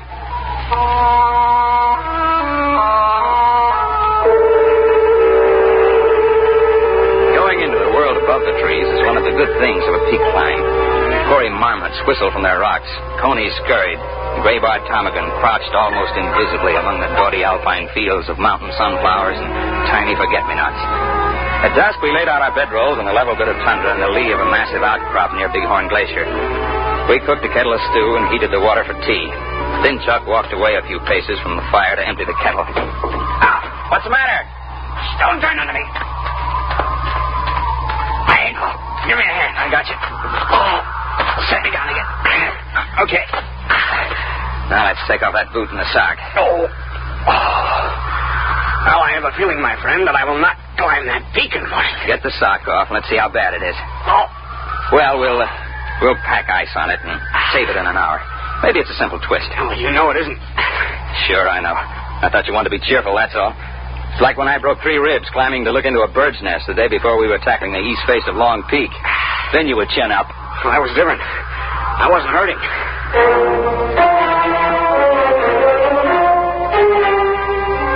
When the stars were out and the quarter moon rose from the plains, I got up from my bedroll seat by the fire. Chuck's ankle was taped, and he was easing it before him as best he could. Well, that's not so bad for a foot. It only hurts when I try to walk on it. Well, I'm going to have a look before we turn in. My 5 spot says there won't be any lights, but the technical crew may be monkeying around somewhere. Well, take it easy. I'll just skirt along the edge of the glacier. Back in half an hour. You take it easy. I know Bighorn Glacier. Its crevices are so consistent they're shown on maps. I carried an ice axe, but I didn't figure to use it. And I'd worked my way for a number of minutes along the edge of the moonlit ice sheet. I suddenly got the idea that I should cross it. The glacier had a good snow covering. The going was easy, and the view was something few men see. I automatically avoided the big ice cracks. I knew where they were. And then I slipped through a snow roof and fell. I wasn't hurt. The moonlight from the crack above showed my ice axe beside me. It was a lucky fall, except for the fact that I couldn't get out again.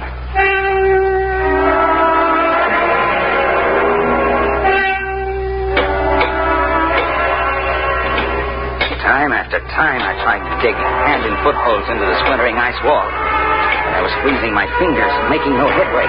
The cold was beginning to bite into me. I settled myself on my heels quietly and tried to decide what to do.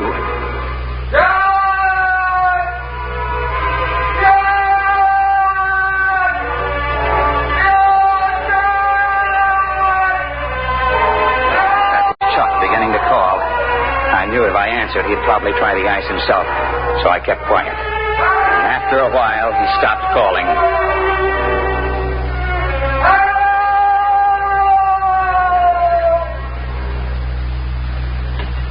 Then, suddenly a dark silhouette showed in the narrow crack of sky above. Are you injured?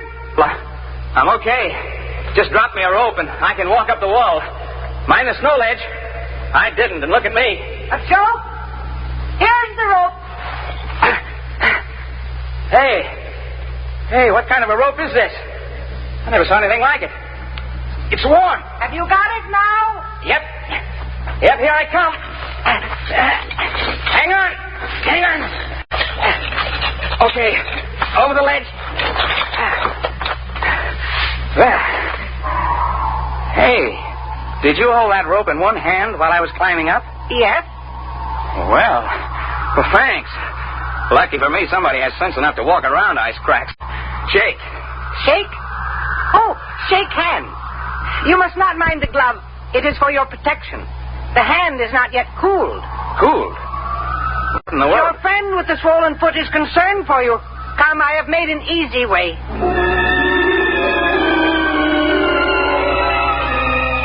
I've climbed mountains up and down the Rockies, but I confess, following this fellow, I felt like a tenderfoot. The man's odd voice and stilted phrases tantalized me. Yet I knew they were not entirely strange. There was the question of his hot hand. I dropped back a couple of paces. The man was setting his booted feet into a line of holes that had not been on the glacier earlier. I could swear to that. And as we approached the edge of the glacier, I could see him clearly, for he was surrounded by a dim red glow which grew brighter with each step. In a few moments, it was as if he were outlined in flame, and I could feel a warmth radiating from him. I wondered why the snow didn't melt under his tread. It's the boots. They insulate. Oh, I see. Thank you. Hey, you not only light up, but you pick brains. Both good tricks. A joke? I guess so. Only here on Earth are there jokes. We can never be sure about them. We, huh? I thought a gag like this would take cooperation. How many of you boys are in on it? We are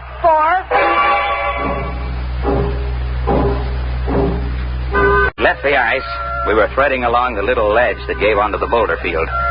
I noticed that the ruddy glow had faded completely, that the man up ahead was now simply a dark silhouette. We reached the tundra and spotted Chuck's tiny fire. He sat next to it, the tape-footed ankle eased on a pack sack before him. Well, hello. You took your time. I fell in a crevasse. And I owe you $5. Huh? Oh. You should put the more important statement first. But we can take it up later. I see we have company. Oh, yeah. This is Chuck Evers. I'm afraid I didn't catch your name. I am called Zell. Zell? Yes. Well, it's different anyway. That is because I am different. He can read your head like a crystal ball. And he lights up like a neon sign. Easy, boy. You slipped on the ice before. Sit down. Let's quit being funny. Let us all sit, and I will tell you why I am Zell. I will do it because I know when you repeat my words that you will not be believed. Now, listen. You listen. You came up to climb the peak, but also you came to see what caused the light. If you had not had misfortune, you would have climbed the peak, but there would have been no light. We would not have come. Hey, there's a light back up there where we were. You see? That red light on the glacier? Well, yeah. Yeah, moving across. That is Zor. We grew in the same membrane. He is erasing our trail across the ice. Yeah, very smart. We can tell tales down there, but there won't be any proof, huh? That is correct. Chuck Evers, you are wondering about the statement that we grew in the same membrane? Well, yeah. Yeah, I was thinking... I should have said that we are twins. Holy... You're right, John. It is telepathy. You weren't out of your head. The truth is simple. We have told it before, but no one ever believes. And it has not seemed wise to support our fact. We, Zor and I, with our companions Zim and Zet, are explorers.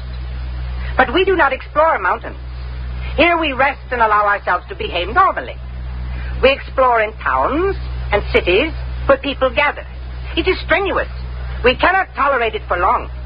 Then we must go into seclusion and renew ourselves. Yeah, I know what you mean. 10 days in Denver and I feel like I've been staked with a short rope. I gotta get away. Your problems are simply a matter of preference. Ours are physiological. We cannot long maintain metabolic balance in the company of people. Thus, Jim and Zet are now back in the world you inhabit.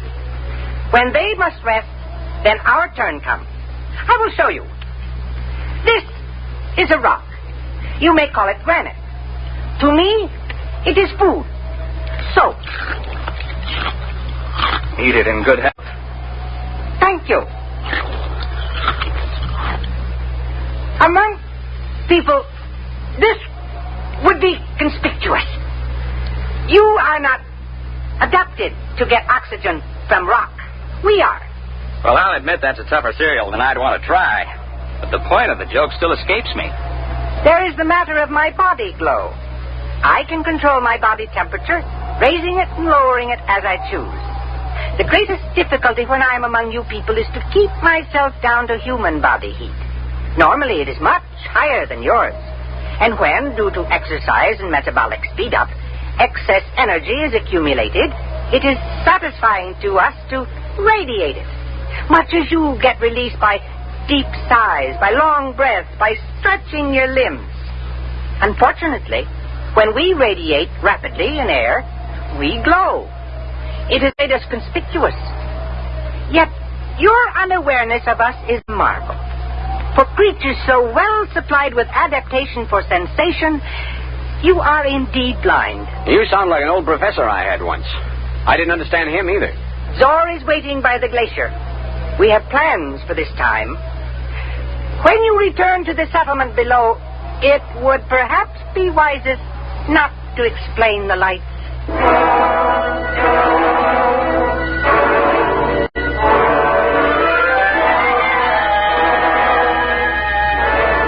We both sat silently beside the dying fire. When we looked up toward the upper reaches of the glacier, two gleaming spots, dull cherry red, moved steadily across the ice. They were visible for brief minutes and slowly faded. To descend Precipice Peak, even if only from Bighorn Glacier, is no fit task for a cripple. Still, we knew it had to be done. So in the early morning, we set about it. Where the going allowed it, I simply backpacked Chuck. We made use of every ledge. We thought Chuck could rappel himself down spots he could not climb or be carried. We were both mountain men and tough, but by mid-afternoon, we knew we'd had enough. We were lucky, though. We ran into Heine Cobb, the ranger, heading down trail with two pack horses. We stopped only once, the big switchback. I got down from my horse, pried up a stone, took the tobacco can from under it, and gave it to Chuck without a word. Back at our camp on the lakeshore, Chuck and I weren't disturbed by questions. When men fail on the peaks, they tell their own stories in their own time. Chuck's ankle showed quick improvement, and in a couple of days he was hobbling about. Only young Royston came to visit us. You have not been back to the lodge. Perhaps you are afraid to show your faces. People talk your arm off up there. Not many of them have the gall to come snooping around here. You cannot offend me. I was concerned for you. I was interested, so I came. Did you see the lights? No, nary a light.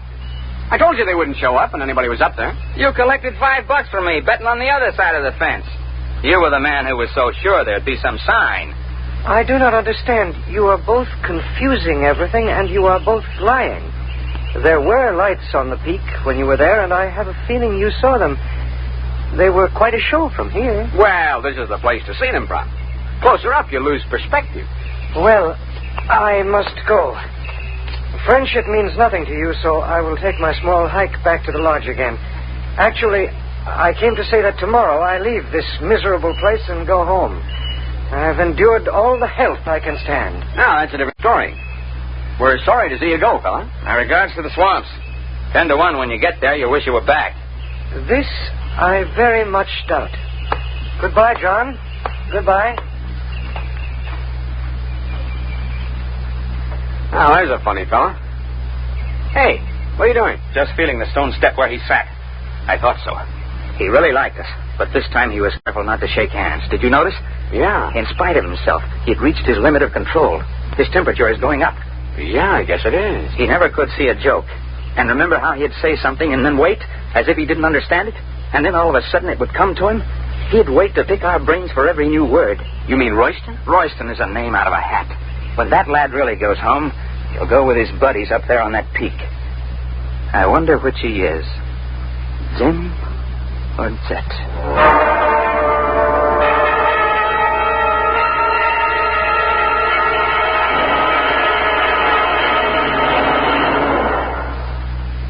You have just heard X-1, presented by the National Broadcasting Company in cooperation with Galaxy Science Fiction Magazine. In cooperation with Galaxy Science Fiction Magazine. Countdown for blast off. X-5, 4, 3, 2, X-1, fire.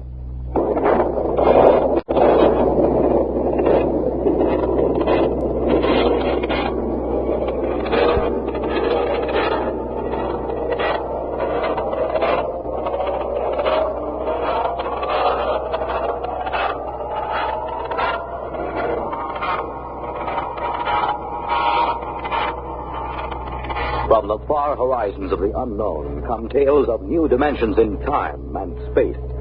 These are stories of the future, adventures in which we'll live in 1,000,000, could be years, on 1,000, maybe worlds. The National Broadcasting Company, in cooperation with Galaxy Science Fiction Magazine, presents Minus 1.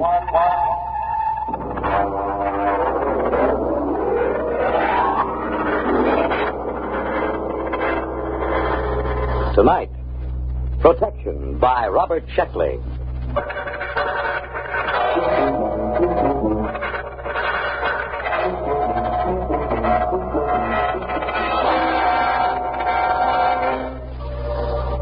There will be an airplane crash in Burma next week, but it shouldn't affect me here in New York. And the Feegs certainly can't harm me, not with all my closet doors closed. No, the big problem is Lessnerizing. I must not Lessnerize, absolutely not. As you can imagine, that hampers me. And to top it all, I think I'm catching a very nasty cold. The whole thing, including the cold, started on the evening of November 7th. I was walking down Broadway on my way to Baker's Cafeteria with Charlie Lester. He's in one of my physics classes, and we were both feeling pretty lightheaded. Boy, I've had tough exams in my day, but that was... You got a cold? No, I haven't got a cold. My eyes just water, my nose runs, and I sneeze because I'm essentially a masochist. Actually, it is psychosomatic. I hate my mother and my father. Of course I got a cold. What do you think? Well, look, don't give it to me. I've got a heavy date with a Barnard Jr. this weekend. My boy, there is no such thing as a heavy date with a Barnard Jr. Never mind. Just don't blow any germs my way. Well, as a matter of fact, I'll leave you completely. I have to go over to South Hall to pick up some books. So long.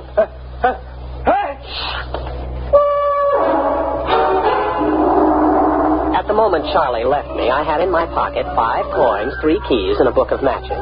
Just to complete the picture, let me add that the wind was coming from the northwest at 5 miles per hour. Venus was in the ascendancy, and the moon decidedly gibbous. You can draw your own conclusions from this. I reached the corner of 114th Street and began to cross. The truck! Watch out for the truck! Watch out! Huh? What truck? Who? What? There's no truck on the street. What? Oh, well, thanks, friend. If you hadn't warned me, I'd have... Hey, where are you?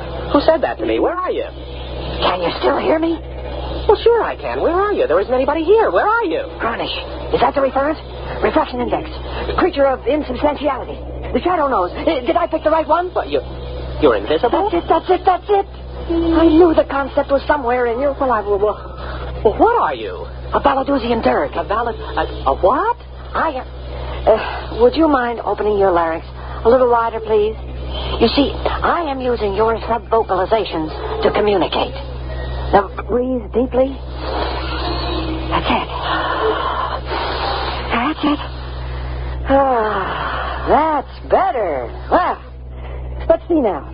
I am the spirit of Christmas past, the creature from the Black Lagoon, the bride of Frankenstein. Now, hold on. What are you trying to tell me? That you're a ghost or a creature from another planet? Same thing, obviously. Oh, well, that makes it all perfectly clear. Any fool can see that a disembodied voice must belong to someone from another planet. Exactly. I'm invisible on Earth, but my superior senses spotted approaching danger and warned you of it. Well, thanks. Thanks anyway about that. Well, what are you? One of those strange voices that warns Aunt Minnie to stay out of the elevator? Which then crashes to the basement? Something like that. Well, goodbye. What's the matter? Well, not a thing, except that I seem to be standing in the middle of 114th Street talking to an invisible alien from the farthest reaches of outer space. I suppose only I can hear you. Well, naturally. Oh, great.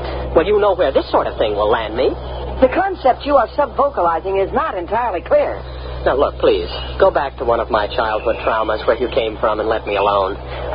Thanks for the warning about the truck. Good night. Where are you going? I am going to a saloon down the street, much frequented by Columbia students. Won't you talk with me? Look, please, will you cut it out? There are 2 girls watching me now. But you must talk to me. The real subvocal contact is very rare and astonishingly difficult. Sometimes I can get across a warning just before a dangerous moment, but then the connection fades. Well, you mean that is the explanation of premonitions of danger? That's right. Conditions might not be right for this kind of contact for another 100 years. Look, this is very interesting stuff for Professor Ryan at North Carolina, not for the physics department at Columbia. I have heard statistics about the overcrowding of mental hospitals, and I am not interested in contributing to that condition.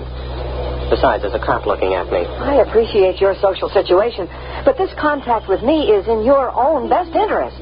I want to protect you from the myriad dangers of human existence. Get lost. Well, I can't force you. I'll just have to offer my services elsewhere. Goodbye, friend. Goodbye. Oh, just one last thing. Stay off subways tomorrow between noon and 1:15 p.m. Mm-hmm. Why? Someone will be killed at Columbus Circle, pushed in front of a train by shopping crowds. You, if you're there. Goodbye. What? Someone will be killed there tomorrow? Are you sure? Of course. It'll be in the newspapers? I should imagine so. And you know all sorts of stuff like that? I can perceive all the dangers that radiate toward you and extend into time. My one desire was to protect you from them. Oh. Well, look, will you wait till tomorrow evening? Those two girls are giggling now. You will let me be your protector? I'll tell you tomorrow after I read the late papers. The item was there, all right. I read it in my furnished room at 113th Street. Man pushed by the crowd, lost his balance, fell in front of an oncoming train. Well, this gave me a lot to think about while I waited for my invisible protector to show up. By the time he contacted me, I didn't know that I liked the whole idea. Don't you trust me? I just want to lead a normal life. If you lead any life at all. That truck last night? That was a freak. A once-in-a-lifetime hazard. It only takes once in a lifetime to die. There was the subway, too. No, well, that doesn't count. I hadn't planned on riding it today. But you had no reason not to ride it. That's the important thing. Just as you have no reason not to take a shower in the next hour. Why shouldn't I? A Miss Flynn who lives down the hall is now taking her shower and will leave a melting bar of pink soap on the pink tile of the bathroom floor. You would have slipped on it and suffered a sprained wrist. Oh, not fatal, huh? No. Hardly in the same class with, let us say, a heavy flower pot pushed from a rooftop by a certain unstable old gentleman. Well, when is that going to happen? I thought you weren't interested. I am very interested. When? Where? Will you let me continue to protect you? Well, now, just tell me one thing. What's in this for you? Satisfaction. For a Valadusian Dirg, the greatest thrill possible is to help another creature evade danger. Isn't there something else you want out of this? Some trifle like my soul or rulership of the earth? Nothing. To accept payment for protection would ruin the emotional experience. All I want out of life, all any Dirg wants, is to protect someone from the dangers he cannot see, but which we can see all too well. We don't even expect gratitude. What about the flower pot? It'll be dropped at the corner of 10th Street and McAdams Boulevard at 10:30 tomorrow morning. 10th and McAdams. Where's that? In Jersey City. Well, I've never been to Jersey City in my life. Why warn me about that? I don't know where you will or won't go. I merely perceive dangers to you wherever they may occur. What should I do now? Anything you wish. Just lead your normal life.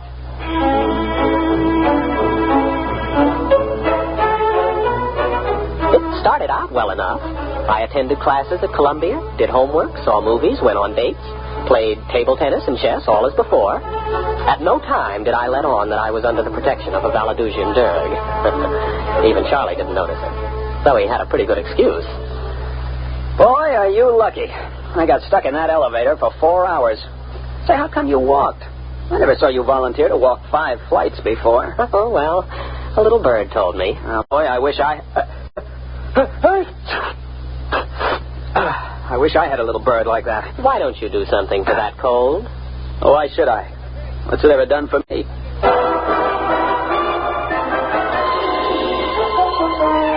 Not even the Dirg had warned me about Charlie's bad jokes in time. But he did his best. And once or twice a day, he'd come around and report. Loose grading on West End Avenue between 66th and 67th Streets. Don't walk on it. Of course, I wouldn't. Once I got used to it, it gave me quite a feeling of security. But the Dirg soon became overzealous on my behalf. He began finding more and more dangers. Look out for an overhanging sign on the Hotel Nacional. Where, 48th Street? Mexico City. Don't go to the hockey game tonight. Where? At Toronto. Look out for the Elm Street bus. Philadelphia? Omaha. Don't go surf riding today. What? Surf riding? Where? Papeete. Now, just wait a minute. Do you plan on reporting every potential danger on Earth? Oh, these are only a very few that you may be affected by. In Mexico City and Pepiti, why not confine yourself to the local picture? Greater New York, let's say. Locale means nothing to me. I must protect you from everything.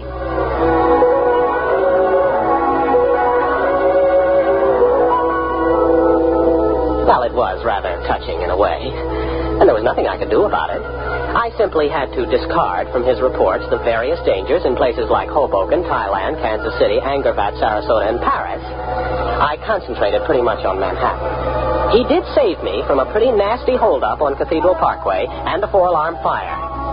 But he kept stepping up the pace. Tainted food in Baker's cafeteria. Don't eat there tonight.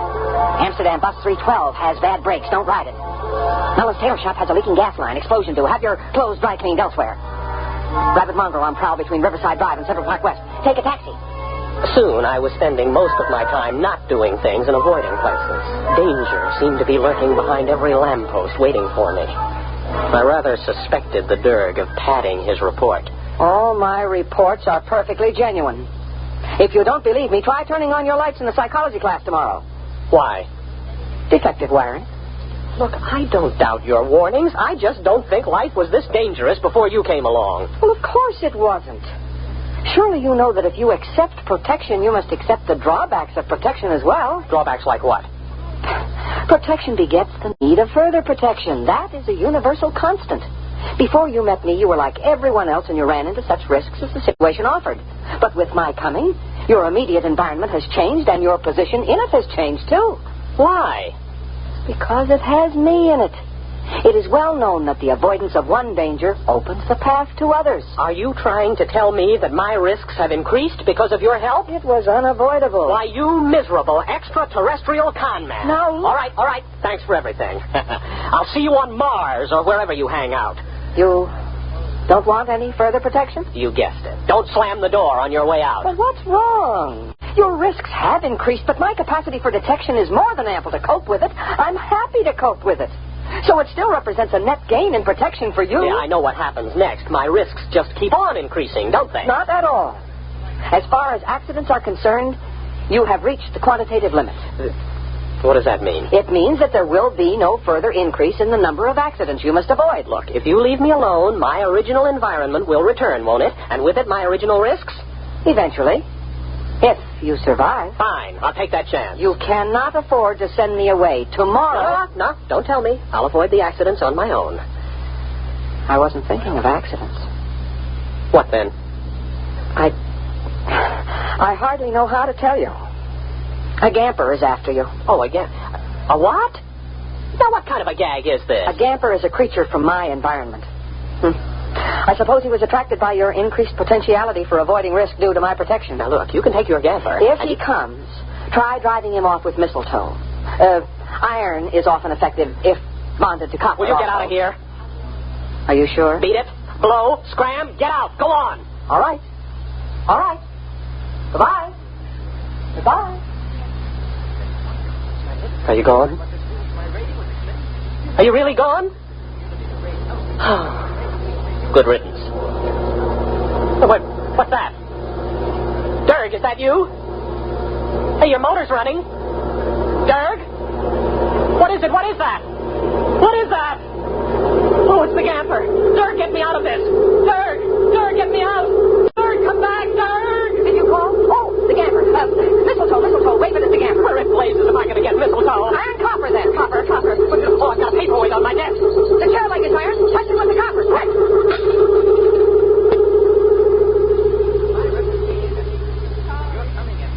You see? You need my protection. The gamper almost got you. Yes, it sure did. You'll need some things. Wolfbane, amaranth, garlic, graveyard mold. But the gamper is gone. Yes. However, the grailers remain, and you'll need safeguard against the leaps, the figs, and the melgarizer. I'll give you a list.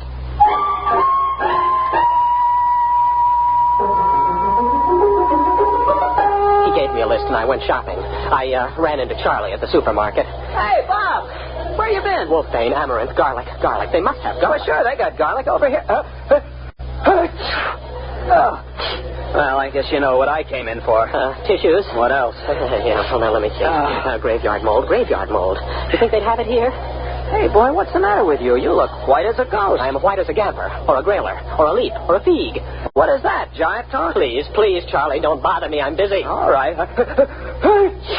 Who has the nearest graveyard that would be moldy this time of year?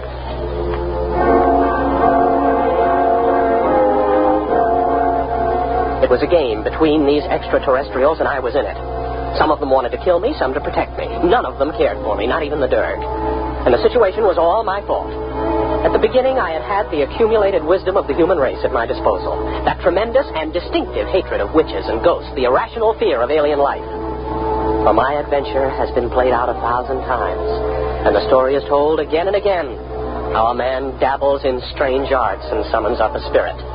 By so doing, he attracts attention to himself. The worst thing of all.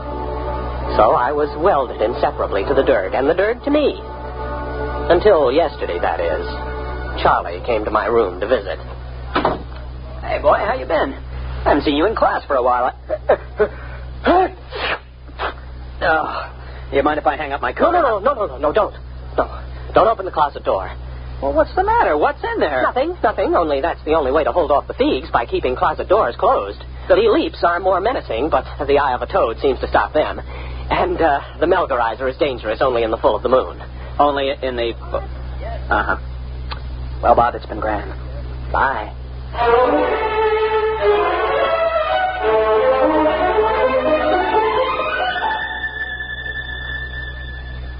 You are in danger. What? Who? What again? What is it this time? It is the Thrang who pursues us.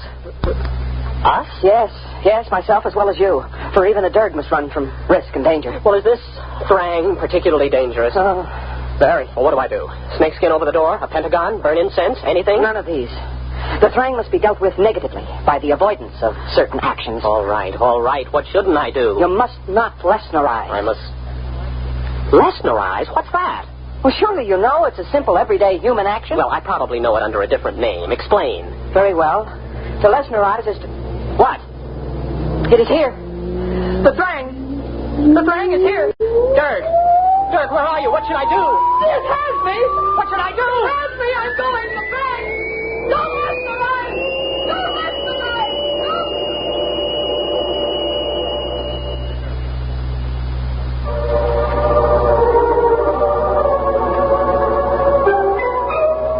So I'm sitting tight now. There'll be an airplane crash in Burma next week, but it shouldn't affect me here in New York. And the thieves certainly can't harm me. No, not with all my closet doors closed. No, the problem is Lesnerizing. I must not Lesnerize, absolutely not. If I can keep from Lesnerizing, everything will pass and the chase will move elsewhere. It must. All I have to do is wait them out. Trouble is, I don't have any idea what Lesnerizing might be. A common human action, the Derg said. Well, at the moment, I'm avoiding as many actions as possible. I've caught up on some back sleep, and nothing's happened. So that's not Lesnerizing. I went out and bought food, cooked it, and ate it. That wasn't Lesnerizing. I'm telling you the story, and that isn't Lesnerizing. I'll get out of this yet. I will get out of it. I'm going to catch a nap now. I think I've caught Charlie's cold. I think I'm going to have to...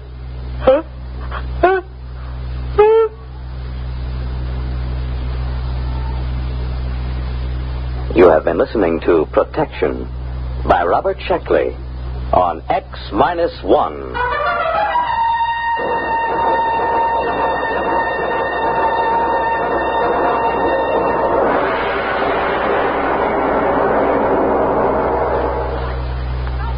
X-1.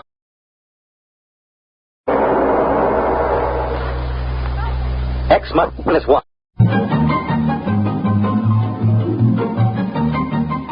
This is Nightline, your open door to people and places, and this is Walter O'Keefe. Nightline invites you to listen in on NBC's award-winning science fiction series X-1.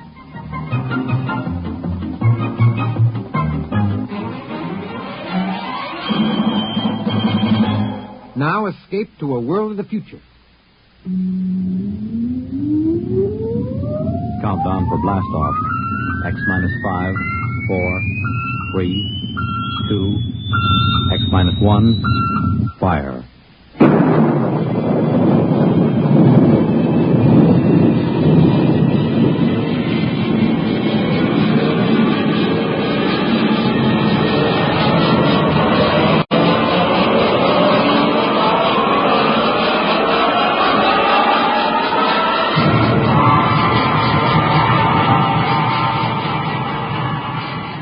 From the far horizons of the unknown come tales of new dimensions in time and space.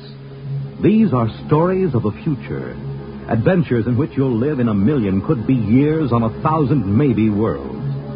The National Broadcasting Company, in cooperation with Galaxy Science Fiction Magazine, presents X minus 1.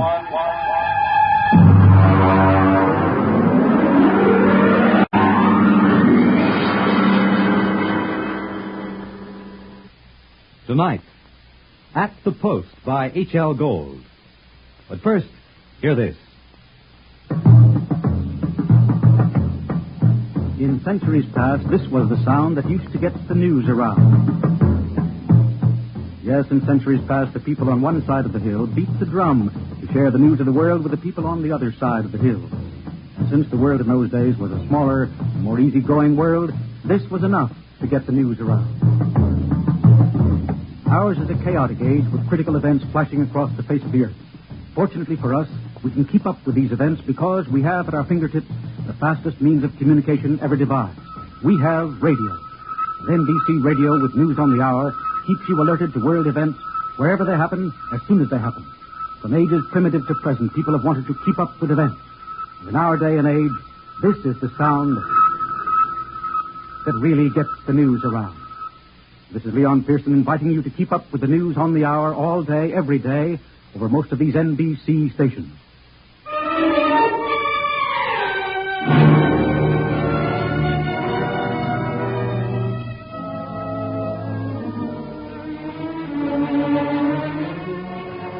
Now, X minus 1 and our story, At the Post.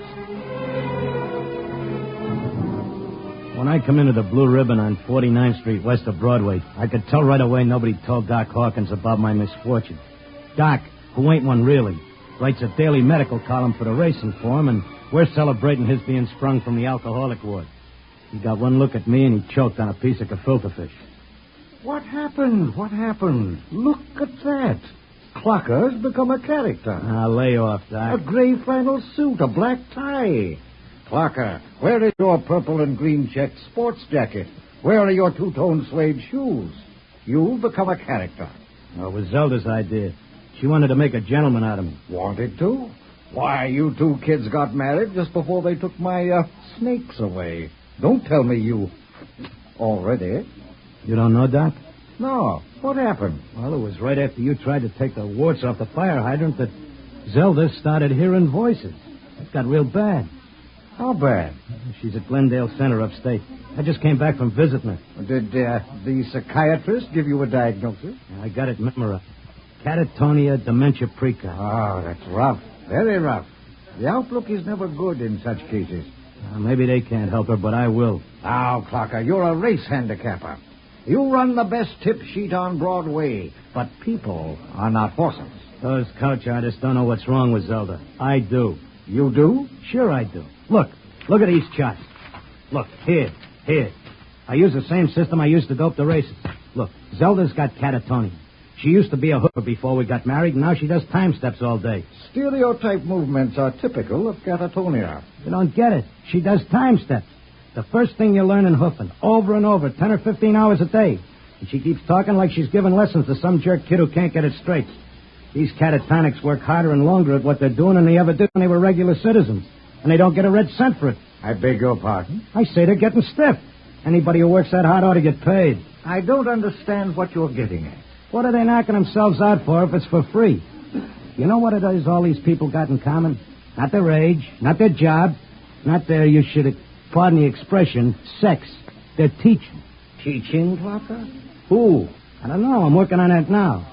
Doc, I tell you, I missed that mouse. I gotta save it. Clocker, It's too much for you. Yeah, who was it said Warlock had turned into a dog in his third year? Who was it had 7 winners the opening day at Belmont? You take my word for it, Doc. I'll beat the schizophrenia handicap. She can't see or hear us, but she can sure see or hear something, and I'm gonna dope it.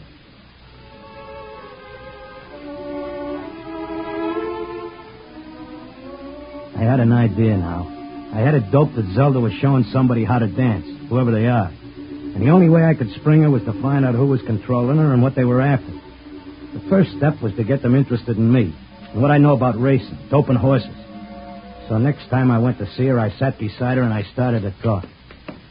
Now, the first thing you gotta figure is bloodlines. You take a horse, you gotta know back maybe 4 or 5 generations on both sides. Then you gotta know where the colt was foaled, what time of year, because all horses are 1 year old on the 1st of January. And there's confirmation, training. You take a horse with good bloodlines, break him in the spring on a hard surface training track, and the first thing you know, you got a horse with a shin splint. And they may cover it up, but if you know it's theirs. I once saw a horse ran in Hialeah who was scared of flamingos. Hey, what are you doing? Had a fine record at Gulfstream and Bowie, but when he got down to Hialeah and got one look at the flamingos, he wouldn't run for beans. Mr. Locke, are you all right? Shut up, I'm busy.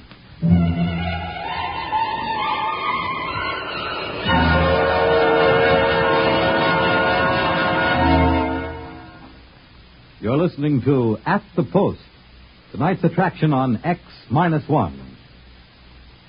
The new War Orphans Education Program. What is it? What does it do? Well, here's the answer straight from the Veterans Administration.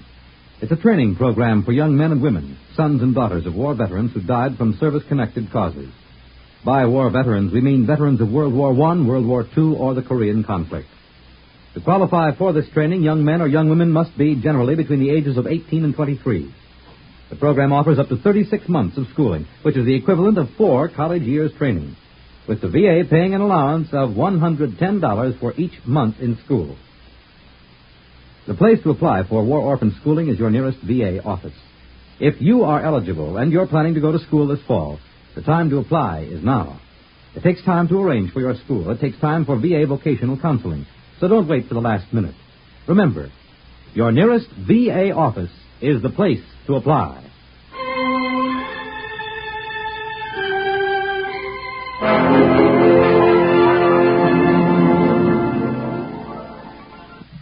Now back to X-1 and At the Post. I kept coming back every day. I'd just sit there next to Zelda while she did a time step and I'd talk about horses, over and over. And finally I started to hear voices. Clocker, Clocker, this way, Clocker. Come this way, Clocker. Like it was a fog, I could see the attendant in his white coat asking me questions, and I couldn't hear him. I knew I just kept on talking about the horses. And then suddenly I wasn't there. I was somewhere else. I was in a big square, and the buildings looked like the new Roosevelt Raceway, all modern. Or maybe like the World's Fair. There were trees and statues, and there were hundreds of people standing around, and they all looked scared. There was a little man with bifocals and a vest with pins and needles in it standing next to me. He looked scared. I knew it had worked. I was on my way to Zelda. How did I get here? Excuse me, mister, how did I get here? I don't know. Am I dead? I don't think so. Suddenly the crowd all grew quiet when a man climbed on a big platform in front. He was very tall and dignified. And he had formal clothes and a white beard like the chief mourner at a politician's funeral. Ladies and gentlemen, please feel at ease. You are not in any danger. No harm will come to you. If you will listen carefully to this orientation lecture, you will know where you are and why. What is it? I don't understand. Friends, it's a pitch. You have been chosen, yes, carefully screened and selected to help us in undoubtedly the greatest cause of all history, a vast and noble experiment. Smells like a con. Let me state this in its simplest terms. You know that there are billions of stars in the universe, and that the stars have planets. In almost all instances, the dominant form of life on these planets is quite different from yours. I am not of your planet or solar system. I am not actually formed as you see me. My true appearance would seem to be rather confusing to human eyes. Nuts, get to the point. The truth is, we are not here, and neither are you. Here is a projection of thought, a hypothetical point in space, a place that exists only by mental force. What is he saying? What does he mean? Our civilization is considerably older than yours. For many of your centuries, we tried to establish communication with you, but there were grave difficulties. I'm sorry to report that those people with whom we did make contact were generally burned at the stake. Here it comes. He's getting ready to slip us the sting. You know the history of your own race. It is a record of incessant war, each more devastating than the last. Now, finally, man has changed the power of worldwide destruction. The next war, or the one after that, will unquestionably be the end not only of civilization, but of humanity, perhaps even of your entire planet. Then why have we brought you here? Because man, in spite of his suicidal blunders, is a magnificent race. He must not vanish without leaving a complete record of his achievements. This is the task on which we must work together. Every area of human society must be covered. We need you urgently. Your data will become part of an imperishable social document that shall exist untold eons after mankind has vanished. Oh, he had a slick con. He had that crowd in the palm of his hand like a small-time grifter selling pearl necklaces on 6th Avenue. They all cheered. After a while, they broke us up into divisions, and I got herded into a building marked Sports and Rackets. I started telling them about horse racing, but they held me down to one sentence. They said I had to repeat it over and over so that recording thing could get it. Apparently, it only absorbed things slow. Well, that's enough for today. Isn't it amazing? We have a more detailed record of human society than man himself ever had. Your life, my life, the life of this Zelda, whom you came here to rescue, all are unimportant, for we must die eventually. But the project will last eternally. You're telling me you know what I'm here for? To secure the return of your wife. I would naturally be aware that you had submitted yourself to our control voluntarily. It was in your file that was sent to me by admissions. Then why did you let me in? Because, my dear friend, we know... Leave out the friend pitch. I'm here on business. As you wish. We let you in, as you express it, because you have knowledge that we should include in our archives. We hoped you'd recognize the merit and scope of our undertaking. Most people do, once they're told. Zelda, too? Oh, yes, Zelda is extremely cooperative, quite convinced. Would you like to see her? Yeah, sure I would. Well, that can be arranged. I'll call the Arts and Entertainment section and arrange a meeting.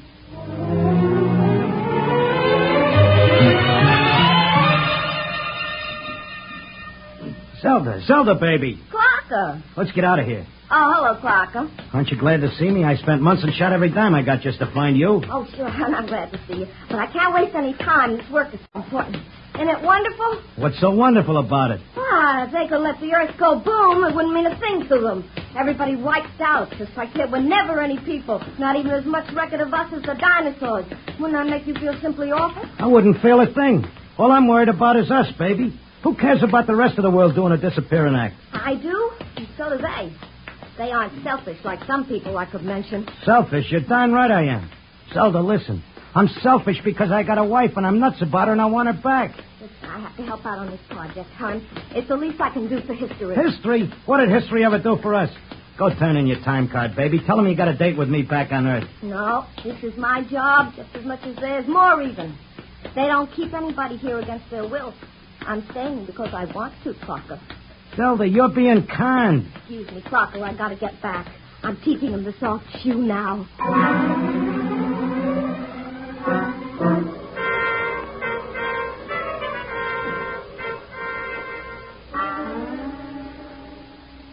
Are you satisfied now, Mr. Locke? Listen, what's in this for you? We're devoting our skill to recording a race that is about to destroy itself. That's enough game. Yeah, that's the hook. Take away the doom push and this racket falls. Listen, what makes you so sure we're going to commit suicide? Is there any doubt of it? Do you honestly believe the Holocaust can be averted? I think it can be stopped, yeah. Listen, between these catatonics and me, we could tell them what it's all about. I notice you got people from all over the world here. They're getting along fine because they have a job to do and don't have time to hate each other. Well, it could be like that back on Earth. Mr. Locke, we have already experimented in the manner you suggest. A human psychological mechanism defeated us. Yeah? What was that? Protective amnesia. They completely and absolutely forgot everything they'd learned here. Well, what are the odds on me remembering? Well, you're our first volunteer. Look, I'll give you a deal. You let me out and maybe I'll be the first case that didn't get amnesia. And I can tell the world about all this. I'll come back if I lame out. You can pick me up any time you want. But if I make headway, you gotta let Zelda go, too. Well, that's a reasonable proposition. We'll lift our control, Mr. Locke, for a suitable time. If you can arouse a measurable opposition to racial suicide, measurable, mind you, we agree to release your wife and revise our policy completely.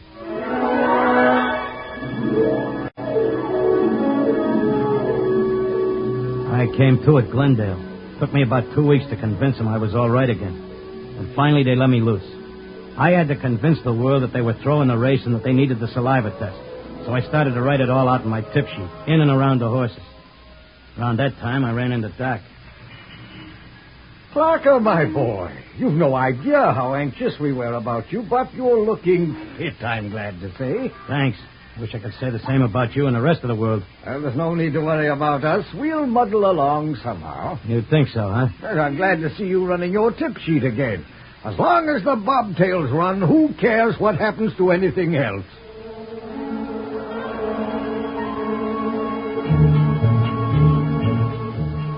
Of course, nobody'd listen to me. I had posters printed telling everybody. I made speeches in Columbus Circle. I told everybody Doomsday was near. Nobody paid any attention. I sneaked into the balcony of the General Assembly, tried to shout a speech, and they threw me out, very politely. I wrote the whole thing up for a magazine, and they printed it and sent me a check. Told me if I had any more fiction, they'd be glad to run it. I kept trying to tell everybody the truth about the catatonics. We ought to go to the hospitals and get ourselves let in, and have the aliens take over and show us where we're going. Nobody'd listen. And finally, I went back out to Glendale. Oh, Mr. Locke, we were wondering when you'd come to visit your wife. Been away? I want my old room back. Oh, but you're perfectly normal. Give me half an hour alone, and you'll be glad to give me my room.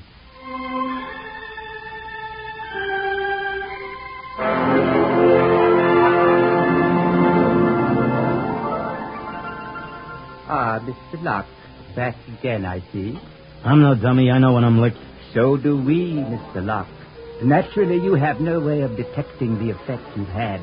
We do. The result is that because of your experiment, we're gladly revising our policy. Huh? Is this a rib? Nobody listened to me. Oh, but they did. Visits to catatonics have increased considerably. When the visitors are alone with our human associates, they tentatively follow the directions you gave them in your article.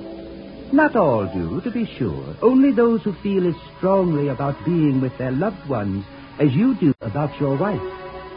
We've accepted 4 voluntary applicants. You mean I made it? That's right. Before long, we will be able to release the first group to go back and carry the message. Whenever you care to, Mr. Locke, you and your wife are free to leave. Okay, but I'll tell you what. I owe you plenty. I'll help make that record before I go. I'll teach you how to dope the horses. Is that what you want? Why, yes. All right, then, let's go.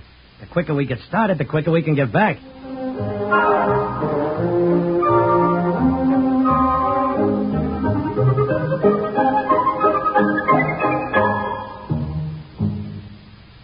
Fred Collins again, and I'll be back with a word about X-1 in a moment.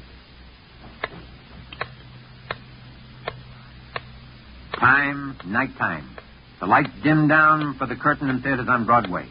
A Hollywood star greets the first guest at her party in Beverly Hills. In Chicago, the police plan to close the ring on a band of desperate criminals. The world-famous circus in Paris, France, the star trapeze artist climbs to a precarious perch high over the center ring. In a Las Vegas nightclub, a hush falls over the tables as one of the great singing stars of our time steps out onto the stage. And in New York's Radio City, the studio warning light flashes, "Stand by." Nightline is about to go on the air, taking you to wherever in the country, wherever in the world, exciting things are happening at night. To make you more than a spectator, to make you a participant in these events.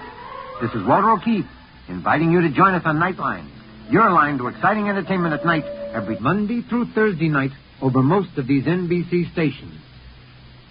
You have just heard X-1, presented by the National Broadcasting Company in cooperation with Galaxy Science Fiction Magazine, which this month features The Dark Star by William Tenn. For everyone else, it was the anniversary of the first moon flight. For one man, it was just a tragically comic Valentine. Galaxy Magazine, on your newsstand today. Tonight, X-1 has brought you At the Post, written by H.L. Gold and adapted for radio by Ernest Kinoy. Featured in the cast were Frank Maxwell as Clocker, Maxine Stewart as his wife Zelda, and she really is his wife, too, House Jameson as the otherworldly Calhoun, John Griggs as the hospital attendant, and Sam Raskin as the confused little tailor. This is Fred Collins. X-1 was directed by Kenneth McGregor and is an NBC Radio Network production.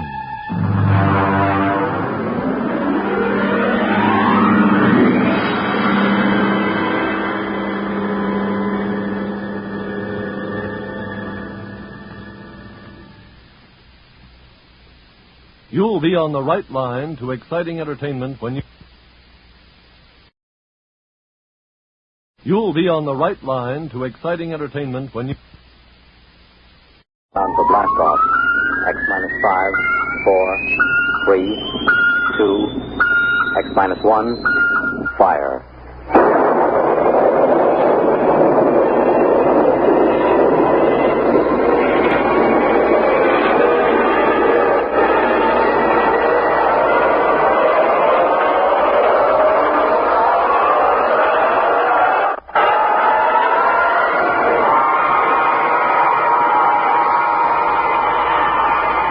From the far horizons of the unknown come tales of new dimensions in time and space.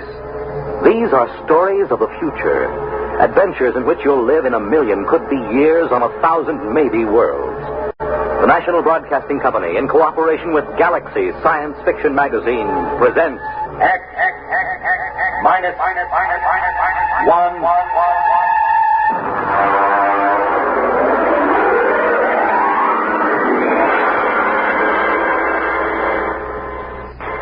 Tonight, an original story by Ernest Kinoy. The time, early in the 21st century. The story, Martian Sam.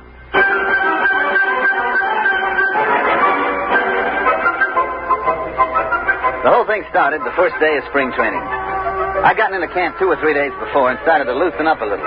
Because at my age, even batting fungos to an outfielder can tie your muscles up into knots.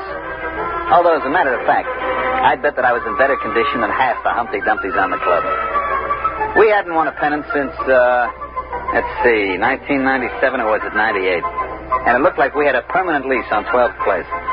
The Los Angeles Dodgers were in pretty sad shape, and that's the honest truth. I was standing behind the batting cage watching a couple of kids from our Tokyo farm team when Tommy Watson from the New York Times Tribune News caught me by the elbow. Hi, Joe. Well, how's it look this spring? Well, Tommy, the club has been considerably improved. Several of the youngsters are ready to deliver this year, and, of course, we expect sterling performances from our veterans. Is that what you want? Oh, come on now, Joe. Come off it. Has old man Castle loosened up enough to buy a catcher? Not that I know of. Well, how about a left-handed pitcher? Well, they're those 2 boys from Tokyo. Well, come on. They couldn't throw a cream puff across the dining room table. Well, how does it feel to be first base coach for a team that'll clinch last place by July 4th? You're very kind, Tommy. Very kind. I just hate to see that old tightwad Castle run this club into the ground. I remember my father used to tell me about the times way back, when it was still in Brooklyn. And I can remember going down to Robinson Stadium when I was a kid to watch doubleheaders with the Denver Giants. Now look at them. A bunch of overage bums and a few kids who could hardly make the high school team. And all Castle's money goes to buy sports rockets for that screwball son of his. Oh, Joe, baseball isn't what it used to be.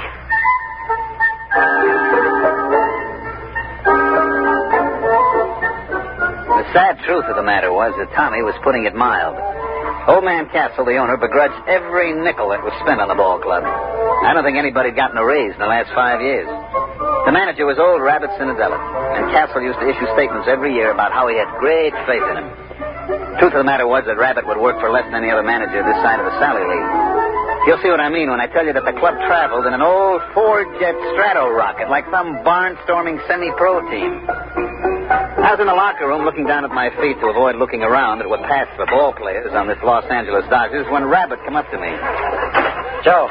Yeah? Get your pants on and come into the office. Oh, what's the matter? Never mind. Come on. Okay. Listen, Rabbit. What are we going to do about a left-handed pitcher? Later. Joe, I had an idea. I thought we could take one of the right-handers and set it backwards across his shirt, and maybe that'd fool the other club. Yeah. Come on inside. We had to disguise Iron Mike, the batting practice robot. All right, that's enough. Joe, the old man's dead. What? I said he's dead, old man Castle. Heart attack. I figured we had him scared so he'd loosen up a little dough for players, and then he goes and does this to us. Can't trust nobody. Well, who gets the club? His son. What, you mean Whistling Willie Castle, the Jetstream playboy? That's who. But he doesn't know anything about a ball He club. doesn't have to. Old man Castle owns 72% of the stock. And it all goes to Willie. Well, what's going to happen? Beats me. Probably sell us all out and buy a new rocket. Is he here? It was in the Earth Moon small boat race when it happened. They got a message to him when he hit the direct beam off Lunaport. He could have landed and taken the shuttle back and made it in one day. But he was leading in the race, so he just kept going. He's due in a couple hours. You think you can get him to go for a left-handed pitcher? I don't know. We'll have to try.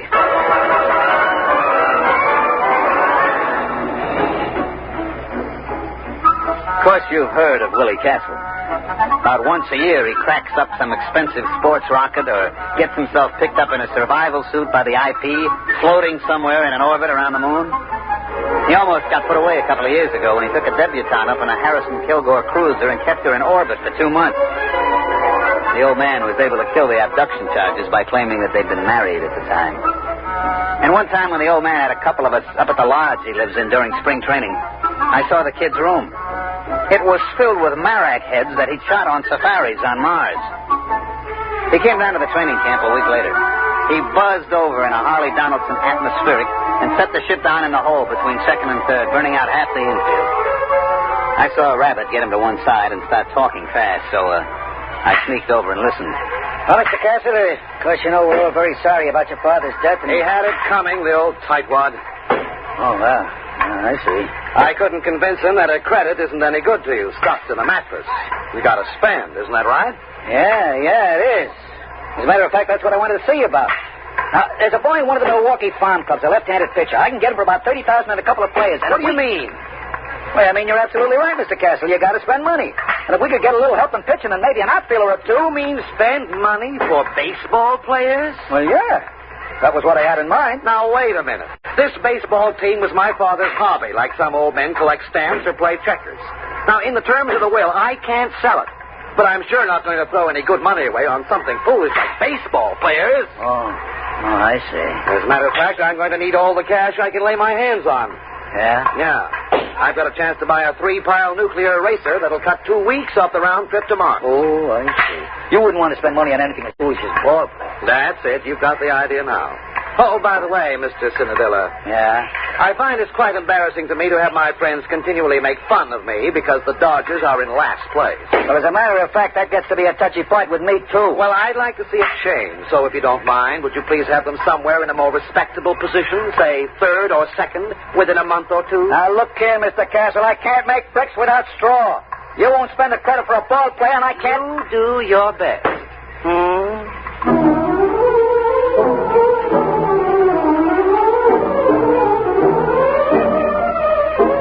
Well, after that interview with the new owner, Rabbit went out and tied one on. And I had to run the ball club for 2 days till we got him straightened out.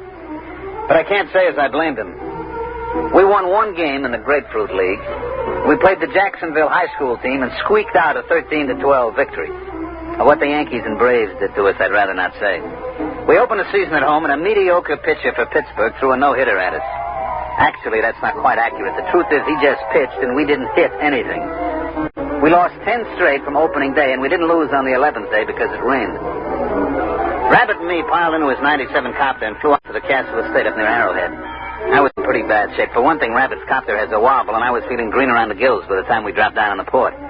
Willie Castle was very excited by the time we finally got to see him. He was puttering around a whole mess of stuff piled up in the middle of the floor. Say, how do you like this? Isn't it exciting? Yeah. What is it? It's a Durgo stick. Oh, yeah, sure. And they use it in Mars in a game played between 2 villages. You see, all the men on one side line up, and then all the men on the other side try to knock them over with these sticks. Isn't it a beauty? Yeah. Look, Mr. Castle, I got to speak to you. We gotta have a left-handed pitcher. Oh, you mean for the baseball team? Yeah, that's right, the baseball team. That's what we gotta have a left-handed pitcher for. Yeah. Well, now, I can't really be bothered with details of that sort. I'm leaving for Mars in the morning. Oh, by the way, I haven't had a chance to look at the standings recently. How are we doing? Mr. Castle, we may well set him out on record for consecutive games lost. Now, look here. You told me you can't sell the club. And you said you get tired of your friends kidding you about being last. Well, take it from me, Mr. Castle, and I know. Unless we get some ball players on that club, it's going to be last for the next 22 years. Now, look here, Cinderella. I know you can fire me, but I don't care who you hire as manager. Unless you get him a left-handed pitcher and a couple of other players, that club is going to stay last. Oh, well, then I'll see what I can do. Don't worry about it. What do you mean, don't worry about it? I got to go out there every day and try to make those bums go through the motions. Now, look, I really have to pack. And besides, I'm expecting a new shipment of equipment from Aberfitch and Comby. Now, just don't worry about it. I'll think of something. Goodbye.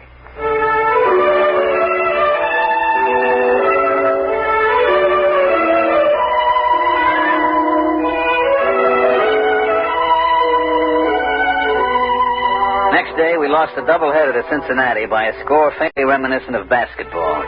And that's the way it went. Oh, we won a couple here and there. Like they say, you can't lose them all. About the middle of the season, we were so far behind that the local papers just dropped us off the standings, didn't even bother to report it. It was about this time that Willie Castle returned from Mars. He came out to see us at the ballpark just before the massacre. Well, I noticed, Mr. Cinderella, that we're still in last place. Yeah, Mr. Castle, we are. We are lucky we are still in the league. With the ball players that you've given me. Well, I just wanted to tell you that I made a small bet with one of the boys at the country club. Yeah? Yes. I bet 1,000,000 credits that we'd win the pennant this year. That's nice. You don't seem to understand. I expect to win that bet. Yeah, sure. And I expect to put on a Monroe suit and win the Miss Universe title. I told you to leave everything to me. Now, I'd like you to come into my office, if you please. I have a few things I'd like to talk over with you. For one thing, I've signed a ball player.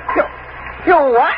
Oh, look here, Mr. Castle. This I got to complain about. My contract is clear. No ball player gets signed without my okay. Just come into my office, please. I'll explain everything.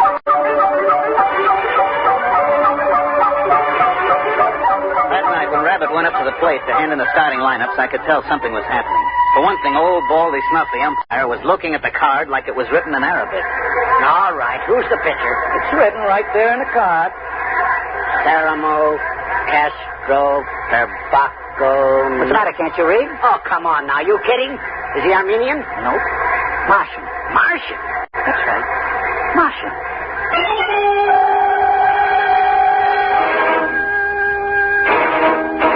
Of course, the riot didn't really start until our pitcher got out on the mound. Fred Kurtz, the Milwaukee manager, came running out like he'd been shot from a jet. Baldy Snuff was hollering. The whole Milwaukee bench was looking for a fight, but Rabbit just stood there quiet and calm. He can't do that. He can't do that. Look at that thing. What is that? That's my pitcher. We call him Sam. But you can't play with that. That ain't a ball player. That isn't even a human being. What are you trying to pull, Rabbit? Listen, I got my rights. I signed them legal. Here's the contract. But now look here, Rabbit. You can't get away with that. That thing's only about 2 feet high. 18 inches, as a matter of fact. But how's he going to pitch? He hasn't even got any arms. Sure he has. He's got it curled up. Hey, Sam, wind up. That arm is 32 feet long. That ain't legal. He's going to let him get away with that. But there's one other thing. On the end of that arm, look, you see? That's his eye. Rabbit, I'm going to punch you right in the nose. Now, take it easy, Kurtz. Take it easy. Look, I got the papers all here. I've got the United Nations Concordat with the Martian colonial government, a Supreme Court decision in the case of Schultz versus Karawak, Kalpabo, Kalpitz, et al. It's legal. Any Martian citizen is entitled to the same legal rights and privileges as a citizen of Earth. And among those is the right to play ball in a national league. I protest again. I forfeit the game. Rabbit, I'm going to punch you right in the nose.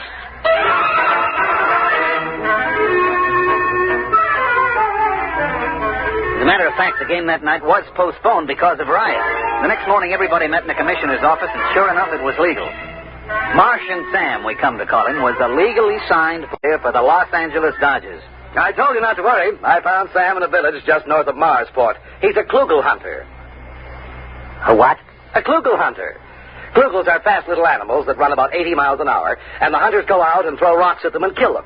Sam's a Klugel hunter. He ought to be a pretty good pitcher. How about the other clubs? What happens if they get Klugel hunters? Oh, they won't. You see, it's basically contrary to Martian psychology. They won't ever leave their own villages. Then how come Sam left? Well, it was an unfortunate accident, really. You see, when I first met him, I gave him a stick of chewing gum. Yeah? Well, he got hooked. What do you mean, hooked? Well, for Martians, the chicle seems to be habit-forming. Sam is a gum addict. Well, naturally, as soon as this was discovered, the traffic was prohibited. There's a death penalty for importing of chewing gum to Mars. But it was too late for Sam, so he came out with me. You mean all we got to do is keep him supplied with chewing gum? That's right. I told you I'd take care of it, didn't I? Now you've got your left-handed pitcher.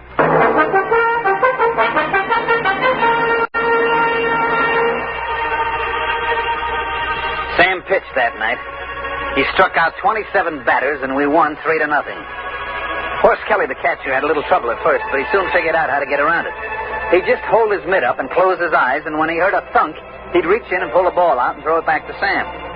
You can imagine what it was like being a batter up there against Sam. Pitcher's mound is only 60 feet away from the plate as it is, and with Sam's 32-foot arm, well, we didn't lose the game the rest of the season.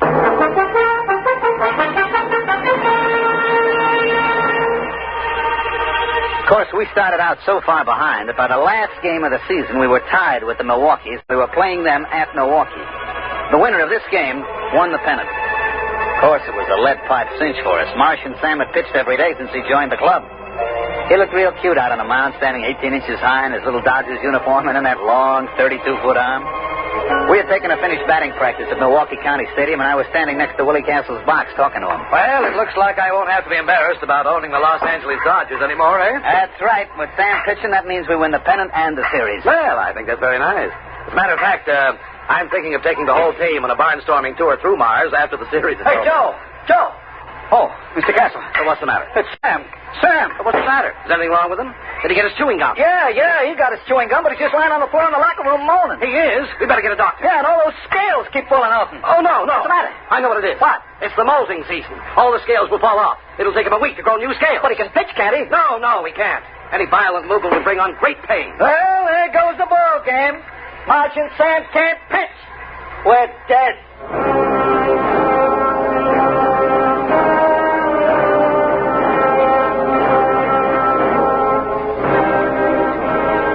Rabbit put it mild.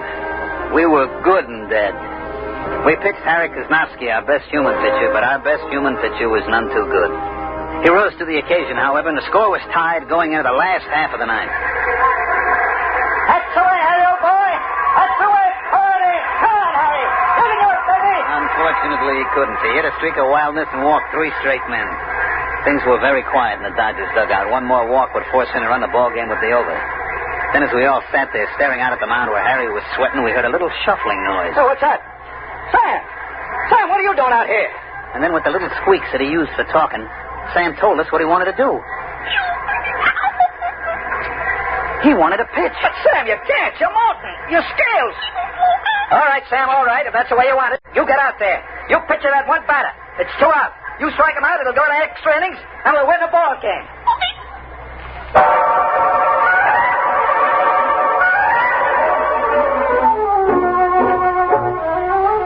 So Martian Sam trudged out to the pitcher's mound, his tiny legs lagging with great pain. You could just tell the little guy was hurting bad. Now pitching for Los Angeles, Martian Sam. We knew that Sam could do it now. We only had to face one batter and we'd get our chance again. Horse threw the ball out to him, and Sam stood there, his eye on the end of his 32-foot arm, blinking with pain. All right, batter up. Let's get a batter in there. The umpire called for the batter, and nobody came out of the Milwaukee dugout. Hey, come on, let's go. Hey, Kirsch, get a man up in there. What's the matter, Baldy? Let's get a batter in there. You're delaying the game. What do you mean I'm delaying the game? You get a batter up there. But I got a batter up there. What do you mean? There's nobody in the batter's box. Baldy, I got a contract here for you to read. What are you talking about? Here. Read it.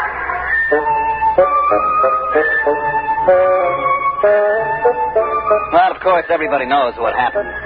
The Milwaukee Braves had signed an intelligent virus from the moons of Jupiter. He was up there in the batter's box, but of course you couldn't see him without an electron microscope. He walked on 4 straight pitches, forcing in a run, and the Milwaukees won the pennant. But like I say, that's baseball. You can't win them all. You have just heard X-1, presented by the National Broadcasting Company in cooperation with Galaxy Science Fiction Magazine, which this month features Time in the Round by Fritz Leiber, the story of a dictator who suffered more than any dictator in history. He was so puny, and his victims were so impregnable. Galaxy Magazine on your newsstand today. Tonight, X-1 has brought you Martian Sam, an original story written for radio by Ernest Kinoy. Written for radio by Ernest Kinoy. For X-1. Countdown for blast off. X-5, 4, 3, 2, X-1, fire.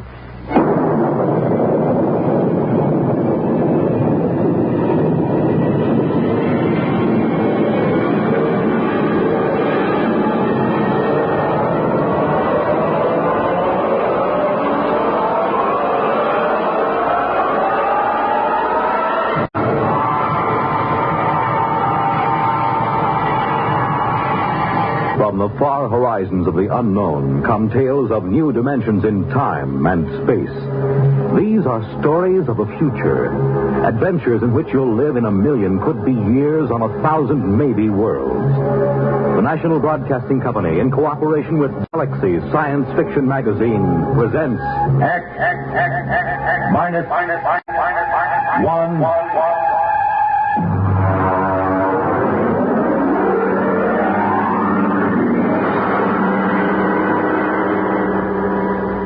Tonight, Something for Nothing by Robert Sheckley.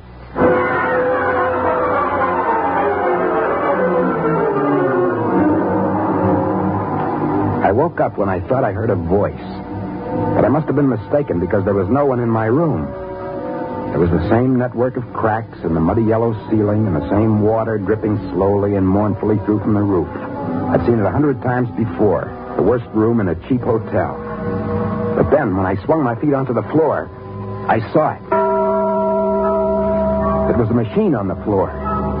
It hadn't been there when I went to sleep the night before. It was about 3 feet square, and it was humming softly. The crackled gray surface was featureless, except for a red button in one corner and a brass plate in the center. I leaned in closer and read the marking. Class A Utilizer, Series AA1256432. Warning, this machine should be used only by Class A ratings. Hey, where did you come from? A utilizer, huh? What do you utilize? No switches, no knobs, just one red button. Okay, we'll give it a try. Here goes the button. All right, what happens now? Little green men drop from the ceiling? Okay, we'll push it again.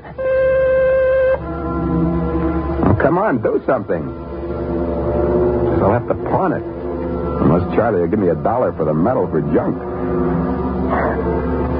Boy, it's heavy. Can't even get the corner off the floor. They should have sent me somebody to help. Where do you want it, Mac? Hey, where did you come from? Come on. We haven't got all day. Where do you want it? Lucky it's one of the small ones. The big models up roots to get a grip on. Who are you? Moving man. What do I look like? Queen of the May? But where did you come from? You just appeared in the room. What are you doing here? I'm from the Power Vinyl Movers Incorporated, and I came because you wanted movers. That's why. Now, where do you want it? Oh, well, I don't know. I'm not sure. Look, you go away. I'll call for you later. Okay, Mac. It's your problem. Utilizer, huh? Utilizer. Well, I don't know where you came from, but I know what you are. You're a wishing machine.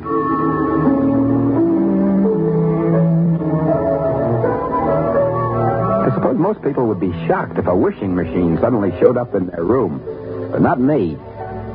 Most of my life has been spent wishing, hoping, praying that something marvelous would happen to me. In high school, I dreamed of waking up some morning with an ability to know my homework without having to do it.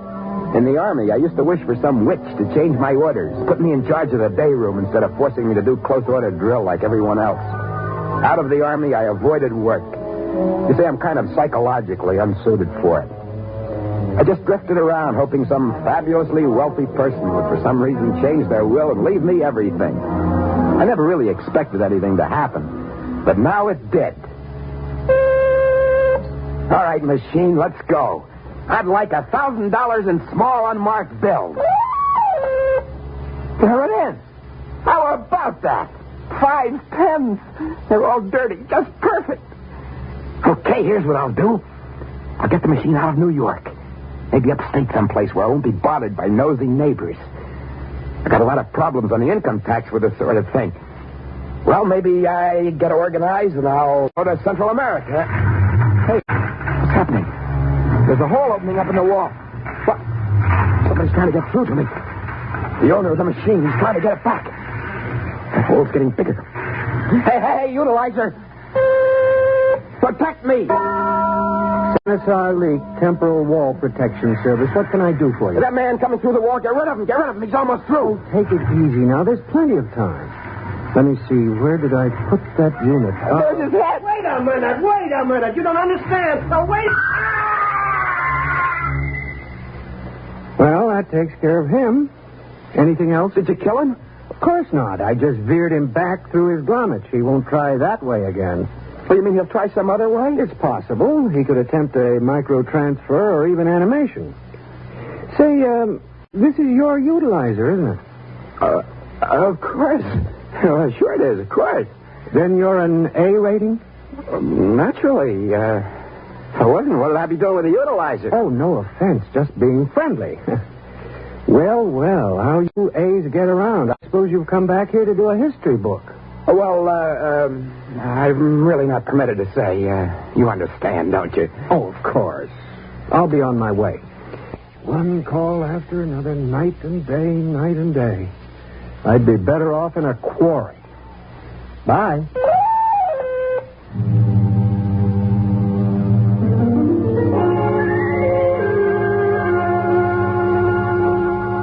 There I was alone with the machine with $1,000 in small bills scattered around the floor. Those A ratings, whoever they were, had it pretty good. Want something, just ask for it. Press the button. Well, the next few days marked a great change in my fortunes. With the aid of the power vinyl movers, I took the utilizer to upstate New York. There I bought a medium-sized mountain in a neglected corner of the Adirondacks. And once the papers were in my hands, I walked to the center of my properties, several miles from the highway, with the men from the moving company sweating behind me, carrying the utilizer. On all sides, as far as I could see, were closely spaced forests of birch and pine. The air was sweet and damp. Birds were chirping merrily in the treetops. An occasional squirrel darted by. I always loved nature. This would be the perfect spot to build a large, impressive house with swimming pool, tennis courts, and possibly a small airport. So I pushed the button. Yes, sir. Can I be of service? I want a house. Well, yes, sir, but you really must be more specific. Do you want something classic, like a bungalow, ranch, split-level, mansion, castle, or palace? Or primitive, like an igloo or hut? Now, since you're an A, you could have something up to the minute, like a semi-face, an extended view, or a sunken miniature. Well, I don't know. What do you suggest? A small mansion. They usually start with that. They do? Oh, yes. Later, they move to a warm climate and build a palace. Shall we start immediately? Oh, yeah, sure. Fine. Start immediately. I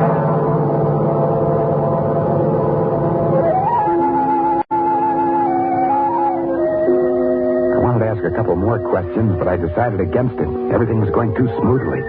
These people thought I was an A and a true owner of the utilizer. There wasn't any sense in disenchanting them.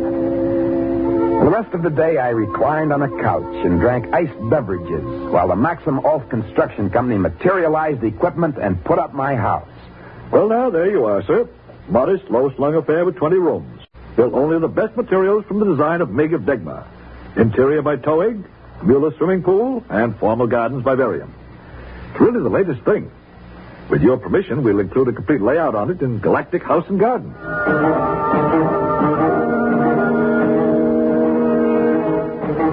By evening, it was completed, and the small army of workmen packed up their equipment and then vanished.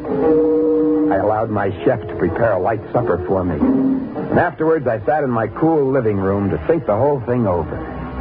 In front of me, humming gently, sat the utilizer. I ordered cigars.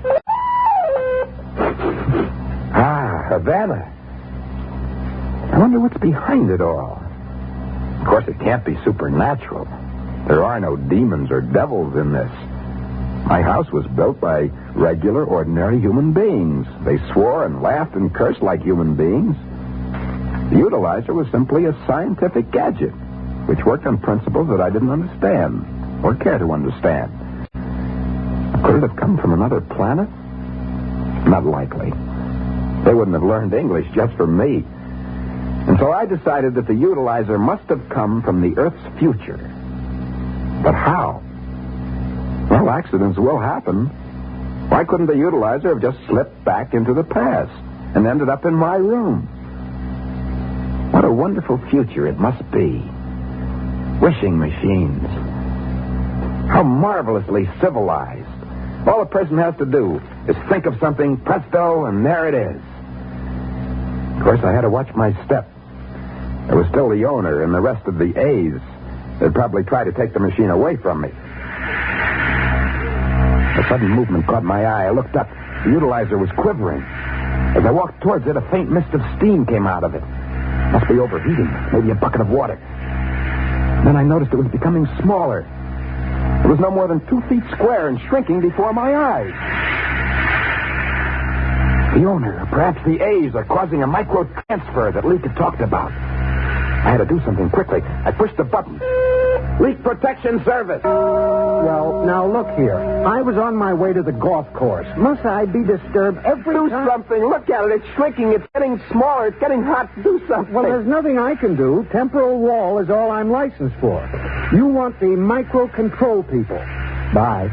Wait a minute. Come back. It's getting hot. It's getting smaller. I'll press the button again. Micro-control. With whom do you wish to make an appointment? Get me help fast. Look, the utilizer is growing smaller. They're micro-transferring it. Well, Mr. Vergnan is out to lunch. He's disowned himself. I can't reach him. Well, who can you reach? Well, Mr. Vierce is in the D continuum, and Mr. Elgis is doing field work in Palearctic Europe. If you're really in a rush, maybe transfer point control. They're a smaller unit. All right. Transfer point control. Oh, that button's hot. I gotta push it. Gotta push that button. Transfer point control. Well, what can I do for you? Just a minute. I'll take care of that. There you are. Got just in time, didn't I? Ain't fancy, but we're all reliable. My hand, my finger, it's burned. Can you do something? Who, me? Nope, not my department. Do one thing, do it well, I always say. Bye. My finger, it's burned. I'll push the button again. Now fix me up. Fix my finger. That's better. Much better.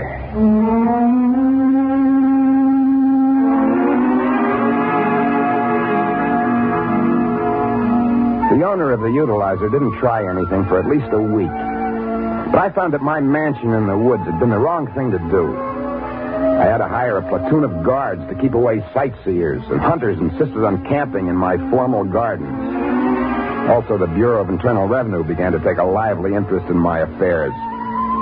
And so with the aid of the Power Vinyl Movers and the Maxima Oath Construction Company and the Jankston Instantaneous Travel Bureau and a good deal of money placed in the proper hands, I moved to a small Central American republic. And there, since the climate was warmer and the income tax non-existent, I built a large, airy, ostentatious palace.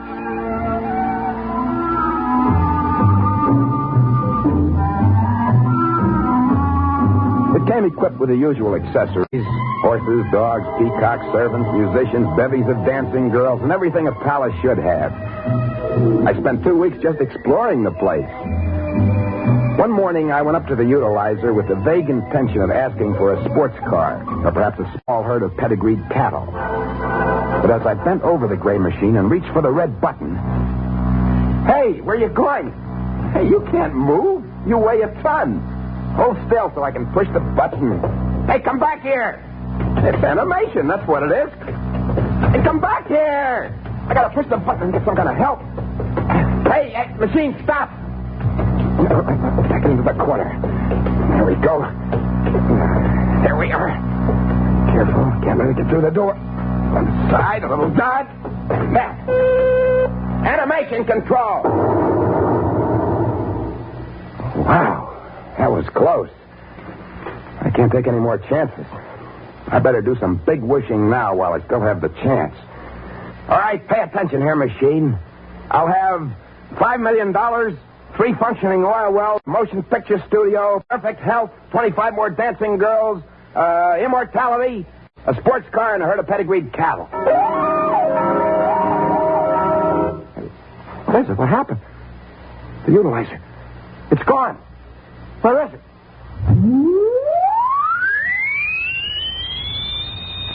Wait a minute. What happened to me? I'm gone, too. Where am I? Oh, it's perfectly all right, sir. You can open your eyes now. Where am I? What happened? I was in my room. Where am I now? Where's the utilizer? Oh, it's been returned to stock. Wait a minute. You're the one that tried to come through the wall. You're the owner. Won't you have a chair? Well, I guess it's all over, isn't it? The A's finally caught me. Well, it was glorious while it lasted. Cigarette? No. Well, you got your machine back now. What else do you want? My machine? Well, it's not my machine, sir. Not at all. Oh, don't try to kid me, mister. UA ratings want to protect your monopoly, don't you? My name is Flynn. I'm an agent for the Citizens Protective Union, a non-profit organization whose aim is to protect individuals such as yourself from errors of judgment. You mean you're not one of the A's? Well, you're laboring under a misapprehension, sir. The A rating does not represent a social group as you seem to believe. You mean it's not an aristocracy, a hereditary... Oh, goodness, no. An A rating is merely a credit rating. A what? A credit rating. Well, now, you haven't got much time, so I'll make this as brief as possible here. You're quite correct, sir, that this is the future, as you put it. Ours is a decentralized age, sir. Our businesses, industries, and services are scattered throughout an appreciable portion of space and time. Now, the utilization corporation that produces the utilizer is an essential link. It provides for the transfer of goods and services from point to point. Do you understand? Oh, yeah. I get it. Well, credit, of course, is an automatic privilege. But eventually, everything must be paid for. Paid for? Hey, nobody said anything about paying. What are you talking about? Well, now, of course, you certainly couldn't have expected to be provided with all these services without paying. Boy, why didn't somebody stop me? They must have known I didn't have a proper rating. Oh, credit ratings are suggestions, not laws. In a civilized world, an individual has the right to his own decision. I'm very sorry, sir. Now, would you care to look at this bill and tell me whether it's in order? Bill? What bill? For all the services that you ordered from the utilizer. There you are. There's one palace with accessories, credit $450 million. Services maximum off movers, 111,000 credits. 122 dancing girls, 1,222,000. Perfect health, 8,882,422. Well, there's a whole list of them here. The total comes to slightly less than 18 million credits. Hey, wait a minute. I can't be held to this. The utilizer just dropped into my room by accident. Well, that's the very fact I'm going to bring to their attention. Well, what's going to happen to me? Oh, it's already happened. You've been adjudged through bankruptcy court. Good luck. Goodbye. What? Where am I? What happened? Where is this place? All right, buddy, on your feet. Who are you? On your feet, Mac. Here, take this. What is it? It's a pick. And over there is a quarry where you and I and a couple of others are going to cut marble. Marble? Sure. There's always some idiot who wants a palace. You better get working now, boy. They'll hand you a touch of that electronic whip. What do you mean? You'll find out. You can call me Jang. We'll be together for some time. How long? You work it out. The rate is 50 credits a month until your debt is paid off. They can't do this to me. It's all a mistake. It was their fault they left the machine. They let it slip into the past. It's all a mistake. It's no mistake. They're short of labor. They don't want to go recruiting all over for it. Come on. After the first 1,000 years, you won't mind it. The first 1,000 years? I won't live that long. Sure you will. You got immortality, didn't you? Oh, that's right. That's right. I wished for it just before they took back the machine. Sure you did. Hey, wait a minute. That bill that Flynn showed me. I didn't see immortality on that bill. How much did they charge me for immortality? Oh, don't be naive, pal. You should have figured it out by now. Naturally, they give that away for nothing. Now grab your pick. Let's go.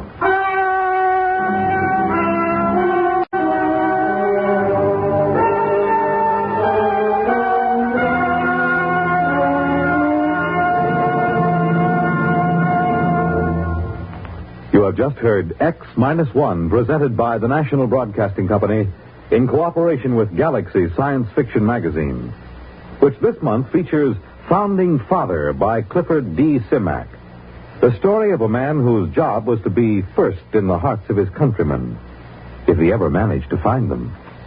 Galaxy Magazine, on your newsstand today. Tonight, X-1 has brought you Something for Nothing, a story from the pages of Galaxy written by Robert Sheckley and adapted for radio by Ernest Kinoy. Featured in our cast were Joseph Julian as Joe, with Danny Ocko, Jock McGregor, John Gibson, Wendell Holmes, Ralph Bell, and Karen Ford. Fred Collins speaking. X-1 was directed by Daniel Sutter and is an NBC Radio Network production.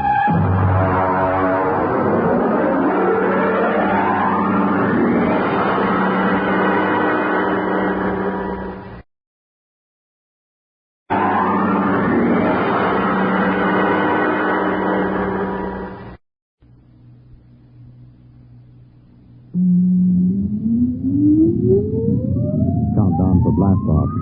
X-5, 4, 3, 2, X-1, fire.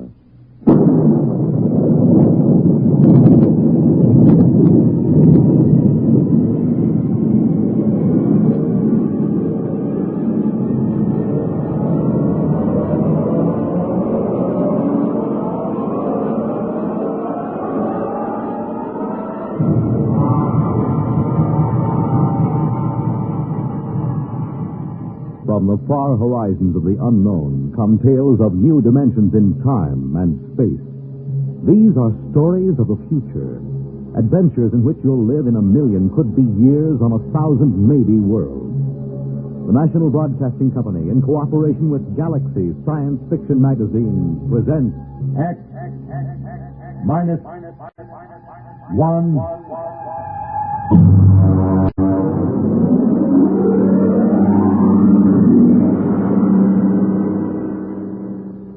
Tonight, the discovery of Mornia Mathaway by William Tent.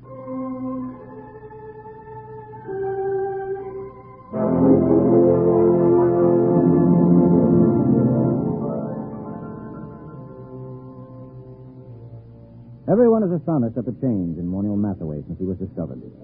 Everyone, that is, but me. I remember him as an unbathed and untalented Greenwich Village painter who began almost every second sentence with I and ended every third one with me. You see, I understand the change in him, because I was there the day he was discovered. We were talking about his discovery that day. I was sitting carefully balanced on the one wooden chair in his cold little Bleecker Street studio, because I was too sophisticated to sit in the easy chair. Come on, Dave, take a comfortable seat. Oh, no, Mornia, oh, no. I know about that chair. Now, what do you mean? It's the only comfortable chair in the room. I know. Look at it. Broken down springs, very high in the front and low in the back. Sure, it conforms with the position of the spine. Yeah, sure. And when you sit in it, things begin sliding out of your pockets. Loose change, keys, wallets, anything. What do you do, Mornia? Pay the rent on your studio with that easy chair? Well, as a matter of fact, it is rather profitable. And that's why I'll sit on the wooden chair, if you don't mind. Oh, now, don't be bourgeois. Well, I notice you always sit on the bed. That's because I'm a good host. I see. Well, how's the painting going? Oh, great, fabulous. You sell any paintings? No. You know, Dave, I can't wait for the day when some dealer, some critic with an ounce of brain sees my work. I can't miss, Dave. I know I can't miss. I'm just too good. Sometimes I get frightened at how good I am. Why, it's almost too much talent for one man. Well, there's always... Not that it's too much talent for me. I'm big enough to carry it, fortunately. I'm large enough of soul. Oh, good. I'm glad to hear it. Now, if you don't mind... You know what I was thinking about this morning? No, but to tell you the truth, I was thinking about Picasso, Dave. Picasso and Rouault. I'd just gone for a walk through the pushcart area to have my breakfast. You know, the old hand's quicker than the eye. Yes, I know. I've seen you do it. You're the only man I know who can ask directions to Houston Street and fill his pockets full of bananas at the same time. Oh, well, society owes the artist something. Mm-hmm. Anyway, I started to think about the art of modern painting. I think about that a lot, Dave. It troubles me. You do, huh? Well, I was thinking, who is really doing important work in painting today? Who is really an unquestionable great? I can think of only 3 names. Picasso, Rouault, and me. Well, naturally. Just 3 names, no more. Oh, it made me feel very lonely, Dave. Yeah, well, I can see that. But and then I asked myself, why is this so? Has absolute genius always been so rare? Why has my impending discovery been delayed so long? Oh, I've thought about it for a long time, Dave. I've thought about it humbly, carefully, because it's an important question, and this is the answer I came up with. Well,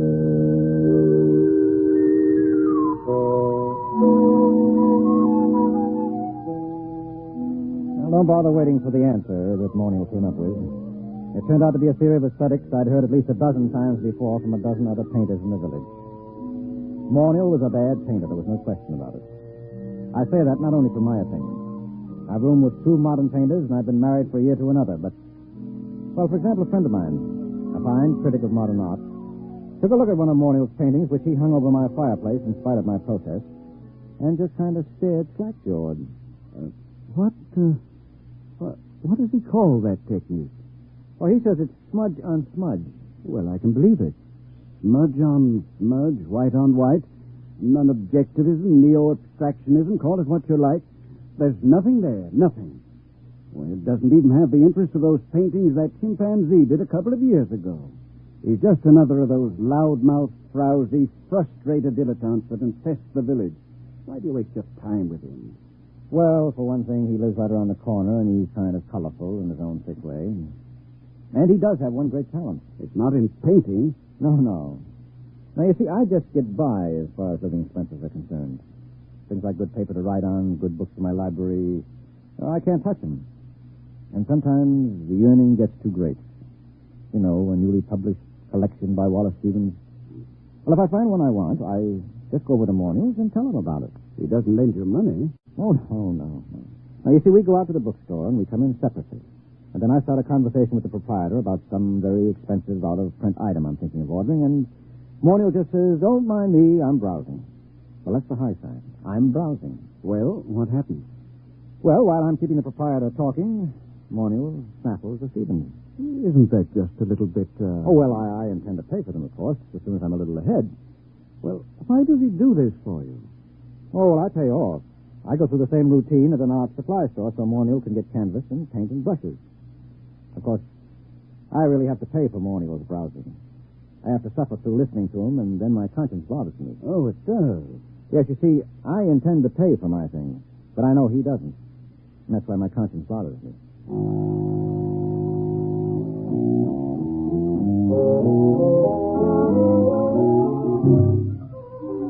Well, here he was the day he was discovered, sitting in his room, and Mornia was running on about his own genius. No, I can't be as unique as I feel. Other people must be born with the potential of such great talent, but it's destroyed in them before they can reach artistic maturity. Why? How?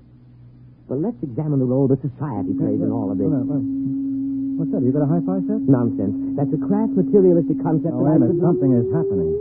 Hey, why did you put the purple lights in? Purple? Oh, what's that? Look, it's shimmering. It's coming right through the wall. It looks like a box. We can't both be having an artistic vision.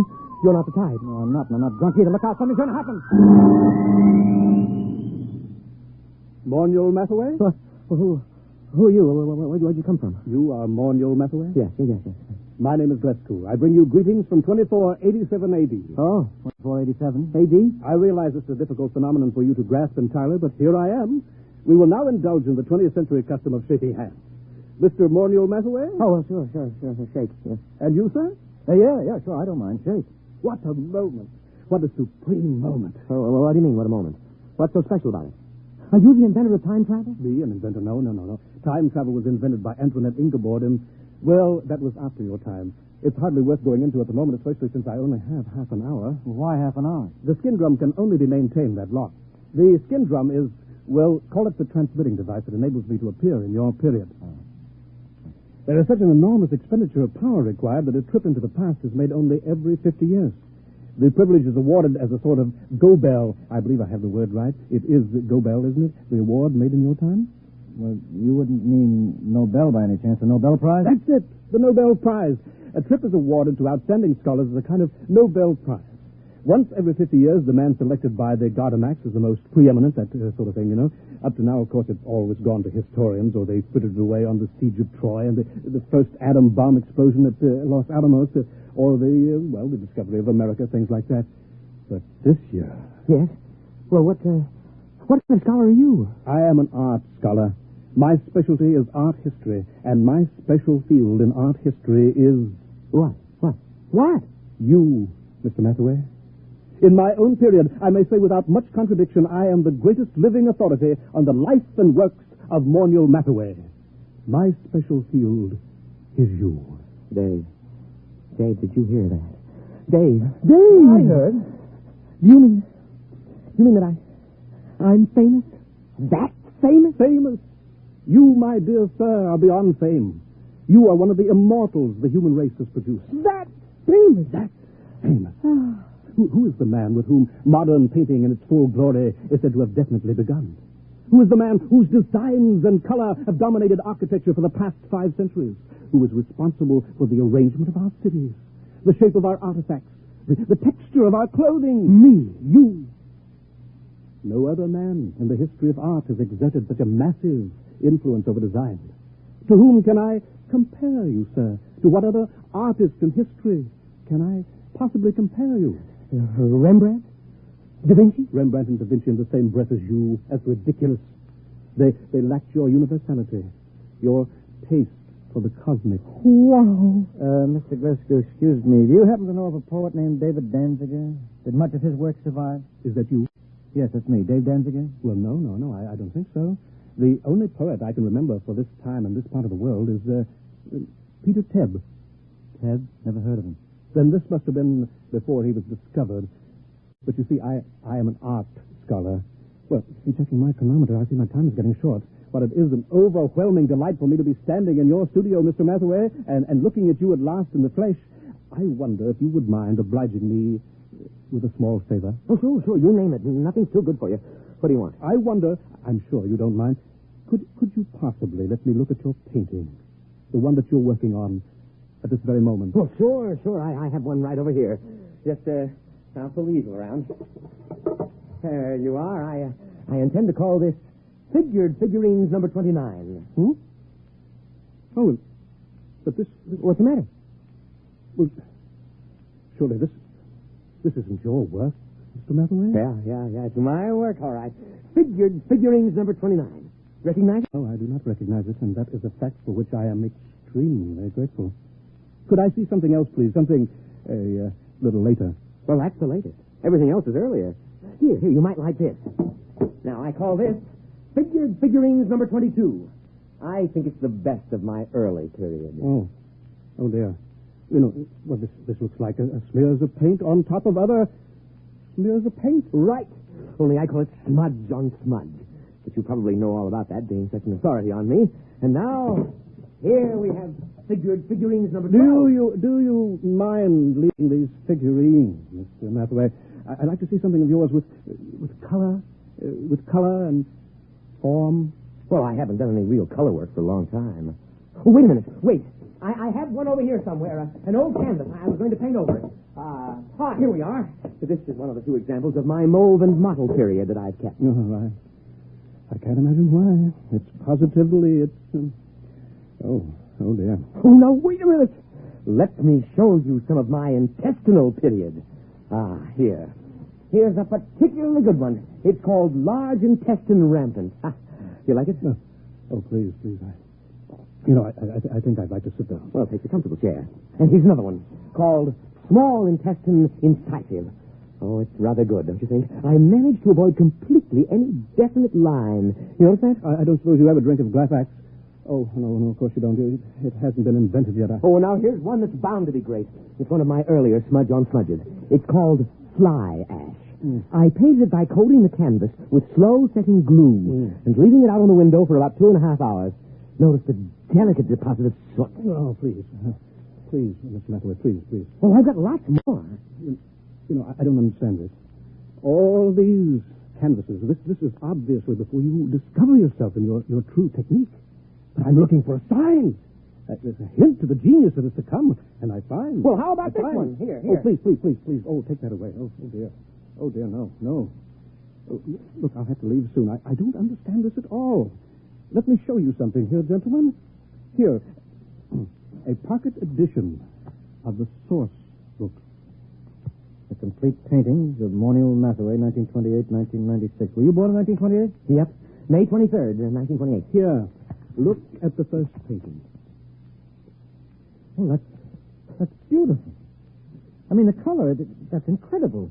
Oh, well, that's stuff. Well, why didn't you tell me you wanted that kind of stuff? You mean you have paintings like this, too? No, not paintings. One painting. Oh, I did it last week as a sort of an experiment, but I wasn't satisfied with the way it turned out, so I gave it to the girl downstairs. Would you like to look at it? Oh, yes. Very much. Well, here, I'll just toss your book on the bed. Come on, it won't take a minute or two.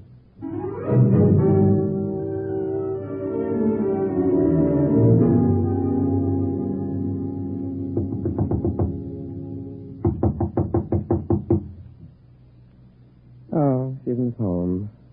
I thought she'd be home now. Oh, I did so want you to see that painting. I want to see it. I want to see anything that looks like your mature work. But time is getting short. The chronometer... I'll tell you what. Anita here has a couple of cats that she asked me to feed when she's away for a while. So she's given me the key to her apartment. Suppose I, browse upstairs and get it. But suppose I browse through my room and get it. Get it? Oh, yeah. You go ahead and browse, sure. Fine, but please hurry. Oh, sure, I'll hurry. I won't take long browsing.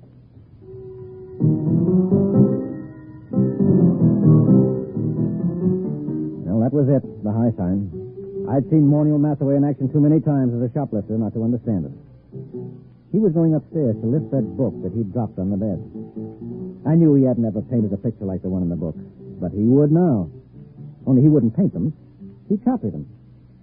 Well, I started talking automatically. You paint yourself, Mr. Gillespie? No. Of course, I wanted to be an artist when I was a boy.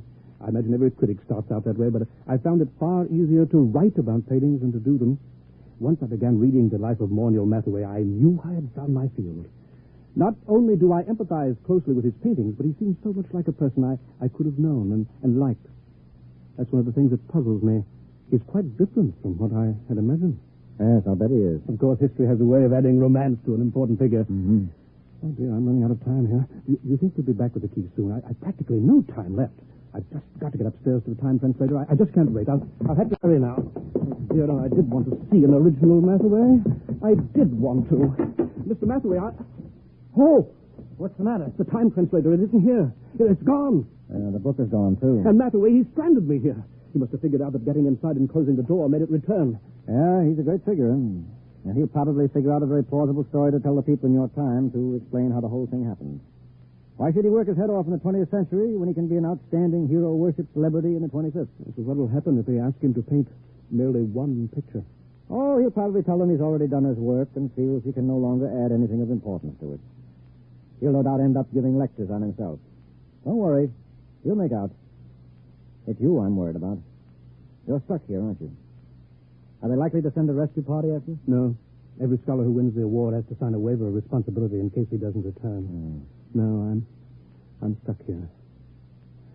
Tell me, is it very bad living in this period? Well, not so bad. Of course, you'll need a social security card, and I don't know how you go about getting one at your age, and Well, the immigration authorities may want to question you since you're sort of an illegal alien. Oh, dear. That's awful. Wait a minute. It needn't be. I'll tell you what. Mornia has a Social Security card. He had a job a couple of years ago. He keeps his birth certificate in that drawer along with his other papers. Now, why don't you just assume his identity? He'll never show you up as an imposter. But do you think I could? Would I be... well, won't his friends, his relatives... No, he hasn't got any family, and I know about the only friend he's got. You could get away with it. Maybe grow a beard and dye blonde. Naturally, the big problem would be earning a living. Being a specialist on Mathare and the art movements derived from him wouldn't get you set an awful lot right now. But I could paint. I've always dreamed of being an artist. I don't have much talent, but there are all kinds of artistic novelties I know about, all kinds of graphic innovations that don't exist in your time. Surely that would be enough, even without talent, to make a living for me on some third or fourth-rate level.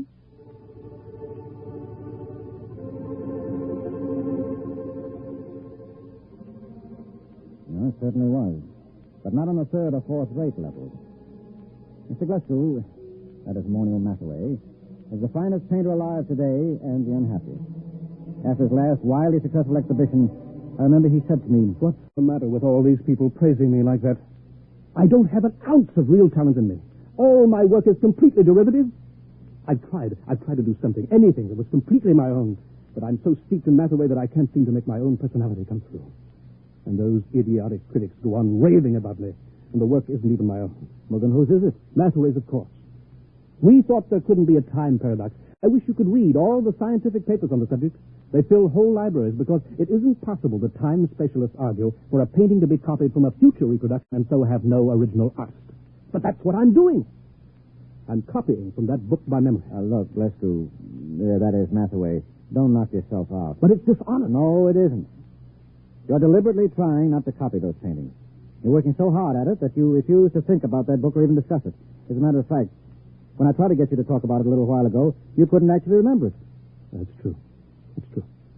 You're the real Mornia Mathaway, and there's no paradox. You're actually painting those pictures. You're not copying them from memory. I know in my heart that they're not mine. All right, I'll forget it. Anyway, you're a much nicer guy than Mathaway ever was. And besides, a buck is a buck.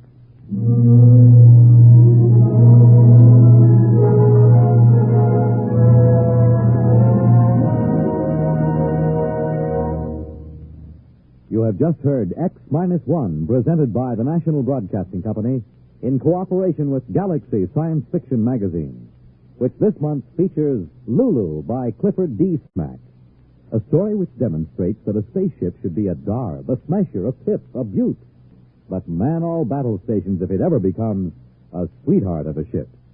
Galaxy Magazine, on your newsstand today. Tonight, X-1 has brought you The Discovery of Mornia Mathaway, a story from the pages of Galaxy written by William Tenn and adapted for radio by Ernest Kinoy. Featured in our cast were Leon Janney as Mathaway, Guy Repp as the critic, Wendell Holmes as Glasgow, and Les Damon as Dave. Your announcer, Fred Collins. X-1 was directed by Daniel Sutter and is an NBC Radio Network production.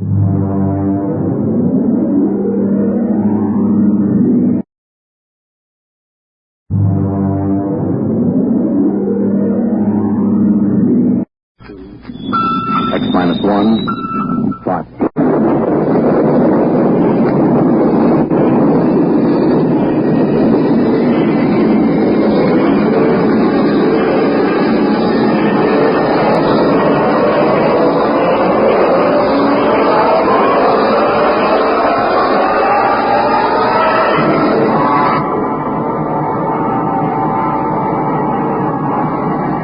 From the far horizons of the unknown come tales of new dimensions in time and space. These are stories of the future, adventures in which you'll live in a million, could be years, on 1,000 maybe worlds. The National Broadcasting Company, in cooperation with Galaxy Science Fiction Magazine, presents X-1.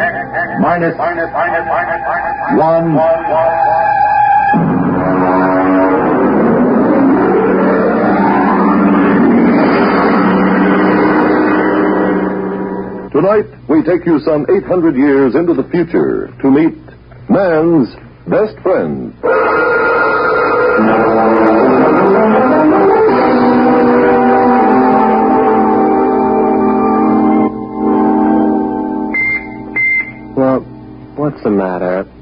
Who's there?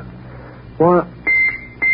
Oh, turn on the annunciator. All right, I'm coming. I'm coming. Well, stand in front of the screen. I can't see you. I am in front of the screen, Mr. Schnee. You haven't turned up the viewing control. Oh, yeah. Well, there you are. Do I know you? May I be the first to congratulate you, Mr. Schnee? You may indeed. What for? Oh, you haven't heard the news. Good, then I shall be the first. I imagine I got a head start on the others because of my superior facilities for locating you. Your address wasn't given. These pronouncements do tend to be a bit vague. It's a matter of tradition, I suppose. I haven't heard any news for days. I've been listening to my sound tapes and, and meditating. Now, wait a minute. I'll let you in.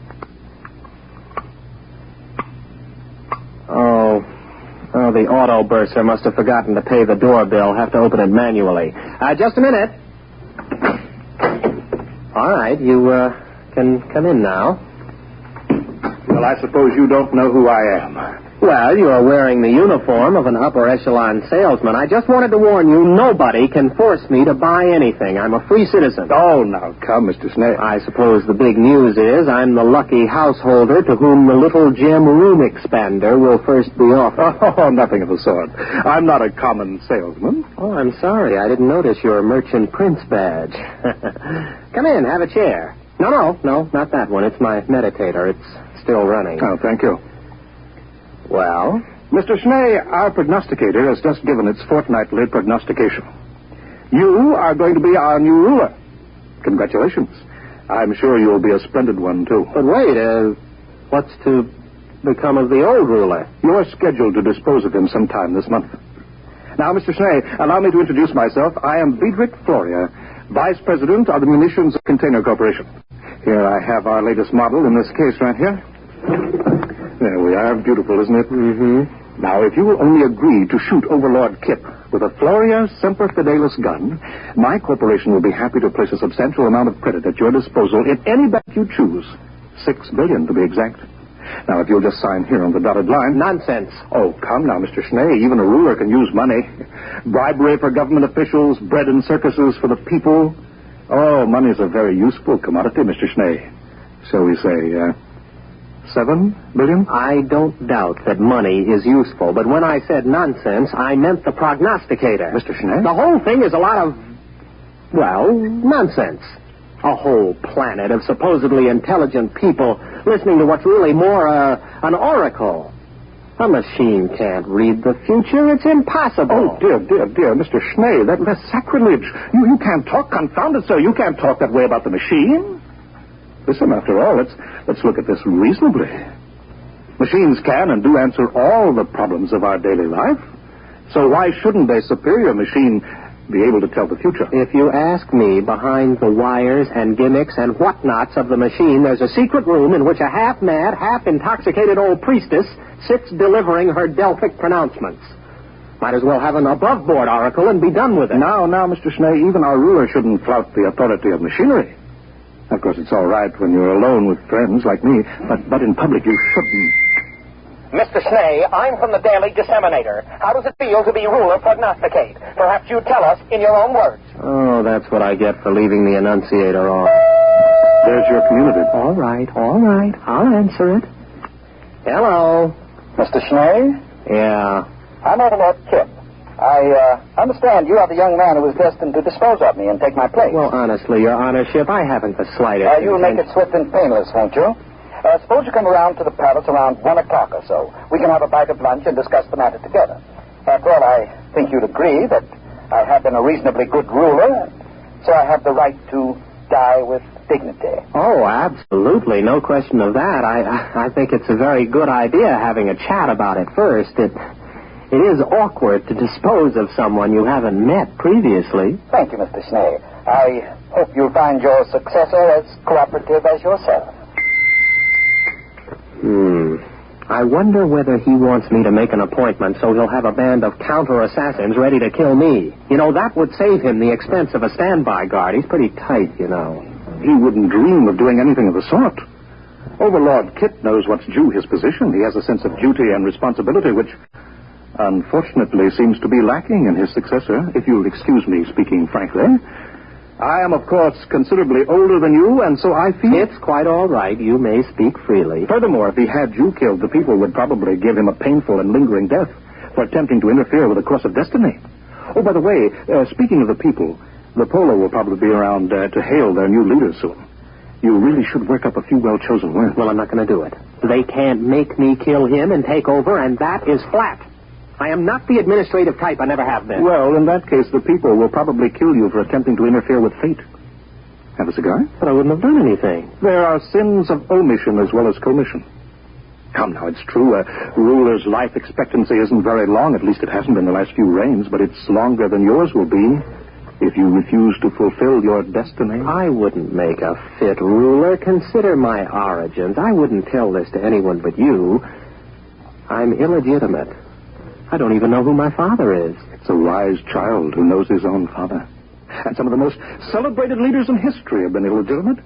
Look at William the Conqueror, Alexander Hamilton. I don't think that's too much of a recommendation. You see, almost anyone can be a leader. The important thing is that he be destined for leadership. But I'm no good at it. Everybody says so. I've never done a thing in my life. My aged mother has had to work to support me. Well, it's time enough that you stood on your own 2 feet, my boy. Remember, destiny must take its course. Oh, excuse me, I'm due on radio monitor in a few seconds. If you don't mind, I'll broadcast from here. I'll just check my equipment here. Fine, now, here we go. My friends, allow me to introduce to you your new ruler, Gervais Schnee. He is planning to assassinate Overlord Kip with a Floria Semper Fidelis gun. Floria Semper Fidelis guns retail from credit 2.98 for the President's pistol, all up to credit 1089.98 for the Super Deluxe Conspirators model. But each is the best obtainable for the price. Mr. Schnee will, of course, use the Super Deluxe model. And now I give you Mr. Schnee. Right into here? Oh, anywhere. It's non-directional. Thank you for your confidence and support. I only hope I prove worthy of it. That's all. Thank you, ruler prognosticate Gervais Schnee.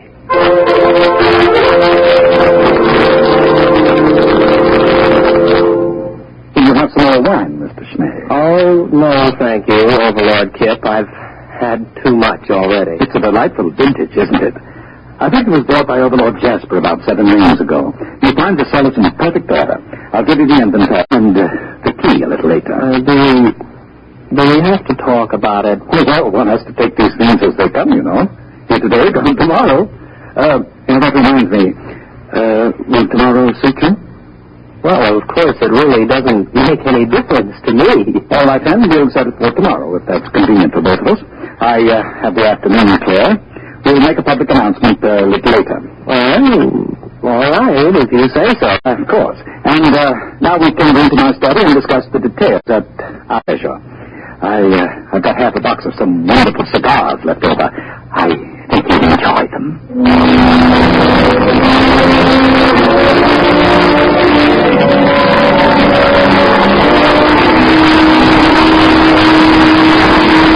Oh, Mr. Schnee, you aren't ready yet. Well, I can't button the top button of this uniform. Oh, isn't it handsome?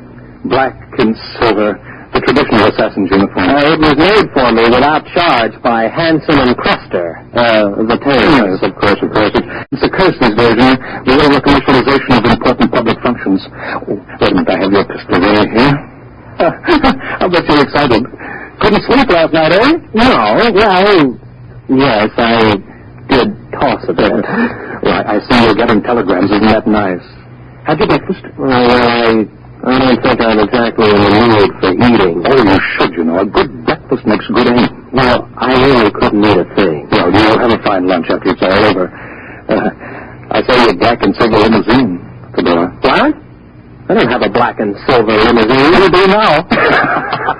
Oh, yes. You know, there's going to be a brass band along. There'll be crowds cheering. Oh, it's such a lovely morning. You've hired the 2 movers, I trust. Yes, I think so. Good. Oh, what pageantry. The black and silver limousine, yourself in your lovely uniform, the black cloak and hood of the body removal sitting beside the chauffeurs, silent. The band playing the funeral march as you move down the boulevard. Crowds cheering, little children get out of school presenting you with flowers and television cameras. Oh, what a sight, what a sight. Well, now it's your turn for me. Show it off.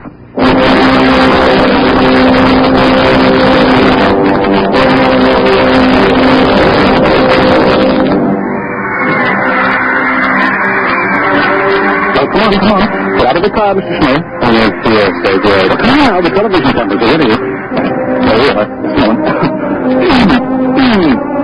Now, you prognosticate, Schnee. Allow me to load your super deluxe conspirators Gloria Semper Fidelis gun for you. I'm supposed to do it now. The cameras. Already loaded. Permit me to check it. Perfectly all right, I tell you. No, don't touch it. Nobody would have any difficulty loading a Semper Fidelis gun. That's right, yes, of course. Whether you buy the peasant or the conspirators model, both have the same freeloading mechanism. Here we are, candy, popcorn, hot shish, yogurt, buy your refreshment here. Program. Sometimes you can't tell the assassins from the corpse without a program. Get your program for the program. All right, Schnee, it's time. Let's go.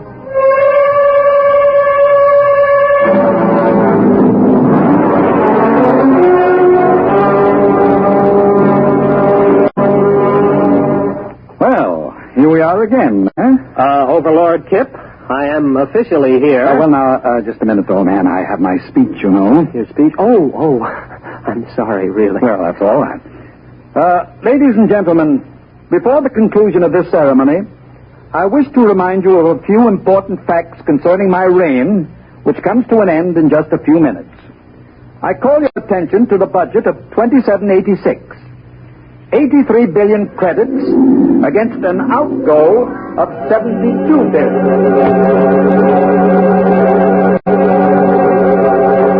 Not to mention the dam across the Volga River, which was constructed 3 months short of the proposed 5-year date at a cost of 73 billion. I thank you.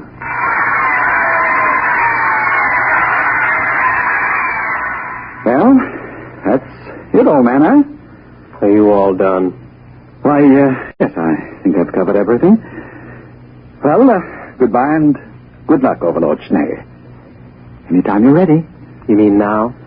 Well, come along, old man. The networks have only cleared an hour. There's a commercial program starting in 3 minutes. Get on with it. Well, all right. Here goes.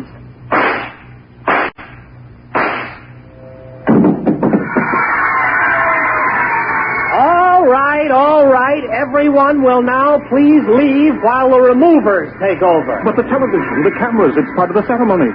Why can't they televise the removal? Everybody leave immediately!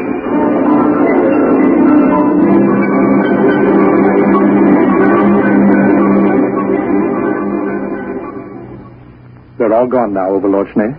Perhaps you too, but after all... Out! I want to meditate. Well, very well. All right. Oh, alone at last. Kip! Overlord Kip! Phew.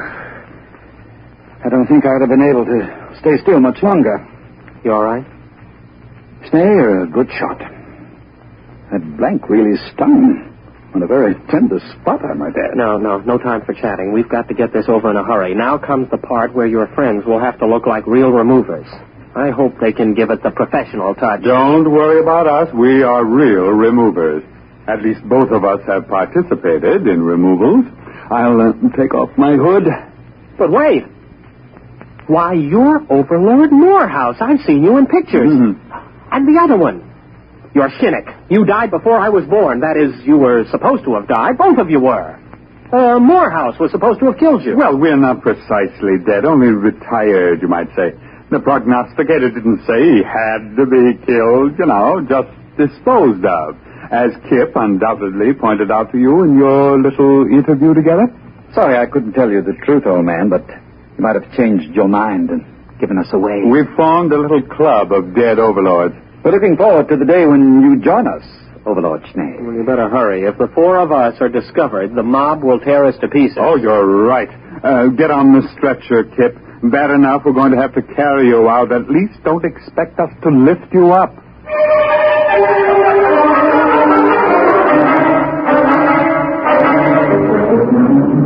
Gloria? Yes, Your Honorship? The prognosticator is right here in the palace, isn't it? Yes, Your Honorship. Lead me to it immediately. Certainly, Your Honorship. It's this way.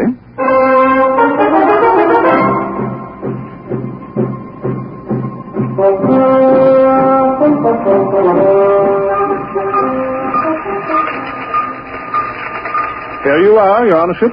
This is the prognosticator. 20 stories high, 100 meters wide, to serve our entire civilization. Leave me. I would be alone with the prognosticator. But Your Honorship... Leave me. And take all the technicians with you. Yes. Yes, Your Honorship.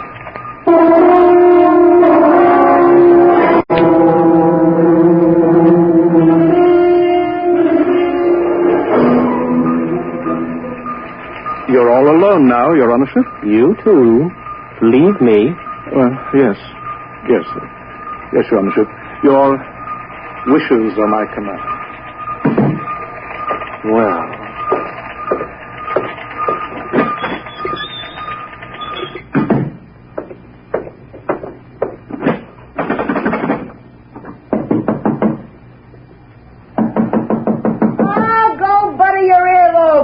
Can't you read, you dumb cluck? That door says private. Open up. It's me, Gervais.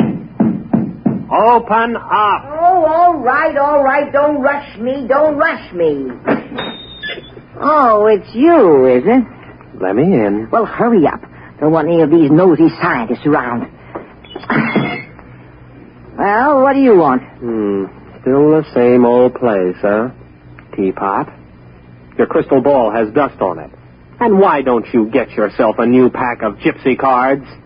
And please get rid of that old overstuffed horror. That old overstuffed horror is a rare old psychoanalyst couch. You see that hole? That's the original stuffing.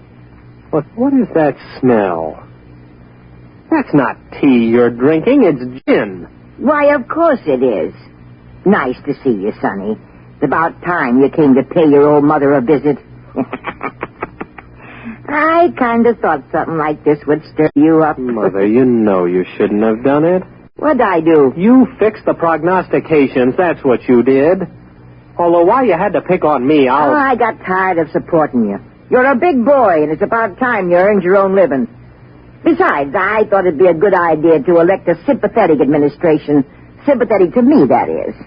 Palace needs a new ventilating system. The air in here is terrible. Well, why didn't you use the prognosticator to get new ventilation put in? Oh, they'd have gotten around it the same way you got around killing Chip. But you pay attention to the prognosticator, boy. Don't you try to weasel out of what it says by looking for double meanings. It's time you overlords learned that when the prognosticator says something, it means it. Yes, Mother. I'd hate to have to give orders to have my own boy disposed of. The last 3 disposals weren't so bad. But sometimes those disposals can turn out real messy. Yes, Mother. Maybe blood is thicker than water, but not much. Yes, Mother. And why shouldn't you listen to my prognostications, huh?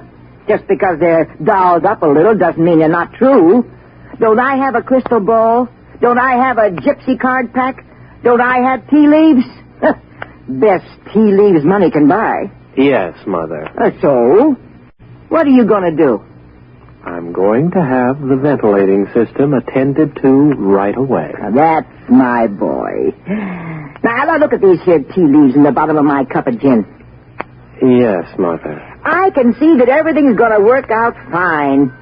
Just fine.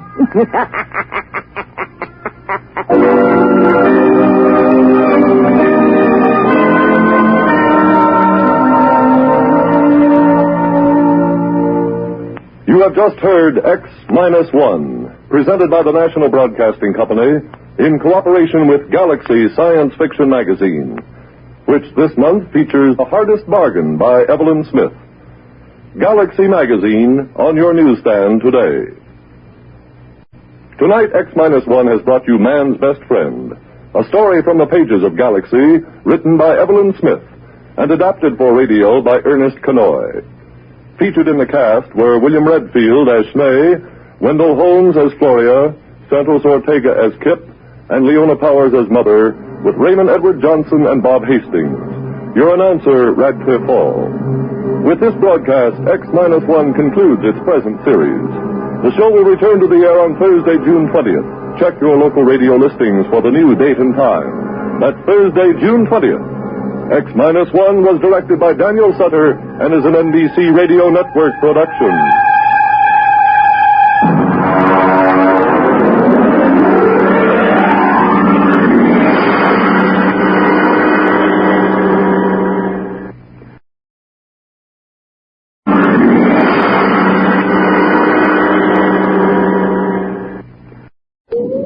Countdown for blast off. X-5, 4, 3, 2, X-1, fire.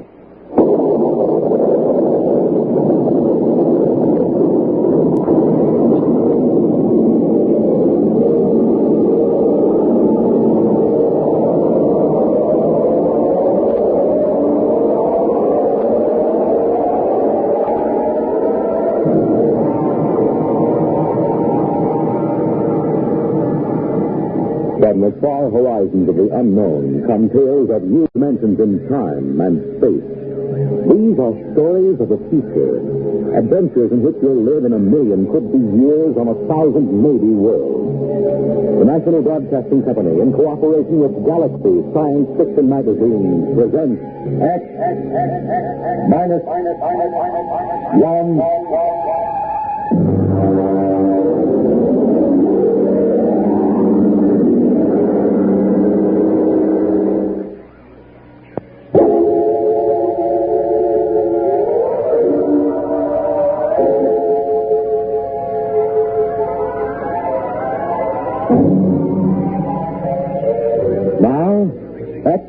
X-1 and Inside Story.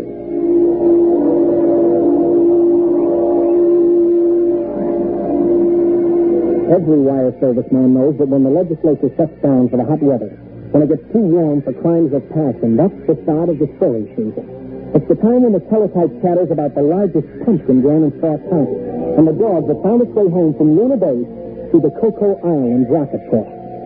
Well, it was the silly season when I reported to headquarters Martian sector of the Galactic News Service at Iota. I found the bureau chief, Scott Warren, looking sourly at a strip of copy.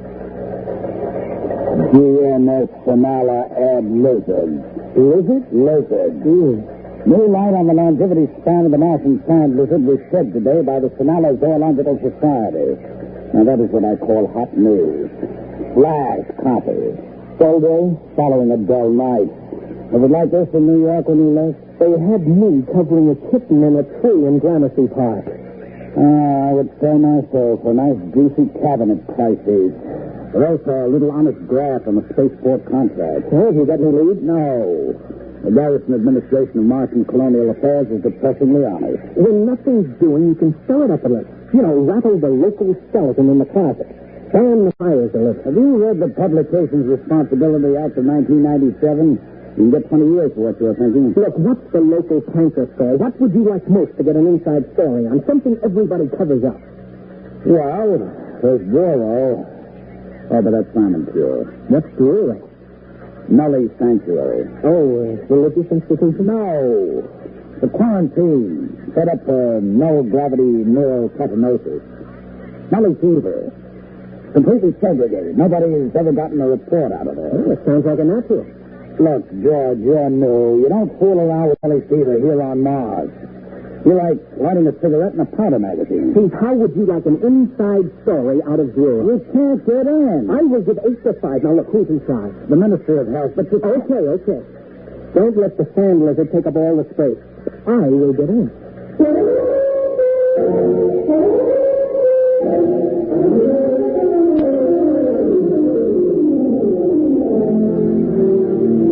It wasn't so easy. I did fine over at the Health Ministry until I mentioned Bureau. And then I might just as well have had a galloping case of Nellie fever myself. I was referred to the press officer, to the assistant administrator, to the legal department, the protocol division, and then back to the press officer. Finally, I got in to see the commissioner, Dr. Marsh.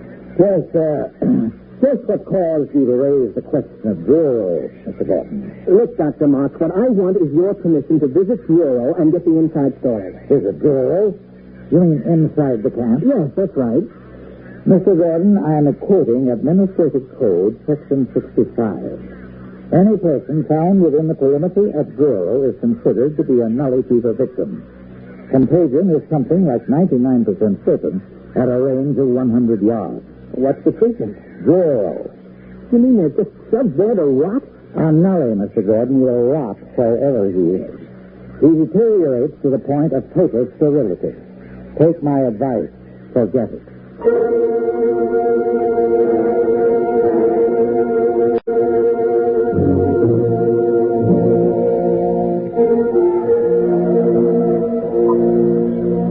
Naturally, I didn't forget it. I did more research. I found out that Nully fever seemed to be a mutated virus that got that way in the early Earth-Mars rockets that had inadequate radiological shielding. The symptoms masqueraded as half a dozen diseases, but the end product was the same. A physical deterioration that I don't sort of in, and a psychological lowering to an animal state.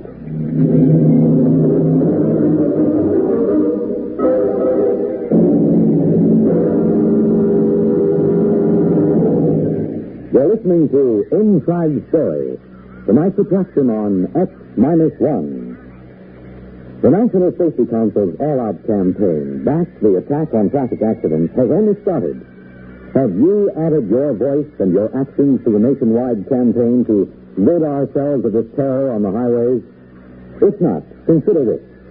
The year 1956 was the worst year this country has ever had for deaths on the road. More people were killed in the short space of 1 year than ever before. The fact that you drove during the year without an accident may be to your credit. But you should consider yourself lucky, too. There are entirely too many drivers today who seem to have little or no concern for the rights and lives of others like you. What can be done about them? With your active help, our local safety groups can alert our community to this important problem. And our law enforcement agencies can do their job of ridding the streets of dangerous drivers without fear of public indignation. Back the attack of traffic accidents.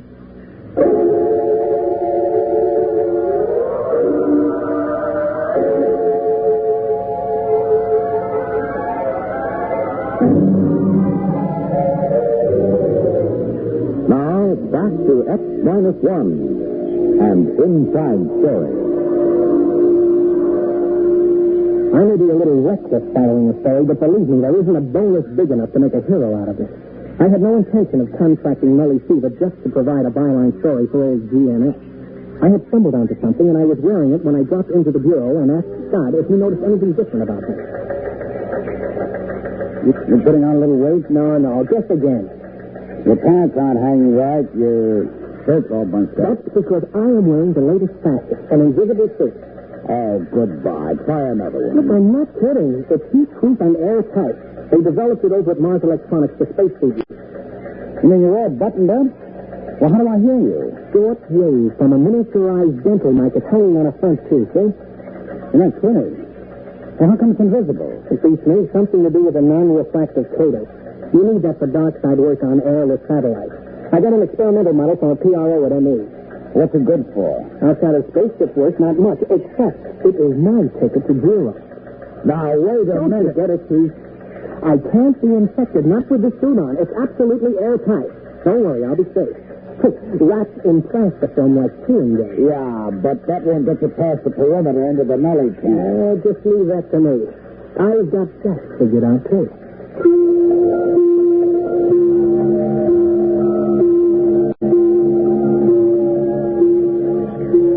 I picked up a sand cutout to the town of Bureau and waited for 2 days.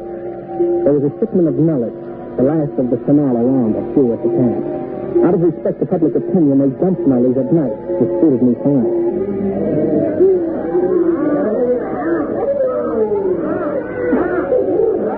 About 100 nullies were going over the newcomers like kangaroo caught in a frontier jail. I don't think anybody actually got killed, but they almost tore the new bunch to pieces, grabbing cigarettes, jackknives, buttons, shoes, anything. And then, like as not, the old-timers would fight each other for it. The whole thing was over at dawn, and I could get a look around the camp. There were 3 fab huts and some trees. I started over to one of the huts. My hut. Take it easy, friend. I'm not going to hurt you. Look, I'm your friend. Sure. You think you're going to steal my ration, huh? I'll kill you first. How long have you been here? 2 years. Got a cigarette? Here. No, don't grab. I'll trust you. Don't you make a move towards me. Sure. What were you before you got in here? Huh? The preacher. And I hope that's technical. I fixed them before they got me. I cut down 10 medics with a power drill. When is breakfast, friend? You'll go plenty hungry. Ration isn't until tomorrow. You think there was some fight last night? Wait till you see ration drop. Last time somebody tried to beat me to a ration case, I fixed it. Never mind. Don't tell me about it. Hey, what's that over there? Up the hill. Looks like a regular fortress. What are you trying to do? Hurt me? No, I just asked you what goes on up there. Those other huts inside the barricade. You spying for them? Yeah, sure. You're spying for them, you dirty...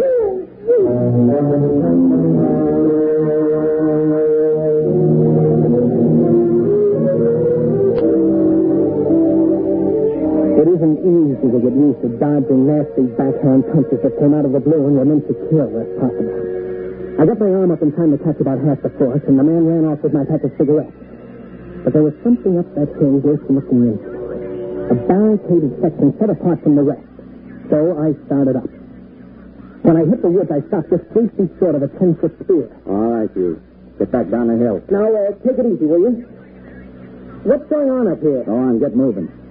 I'll get it to kill if I have to. You don't understand. I just want to find out. Sure you do. They always do. Every time there's a new batch, there's a few still smart enough to plan to get in. They come up here spying. Spying on what? Look, I'm a newspaper. Three, and then you get it in the belly. No hero I got before he reached 1.5. That night, I managed to talk to the ex-teacher without either of us slugging the other. I asked him about the guard on the hill. They get all the best rations. And make us give up our food or they come kill us. They got spears and knives. You mean there's a gang up there living off the rest of you? Yeah. I killed one of them once. Caught him from behind with a rock. They came down and killed 10 of us. Didn't get me, though. Funny, huh?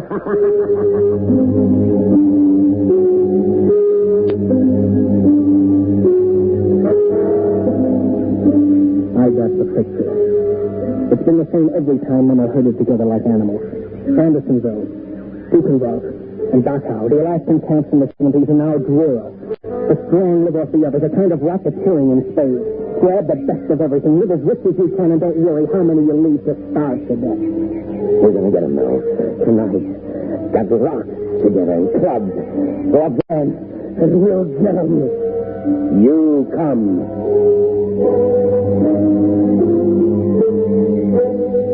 I didn't have much choice.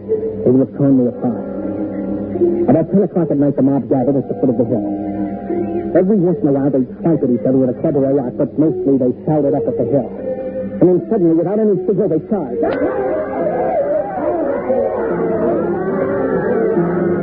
It was kind of sick. Men and women, heaven knows what they were before, preachers, mothers, anything, screaming and running up that hill. And then the defenders cut loose. They were torches so I could see. Rocks rolled down, boiling water, spears, arrows, enough to cut down that unarmed mob. I was hiding behind a tree, sick, good and sick. When it happened...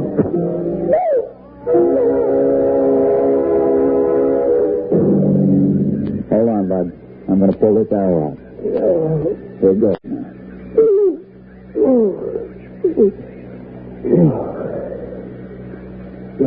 That's the hill. That's where you wanted to go, isn't it?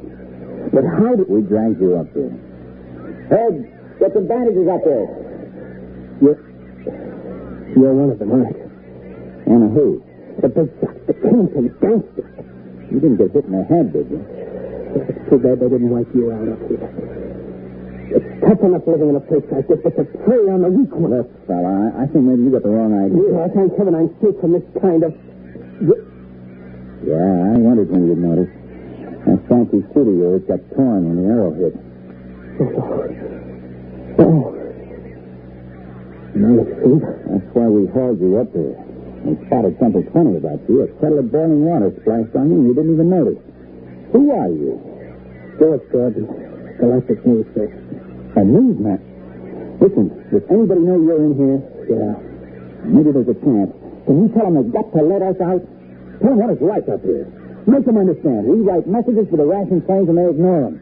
You can't get close enough to the guys to shout, they shoot you down. You've got to let us out. Oh, sure. After what I've seen, that's the last thing I do. Try to con somebody into letting us loose on the population. I've seen enough knowledge. Even if I have to spend the rest of my life in this camp, I don't want to be responsible for making more. Wait a minute. You don't get it. We're not nullies up here. What? Nobody gets in the camp who isn't a nullie. That's right. We all had it when we came in, but not anymore. Up here, we're cured. You're lying. You've got to believe me. We've been living up here for 4 years, keeping guard, trying to live like human beings in the middle of those animals down there. Usually maybe 3 or 4 weeks, fighting them off. You know, you're more dangerous than they are down there because somehow you've kept some intelligence, enough to want revenge on the rest of the world by infecting No, you've got to believe me. We're cured. Melly fever can be cured somehow because we've done it. About 100 of us. More now with the babies. Oh, what? Babies. Normal, healthy babies.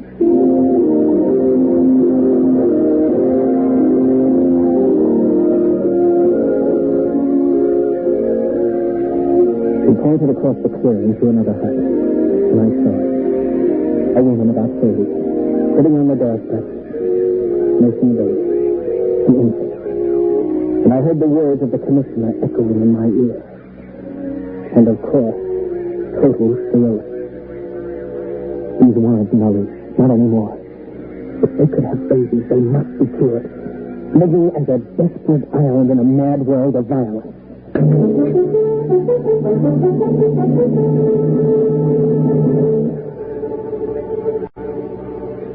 Well, you know the rest of it. You ought to. It was carried under my byline in every fact sheet on 3 planets. They had a micro-technician up the hill who gimmicked my miniature microphone with a hairpin and a piece of quartz crystal, so I cut in on the main traffic beam between Sonala and Iota. I had Scott Warren at Government House in 15 minutes, flipping to blow the lid off the whole colonial government. The babysitter. All those photographs with micro-enlargement. They had pictures of those babies on the wire the next day. Red tape held it up a week. But finally, 100 cured ex-nullies and 1 reporter were out of bureau at Iota General Hospital for sex. They found it. Nully fever is psychosomatic. You take somebody strong enough to fight for survival, give him incentive, and he'll lick it by himself. No miracle drugs needed. It starts with a virus, all right. But it ends with psychotherapy. A good dose of willpower. I get back to work in a month. Welcome back, George. The teletype's good as ever.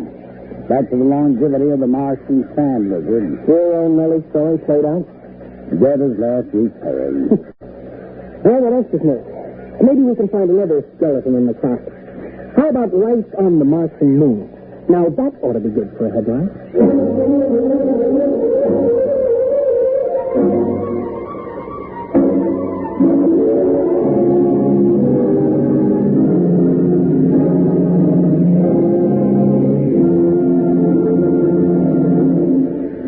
Fred Collins again, and I'll have a word for you about next week's X-1 in a moment.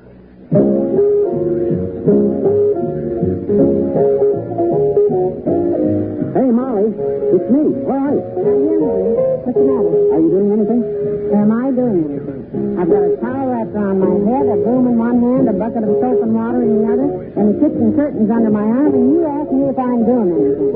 No, I'm vacationing in Florida. Oh, here, Molly. What are you doing? No, just sit down. Sit down, my dear. Well, you're sweet with me, but I've got... You can go back to work in a minute. I got something big to tell you. You know, something really big. What have you gone and done? We're going to be on Monitor. Monitor? NBC's fascinating, motivating, marinating, stimulating, ever-restorating weekend radio service. Oh, that monitor. Of course. And we're on it with you when? This weekend and every weekend. What do you say to that? Oh, that's wonderful. Well, don't make any plans, folks. We'll be seeing you this weekend. All weekend. On monitor. Yippee-doo. And now a word about next week's story. The Category Inventors by Arthur Stellings on X-1. You have just heard X-1, presented by the National Broadcasting Company in cooperation with Galaxy Science Fiction Magazine, which this month features Time Waits for Winthrop by William Penn. Winthrop was literally the most stubborn and selfish man in 500 years. How could they convince him not to strand them in this society of freak fields and panic stadiums? Galaxy Magazine, on your newsstand today. Tonight, X-1 has brought you Inside Story, a story from the pages of Galaxy written by Richard Wilson and adapted for radio by Ernest Kinoy. Featured in our cast were Bob Hastings, Leon Janney, Ralph Bell, Richard Hamilton, Edwin Cooper, and Pat Hartley. This is Fred Collins. X-1 was directed by Daniel Sutter and is an NBC Radio Network production.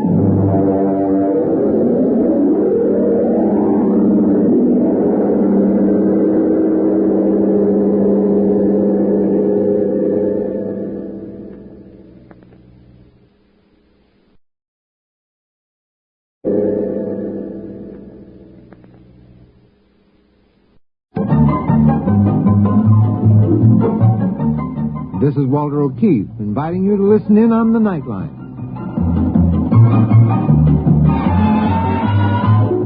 Tonight, live the incredible life of ages yet to come, in a time that might be 1,000,000 years from now, on X-1.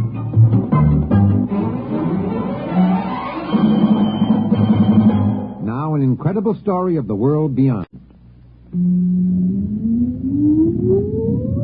Countdown for blast off. X-5, 4, 3, 2, X-1, fire.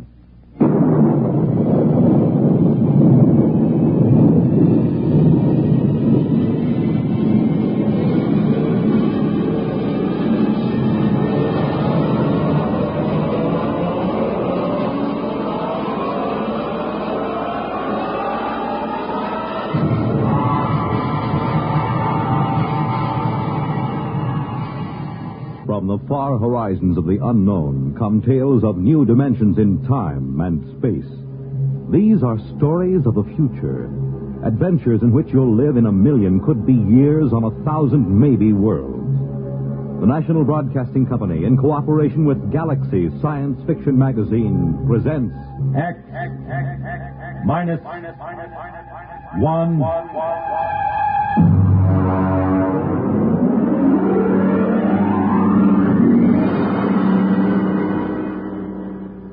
Tonight, The Category Inventor by Arthur Stellings.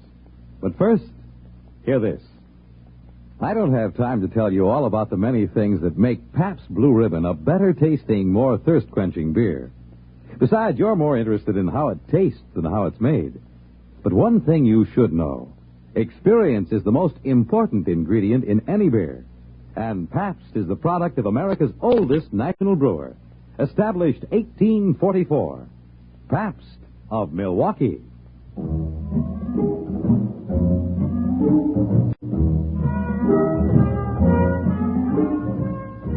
Now, X-1, as Nelson Olmsted stars in The Category Inventor. Frankly, I didn't expect to have the trouble. The morning that it happened was just like any other morning. I came into the locker room and took off my coat, and through the open doors I could hear the welcome sound of the boys warming up. Perhaps I should have realized something was wrong when Kurt Bergson, the orchestra manager, came up to me. Gilbert, how are you this morning? Fine, Mr. Bergson. I'm not late, am I? No, not late. You must have left the house early this morning. Yes, I did. It was such a nice day, I thought I'd walk. Luckily, I don't play the double bass. Bassoon isn't so hard to carry. You didn't get your mail this morning? No, I didn't. The mail usually comes about 10 o'clock. Well, I better get out there and warm up. Gilbert, I wish you had gotten your mail this morning. You see, I have to let you go. What? What do you mean? Why? What's the matter? Well, you understand. But there's a concert tonight and tomorrow night. Who could you get to replace me? Where can you get a bassoonist? Where? Oh, no. I'm sorry, Gilbert. It had to happen. Oh, no. Not the bassoon. The timpani I can understand and the piano, but not the bassoon. I'm going out there. Don't, Gilbert. Don't. You'll just be unhappy. Now, let me by, Mr. Bergson. I've got to see it with my own eyes.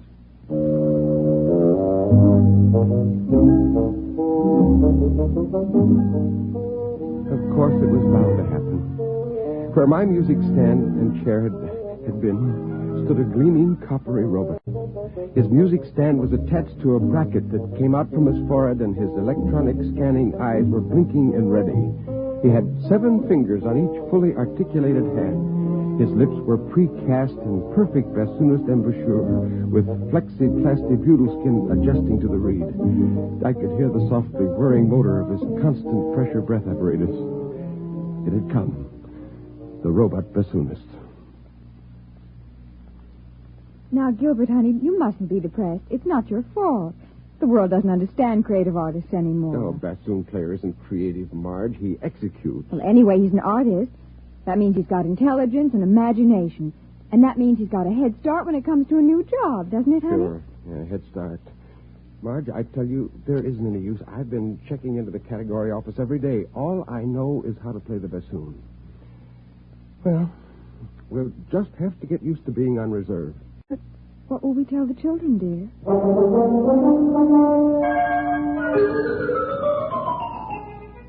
And then, of course, one day the household robot broke down in the middle of breakfast. Gilbert! What is it? What? The robot right in the middle of getting breakfast, it exploded. I'll ring center. Oh, but the children will be late to school. Call in, Michael. Well, there's not much use in their hurrying if there's no breakfast, is there? Well, I'm trying. You think it's easy making breakfast by hand? No. Don't just stand there. Do something. Oh. The children won't get any breakfast, and they've got enough to put up with. Well, what do you mean by that? What exactly have they got to put up with? Look, I haven't got time to argue with you. Which one of these tubes is the orange juice concentrate? I think that's ketchup. Look, turn it off. Oh, you jammed it. Oh, it's been like this ever since you stopped. Ever since I what? Oh, keep your hand over the ketchup. It's flooding the kitchen. Ever since what? Ever since they put me on reserve. That's what it is, isn't it? Listen, if you think... Oh, that confounded robot always in the way. I ought to... If you're going to use foul language, you might at least keep your voice down. You know what sharp ears the children have. Oh, so now I'm a corrupter of my own children. Well, let me tell you... What's that? The hen on that. I said it to synthesize fresh eggs. It's out of control. Oh, Gilbert, there goes the ketchup again. Do something.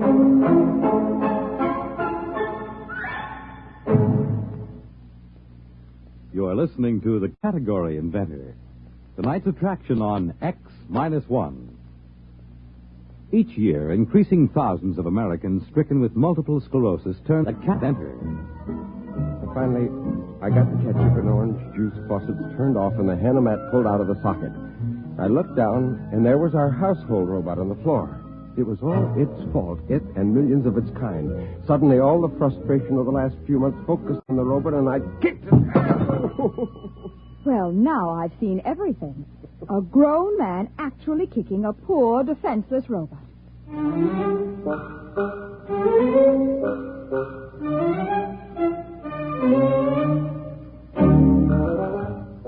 I was expecting the mechanic from Robot Center when the door buzzed. I opened it, but it wasn't the mechanic. It was my father-in-law. Hello, son. Surprise, surprise. Oh, hello. I wasn't expecting you.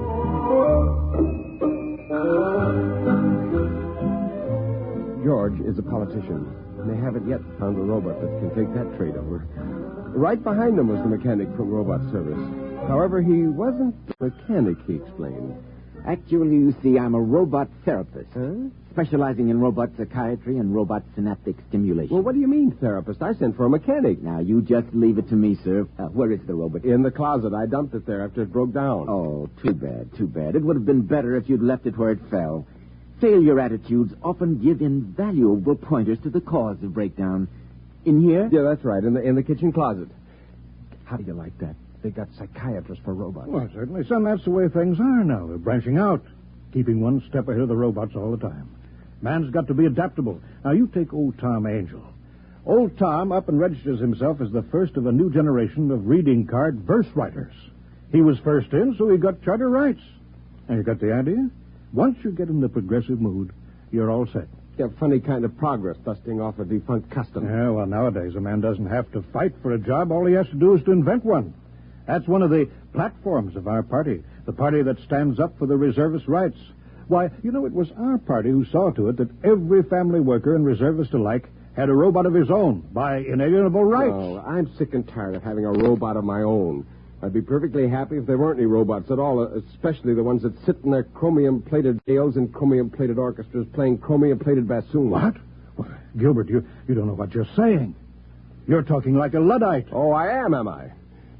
That's a Luddite. It's history. They were the people who broke up the first power machines 200 years ago. Well, if that's the way you hold feel... it now, wait a minute, hold it. Well, what is it? What's the matter now? Pop, I've got it.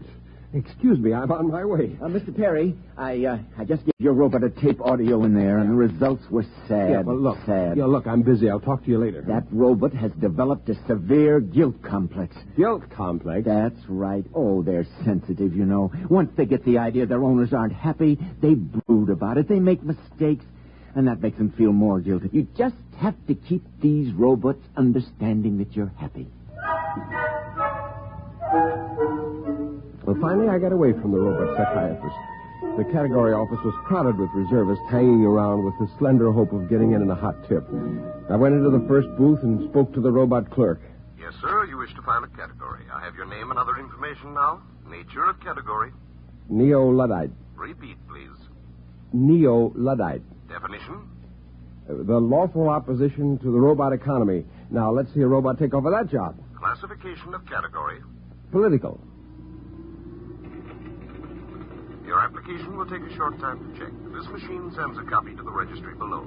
They carry a complete file of all categories. Oh, is that it? I'm sorry, sir, but your application has been rejected. What? The category office extends its sincere regrets and trusts this will not deter you from making further application at the category office. Now, you listen here, you metallic mouthpiece. That application is legitimate. Now, nobody's got any right to reject it. Now, you can't just stand here. Sir, you are overexcited. The supervisor is on his way. Ah, Mr. Perry, you're upset, eh? Well, you understand we dislike having to turn down anyone's application. Now, listen. Now, that category I put forward is perfectly good. Now, I've got a right to be heard. An opposition party is just what's needed. Well, of course it is, Mr. Perry. I was only trying to tell you that you couldn't register that category because it was registered years ago. What? Yes, the Humans Only movement is a recognized party, even though it's never managed to win an election or attract many adherents. But the movement does have state backing, funds, officers, the same proportion of salary to officials, members, the same as the two big parties. Better luck next time, Mr. Perry. There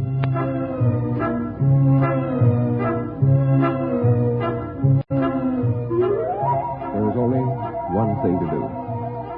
Start all over again from some of the lines. Study and study until I could do it as well as I could play the bassoon. But what line? And how could I be sure that it wouldn't be taken over by the robots? I was walking along the street, and then suddenly a soundy ad jumped up out of a hydrant at me, and I popped it and listened. Are you on reserve? Are you tired of being unemployed? Don't fret. Contact the C.P. Jones Bureau, Category Inventors, Room 53, Universe Building.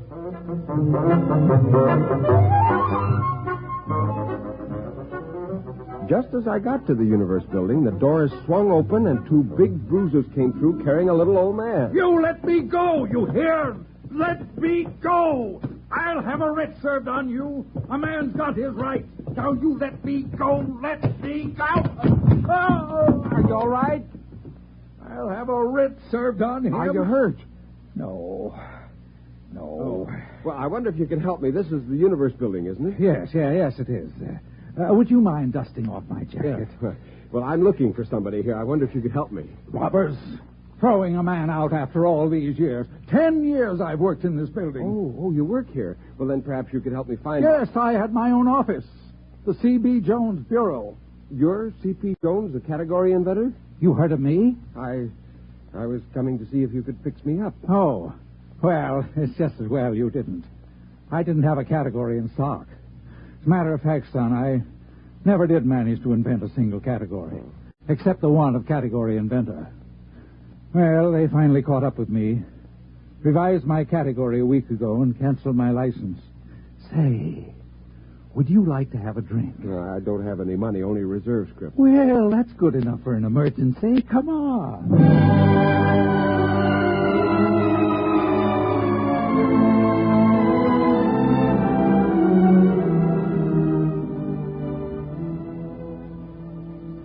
You see, it didn't cost him anything. My fee was only payable out of salary if and when I delivered. Once a year, the accounting office sent over a robot auditor to check the books. Oh, I had 2 or 3 sets of books, but they finally caught up with me, and now I've got to invent another job. I used to be a trapeze artist in the circus. I was the oldest trapeze man in the game, but I got too shaky. Have another drink. Yeah, well, it's my turn to buy. All right, but say, after we finish this round, let's move to a real bar. About the 4th bar, we got playing a parlor game, inventing make-believe categories, you know. You go from the inane to the obscene and back again. And we got thrown out of one bar, and then we started on beer, and, well, that made us sad. And C.P. Jones began to recite poetry. How am I to face the odds of man's bedevilment and God's? I, a stranger and afraid, in a world I never made. Say, did I ever show you a one-handed nip-up from the chandelier? I used to be an acrobat, you know. Alley, whoop.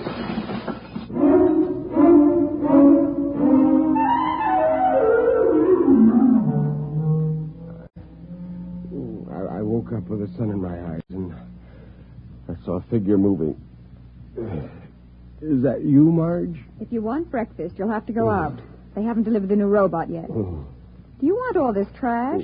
What trash? These papers in your pockets and a note. What does it say? Oh, I'm not surprised you can't read this morning. I'm surprised you're breathing this morning. No, please, Marge. All right. It says, umbrological parallax tracer. What's that? Umbrological parallax tracer. That's it. What's it? That's it. Give me my pants. I've got something to attend to.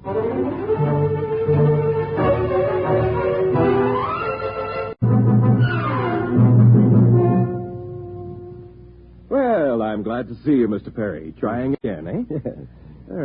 Category, umbrological parallax tracer. Well, most interesting. What exactly is it? Well, it involves ascertaining the degrees of parallax for the current umbrological investigation.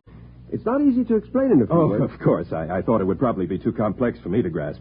I'll check it through. Frankly, I don't understand half the details of the categories that we... let's see now. Oh, dear. What's the matter? The West Town office has already admitted an application this morning for an umbrological parallax correlator. Uh-huh. Now, you'll have to prove that the two functions are distinct and separate. Umbrological parallax That wouldn't have been a Mr. C.P. Jones, would it?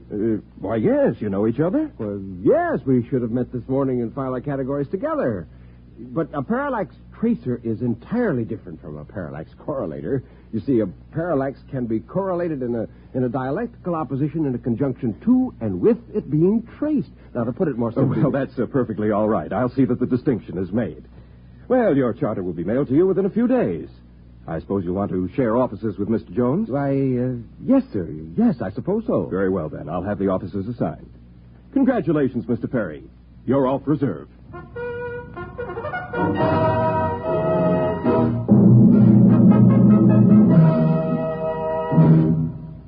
Well, how do you like the new office, Gilbert, my boy? Oh, figure you almost cleared the pitch for me by filing. Well, I didn't have your address, and I didn't know you'd get the same idea.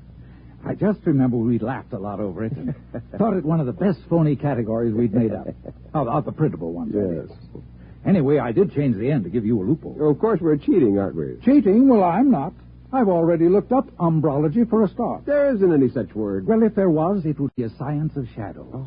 Now, all we have to do is find the parallaxes. But you're not serious. Serious? Of course I'm serious. The world's so complicated these days, everyone's such a specialist that no one can be sure yet what's fact and what isn't.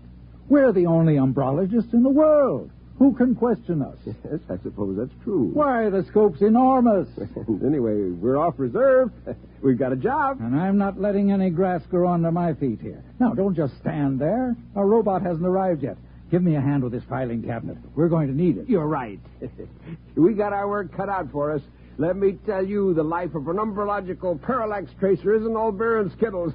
Let's get to work.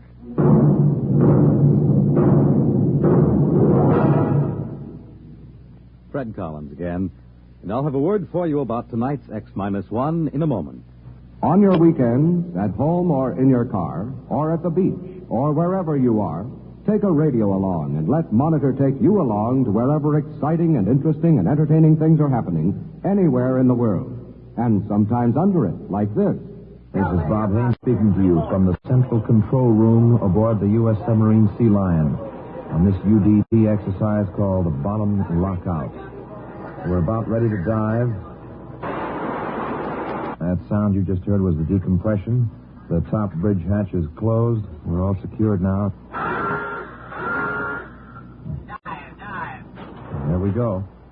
Yes, from a ride in a Navy submarine to anywhere in the world where exciting and interesting and entertaining things are happening, Monitor takes you there, making your weekends brighter with celebrities, music, news, and sports. This is Frank Blair inviting you to join us on Monitor on most of these NBC stations. You have just heard X-1 presented by the National Broadcasting Company in cooperation with Galaxy Science Fiction Magazine, which this month features Daniel F. Galloway's unusual story titled If Money. Read it in Galaxy Magazine on your newsstand today. Tonight, X-1 has brought you The Category Inventor, a story from the pages of Galaxy written by Arthur Sellings and adapted for radio by Ernest Kinoy. Featured in our cast were Nelson Olmsted as Gilbert, Hetty Galen as Marge, Wendell Holmes as George, Joseph Bell as the serviceman, Alan Bergman as the supervisor, Bert Cowlin as Kurt, and Edwin Cooper as Mr. Jones. This is Fred Collins speaking. X-1 was directed by Daniel Sutter and is an NBC Radio Network production.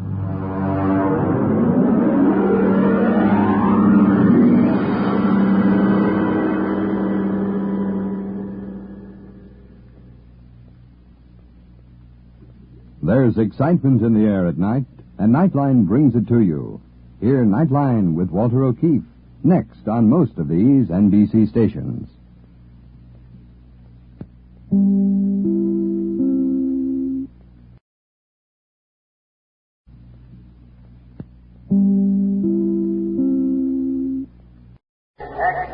Minus 21.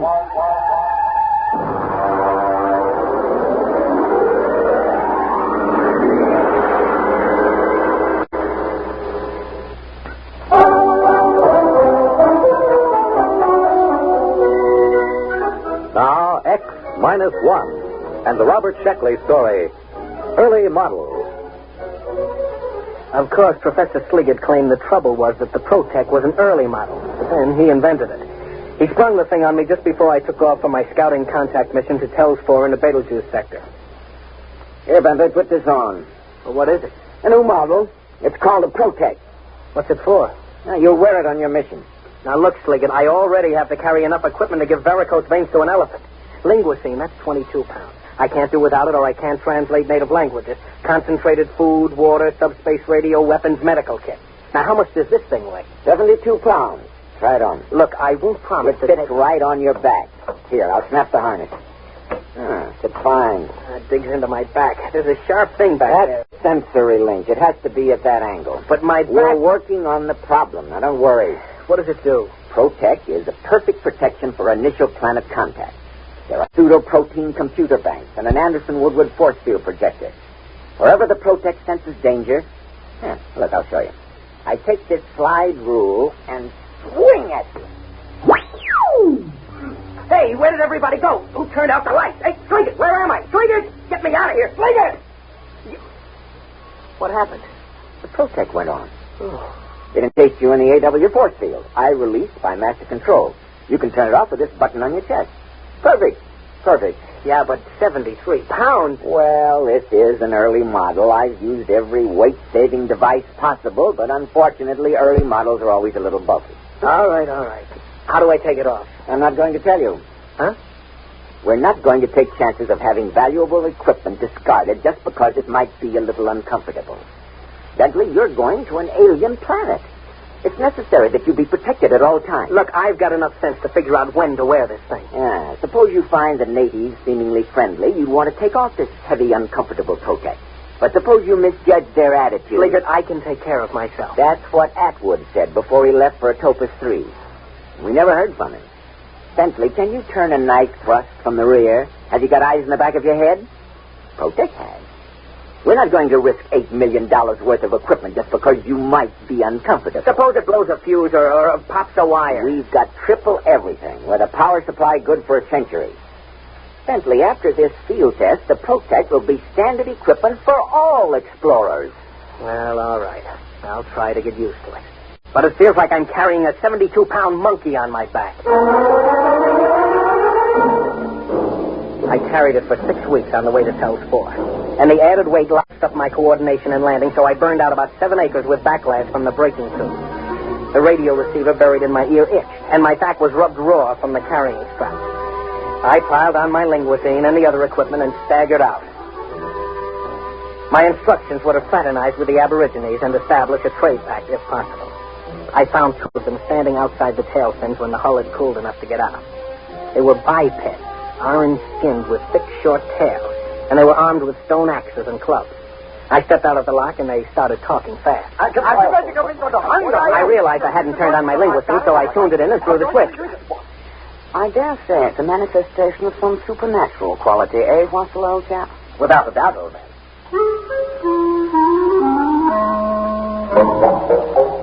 You know how the linguisine works, instantaneous semantic translation. Well, mine was made by the Gorley Laboratories just outside London, and naturally they had the word tapes recorded by BBC announcers. It takes a little getting used to when you hear some walking vegetable from the Canopus system talking like the Helm service. Well, the Tellians were pretty excited by my arrival. How strange. Unbelievable. Most improper, you know. I suppose it can talk. I come as a friend. A friend. Well, it does talk. Dreadful accent. But what can you expect, eh? Foreigners, you know. You know, old boy, I definitely sense an evil. Oh, now, come. We're both ghost doctors. Surely if there was an evil, we'd both sense it. Well, let's ask, shall we? Let's. I say, are you evil? Me? Why, yes. You see, we're the village ghost doctors. It's our job to ferret out evil, so to speak. It's our cup of fugle, so to speak. Are you evil? Oh, no. No. He says he's not evil. Well, how do you know? If he doesn't, who does? My dear fellow, appearances aren't everything. Surely you recall the legend of Hatape, the gods tempted the sheep. Please, my dear chap, I'm as well aware of religious precedent as you are.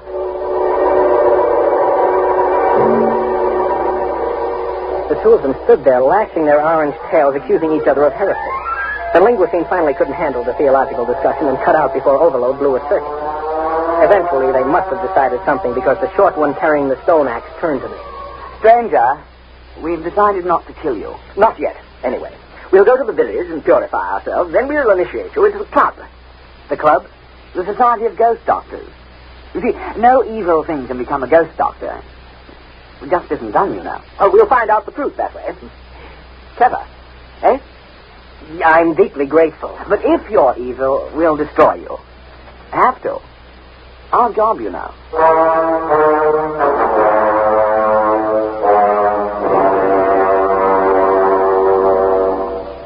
You are listening to Early Model, tonight's attraction on X-1. For the big things in your life, be ready with United States Savings Bonds. That's the new savings bond with the higher interest rate. The improved Series E savings bonds that now mature faster to pay you back extra dollars faster. Yes, when you think of savings bonds. They offer you the safe, easy way to save regularly. Safe because each bond is backed by the United States government itself. Easy because you can buy bonds where you bank or through the payroll savings plan where you work. And you get back $4 at maturity for every free invested, so you earn extra dollars. But the big news is that the maturity period is shortened to only 8 years and 11 months. So join the bond wagon. Start a family savings program. Invest in improved Series E bonds today and hold the bonds you already own.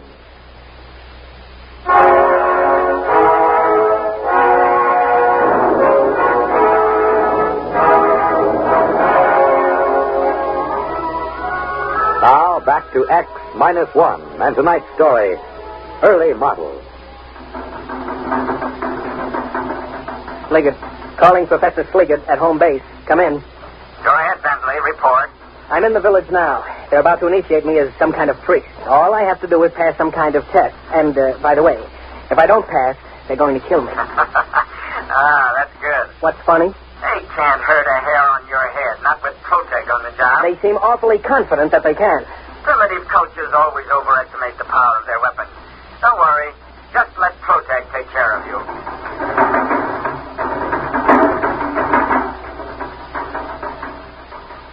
Go ahead, old boy. It's purified ceremonial food. But I can't. Why not? We purified with 7 sprinklings of strychnine, according to ritual. It's a taboo. I'm only allowed to eat my own supplies. A tribal taboo, you know. How primitive. Positively pagan. Well, shall we get on with it? We'll dispense with the written exam and get right down to the oral. Tell me, what do you think of evil? Well, it isn't good. Ah, well put. Well, in that case, you have no objection to receiving the sacred and very holy spear that Cran Clou brought down from the abode of the small gods, the brandishing of which brings good on a man? Oh, I would be honored to receive it. Very well, then. The ceremony can commence. O stranger from the skies, accept from us this spear of sanctity. Evil cannot abide the presence of this spear. Take then our blessings with it. Here, O stranger, take the spear. Confounded Protec. Where's that release button? Sliggett, come in. Oh, he's probably out to lunch. Gotta get that force field off. Listen, I'm terribly sorry, but purification, Dodge. We are in the presence of the evil spirit. Oh, no, I can explain. You cannot accept the sacred spear. Well, you see, I've got this protective device. It's sort of like a shield, you know? It doesn't like spears. It doesn't trust them. You couldn't give me a sacred gourd? No. Who ever heard of a sacred gourd? Poppycock. Look, you'll just have to take my word for it. I'm not evil. Really. Scout's honor. Our course is clear. Transparent. We won't kill you at once. We'll pray for you through the night. And perhaps in the morning, things will turn out better. If not, sorry, old boy, but you understand our position. We'll just have to kill you. Can't be helped. Regulations, you know.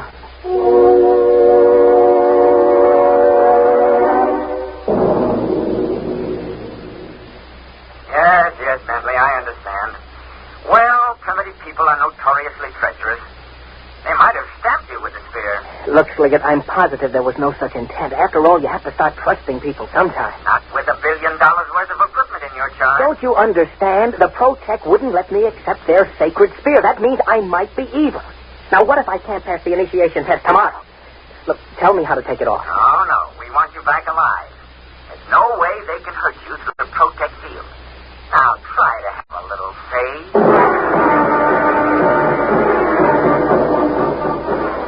The campfires burned all night, and I could hear the chants of the ghost doctor. At least 3 or 4 times during that night, the Protec force field howled on and off, but I was too tired to care.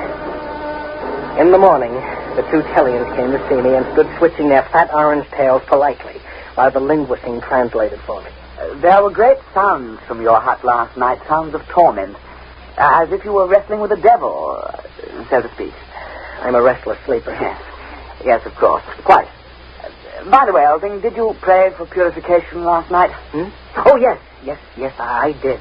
And was your prayer granted? Yes, sure, certainly. Not a bit of evil around me. Well, if you can't be initiated, we'll have to destroy you. We made that clear, didn't we? Oh, yes. Quite clear.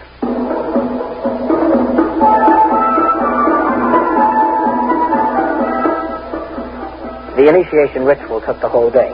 It was sort of a cross between a Shriners' convention and a performance of Dr. Reingold at the Met. Luckily, no one tried to hand me a ceremonial spear or point a club in my direction, so the Protect kept its grimy force field to itself.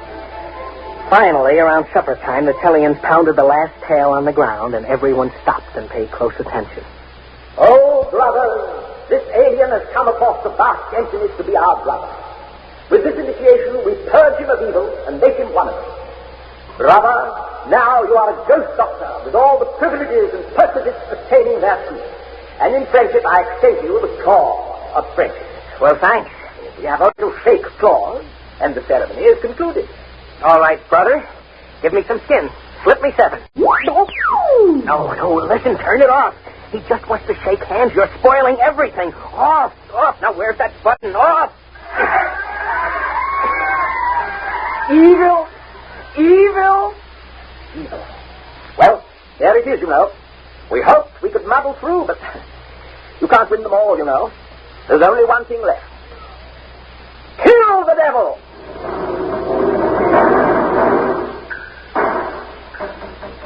About 30 of the Tellians heaved stone spears at me, and naturally I disappeared inside the Anderson Woodward force field, and the spears rattled off the whining, coruscating power sphere. I tried to walk back to the ship, but the Protect went on about every half step, and at that rate it would take me about a month to cover the ground. I figured I'd wait him out. And then I noticed that the air inside the field began to go stale. I came out of the field. The Tellians were sitting around. Ernest picked up a spear. Evil. Wait. Hold off. Fins. Fair play. Fair play? I say, Rennick, he's due a 3-minute sanctuary under the sacred law of his hippo. You really think so? He invokes fair play. True. All right, monster. You have 3 minutes. Thanks. Hello, Sliggert. Come in, Sliggert. Ah, there you are, Bentley. Listen, you've got to get me out of this. They're trapping me in the Protect. You mean the Protect is saving you from harm? No, they keep activating it. They'll starve me out. Now, don't get panicky. Just sit tight in the Protect field till they see they can't harm you. You confounded idiot. There's no air in there. The force field cuts it off. I'll choke. Oh dear, that's true, isn't it? Don't worry. We'll correct that in future models. Oh, thanks a lot. But what am I going to do right now? How do I get this thing off? Well, now I am sorry. To tell the truth, I designed the harness so that you couldn't get out under any circumstances. Oh, you lousy. Please, let's keep our heads. You can hold out for a couple of months. We might be able I can't. The air, the water.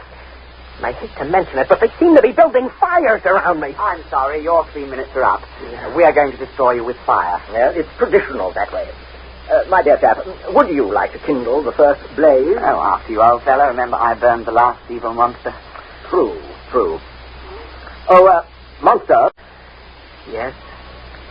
Do you have a light?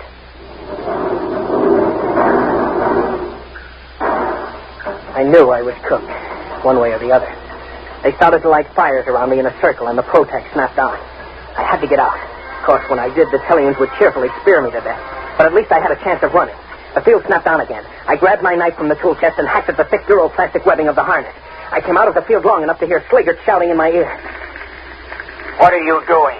Cutting my way out of this fire trap. You don't dare destroy government equipment. This will go down on your 201 file. Look, I'm trapped inside the field as long as they feed the fire, and considering how they feel about things, they'll probably keep it up a couple of 100 years. Oh, they're pushing the fire closer. Goodbye.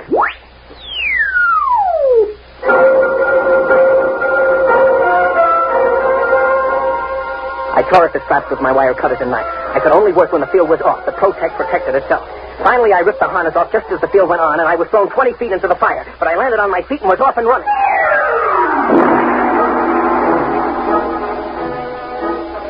It took the Tellians just 100 yards to catch up and gently lay a stone club along the side of my head.